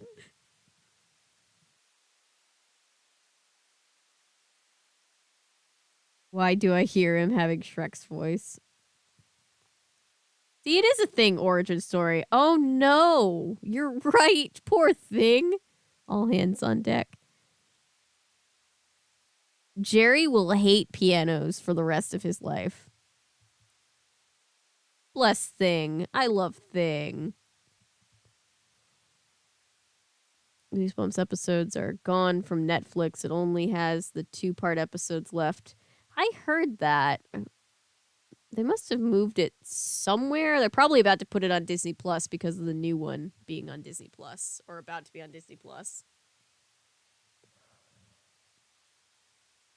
You could also watch it on less than legal sites. Not saying that I'm saying to do that. I'm just saying you could.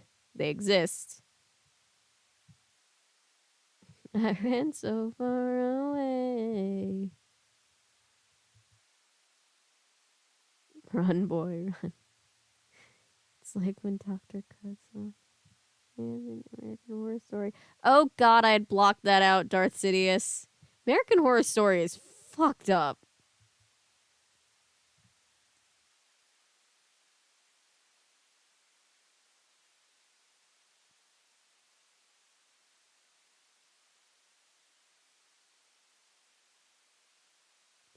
Set on DVD instead of doing episode-specific DVDs? Yeah, same.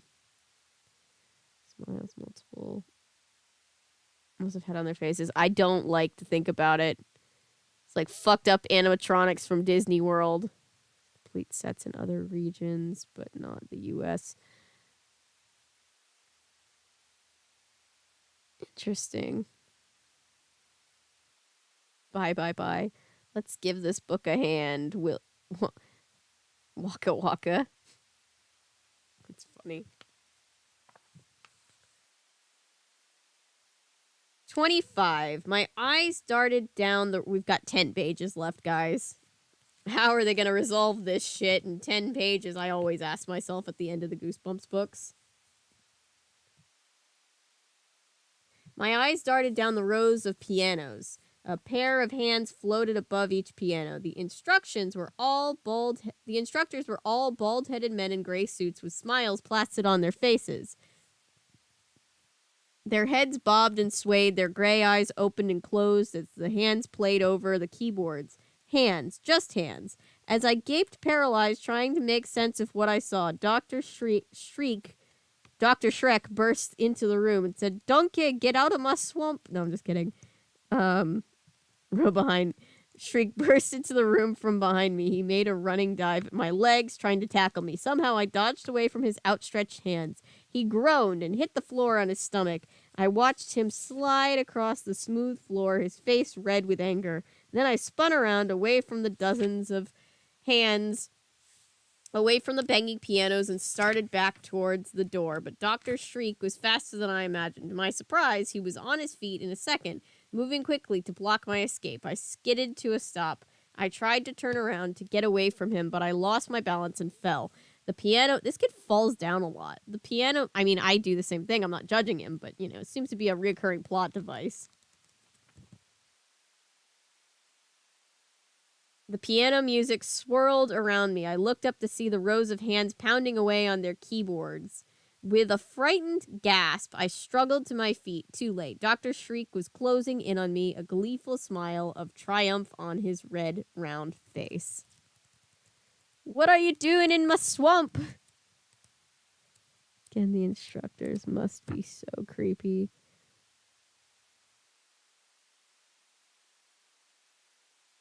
Dr. Shriek would be played by Jack Black. Oh, yeah.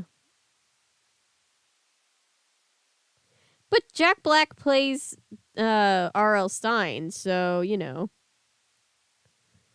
Some but he would. Avery, I'm crying. No. I mean, I know it's crying, laughing, but you know. I'm sorry. Again, the instructors must be creepy with their faces. Oh yeah, absolutely horrifying. No, this is why, like I always say, kids media doesn't get respected. If somebody had just written the same story and just pitched it towards adults, we would be like talking about how everybody would be talking about how fucked up this was. But you know, it's for kids, so.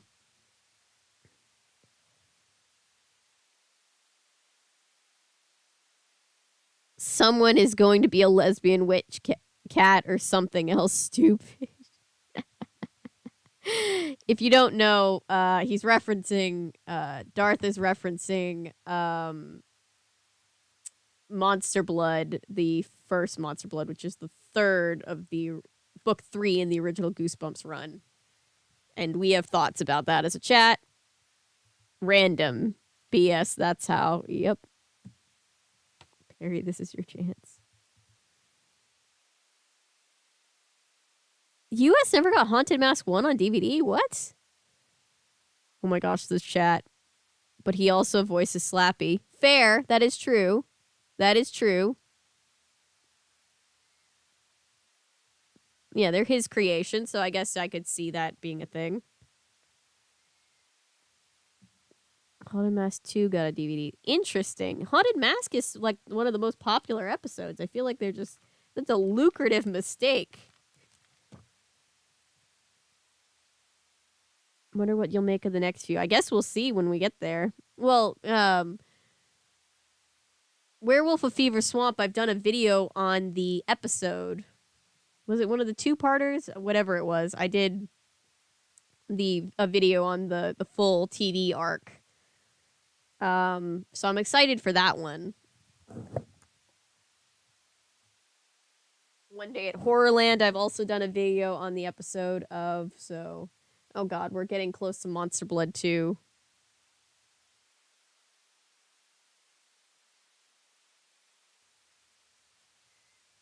DVD and VHS, but I'm only missing Werewolf Skin and the Cuckoo Clock of Doom. There's a third Goosebumps. The Haunted Mask would be a good villain. Oh yeah.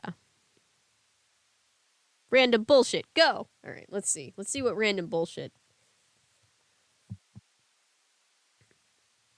No, this is chapter 26. No, I cried and tried to climb to my feet, but Dr. Shreek bent over me, grabbed my left ankle, and held on. You can't get away, Jerry, he said calmly. Oh. Harry, did you put your name in the goblet of fire? He said calmly. You can't get away, Jerry, he said calmly, not even out of breath. Let me go, let me go. I tried to twist out of his grip, but he was surprisingly strong. I couldn't free myself. Help me! Somebody help me! I cried, screaming over the roar of the pianos. I need your hands, Jerry, Dr. Shreek said. Such a beautiful hands. You can't! I shrieked. The double doors burst open. Mr. Toggle ran in, his expression confused. His eyes darted quickly around the enormous room. Mr. Toggle, I cried happily. Mr. Toggle, help me! He's crazy! Help me! Mr. Toggle's mouth dropped open in surprise. Don't worry, Jerry, he called.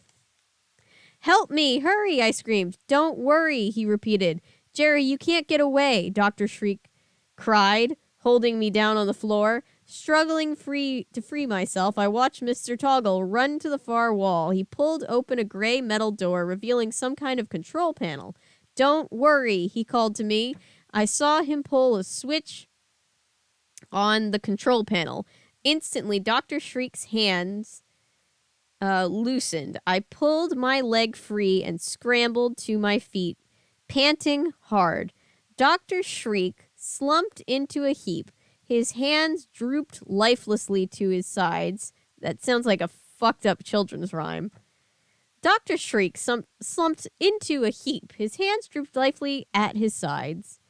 His eyes closed. His head sank. His chin lowered to his chest. He didn't move. He's some kind of robot, I saw to my amazement. Are you okay, Jerry? Mr. Toggle had hurried to my side. I suddenly realized my entire body was trembling. The piano music roared inside my head. The room began to spin. I held my hands over my ears, trying to shut them to stop.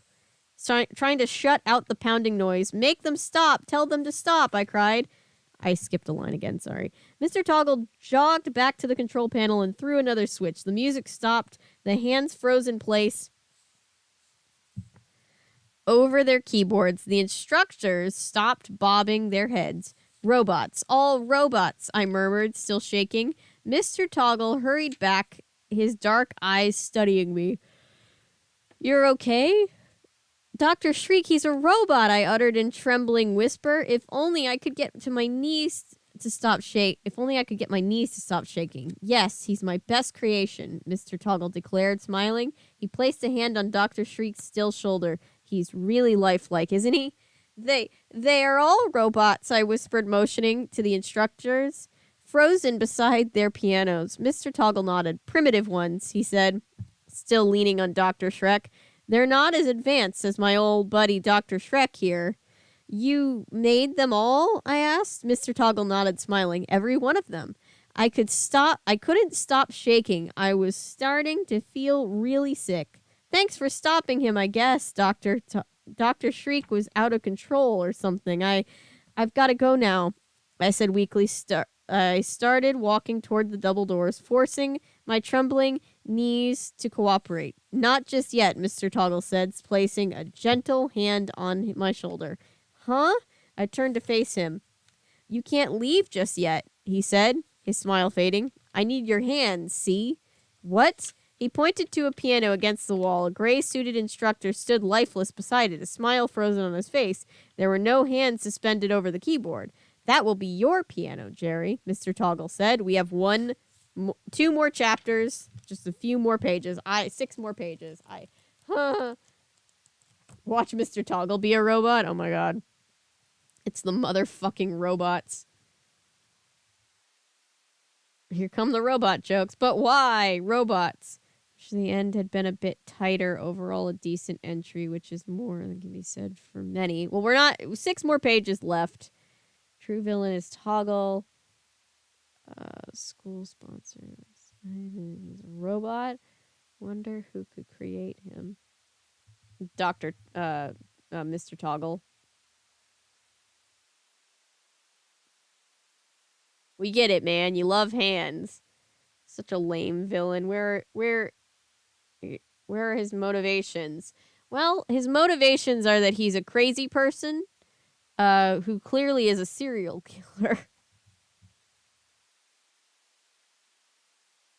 This is some crazy Disney Park Kingdom Keeper shit, right, Hannah? You better cut off his hands. That's a great ending. Am I a robot?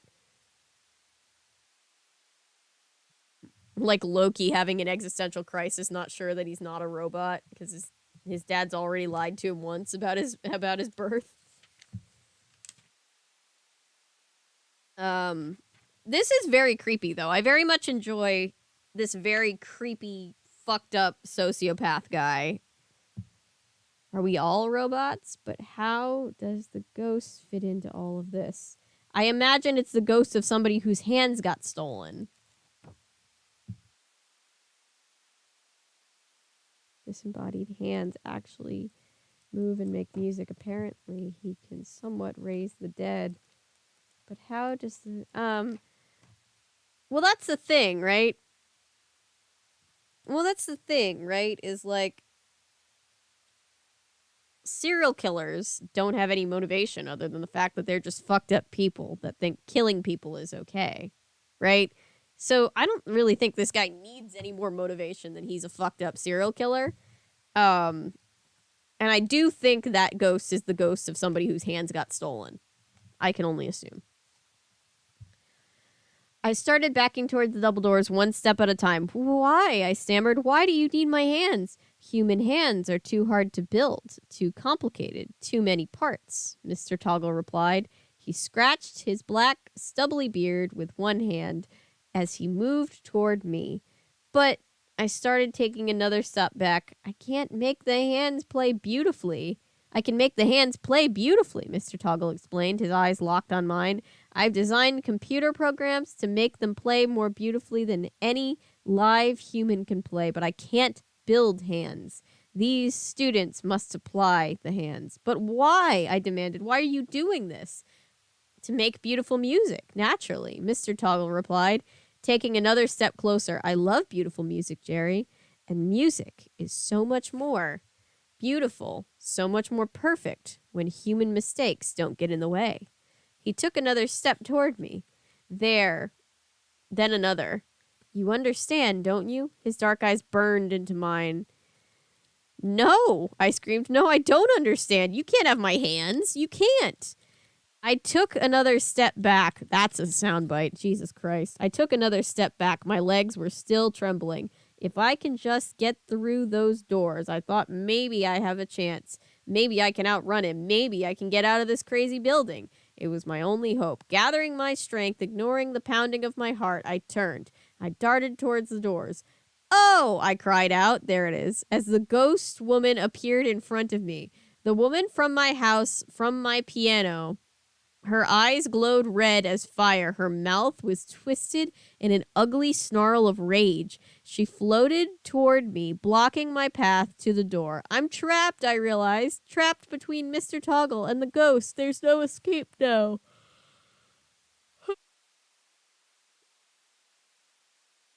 He's like General Grievous.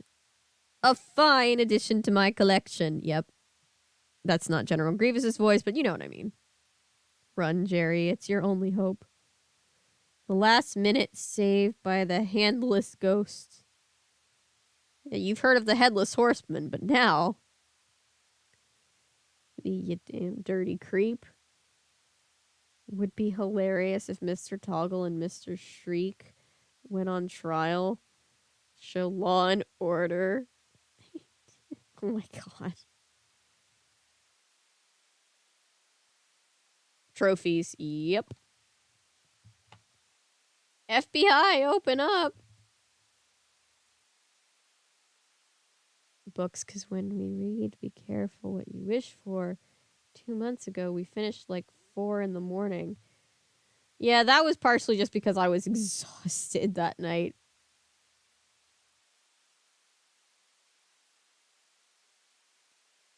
And just wait till you read The Headless Ghost. Oh, I'm so excited. Ghost Girl coming in clutch.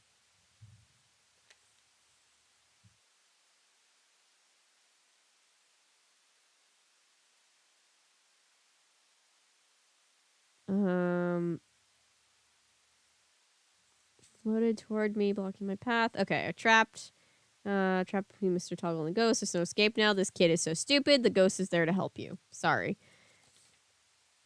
28. I warned you, the ghost woman wailed, her red eyes glowing with fury. I warned you. No, please. I managed to cry in a choked voice. I raised my hands in front of me, trying to shield myself from her. Please let me go. To my surprise, she floated right past me. She was glaring at Mr. Toggle, I realized.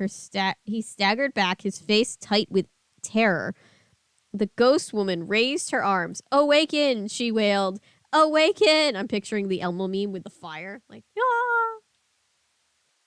ah! As she waved her arms, I saw a fluttering at the pianos. The fluttering became a mist. Wisps of gray cloud rose up from each piano. I backed up to the doors, my eyes wide with disbelief. At each piano, the dark mist took shape. They were ghosts, I realized. Ghosts of boys, girls, men, and women. I watched, frozen in horror, as they rose up and claimed their hands. They moved their fingers, testing their hands. And then, with arms outstretched, their hands fluttering in front of them, the ghosts floating away from the piano, moving in rows in single file toward Mr. Toggle. Sorry. Toward Mr. Toggle. No, get away, Mr. Toggle shrieked. He turned and tried to flee through the doors, but I blocked his path. And the ghosts swarmed over him. Their hands pulled him down. Their hands pressed him to the floor. He kicked and struggled and screamed, "Let me up! Get off me! Get off!" But the hands, dozens and dozens of hands flattened over him, held him down, pushed him face down on the floor. The gray ghost woman who turned to me, the ghost host. I tried to warn you, she called over me. She called over Mr. Toggle's frantic screams. I tried to scare you away. I lived in your house. I was a victim of the school. I tried to frighten you from becoming a victim too. Run, she ordered. Hurry, call for help. But I was frozen in place, too shocked by what I was seeing to move. As I stared in disbelief, the ghostly hands swarmed over Mr. Toggle and lifted him off the floor. He squirmed and struggled, but he couldn't free himself from the powerful grasp. They carried him to the door and then out. I followed to the doorway to watch. Mr. Toggle appeared to be floating into the deep woods beside the school. The hands carried him away. He disappeared into the tangled trees. I knew he'd never be seen again. I spun around to thank the ghost woman for trying to warn me, but she was gone too. I was all alone now. The hall stretched behind me in eerie silence, ghostly silence. The piano music had ended forever. A few weeks later, my life had pretty much returned to normal. Dad put an ad in the newspaper and sold the piano right away to a family across town. It left a space in the family room, so Mom and Dad got a big screen TV. I never saw the ghost woman again. Maybe she moved out with the piano. I don't know. I made some good friends and was starting to get used to my new school. I was thinking seriously of trying out for the baseball team. I'm not a great hitter, but I'm good in the field. Everyone says I have great hands. The end. No one knows what Netflix is doing, Christopher. Good for Jerry. Certainly a rare happy ending. Yeah, the hands line is gonna haunt me in my nightmares, though. And they say TV doesn't bring joy. TV's great. Bye-bye, Toggle. Jerry, get out. Jesus Christ. I know, it's like, move, move, move. Although in fight, flight, freeze, I definitely tend to be freeze, so I can empathize. The ghost was a good one. Looks pretty stupid in my mind, Jerry. It's time to get the fuck out, Bernie. I hear the death song, awaken, awaken, awaken. That was pretty good. I liked that one. Yeah, a bunch of handless ghosts. Handless Ghost would be a great name for a band. Considering getting piano lessons, but after this, I think I'll pass. Sorry, Rachel. You will not laugh. You will not cry. You will not learn. I don't.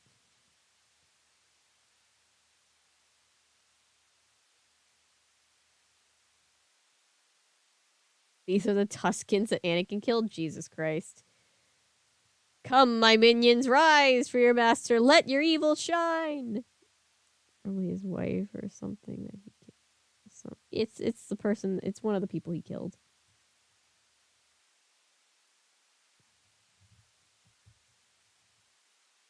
Vacuum before I go to bed. I liked this book. I thought this one was fun. What did you guys think?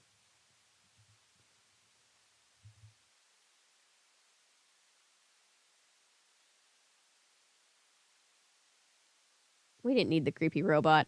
I don't know. I kind of get creeped out thinking about it in my head. Yeah, much better twist than the cat lesbian. What a new sentence. The ghost was a much better twist than the cat witch lesbian. Therapist. So when did when did this all begin? Patient. It all started with hands. I really enjoyed this one, Austin. Definitely go to bed. I'll let you guys go. Thank God it's over. That one was a lot.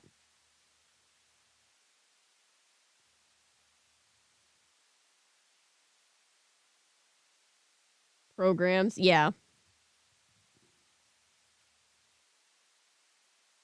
It's been really fun coming back for this stream. I'm glad you're here. You were here, Darth. Thank you guys for sitting through this one with me. It is almost 1 o'clock in the morning where I am, so I will let you guys go. But, stay tuned. There'll be more content. With any luck, you'll see a new video tomorrow and perhaps even a live stream if I'm feeling up for it, but I'll see. When we came at the end and it was still a lot. Oh, it was a lot, Ellery. It was definitely a lot. So at least you got that going for you. You do have that going. So the episode based on this had a spooky ending. I'll have to cover the episode.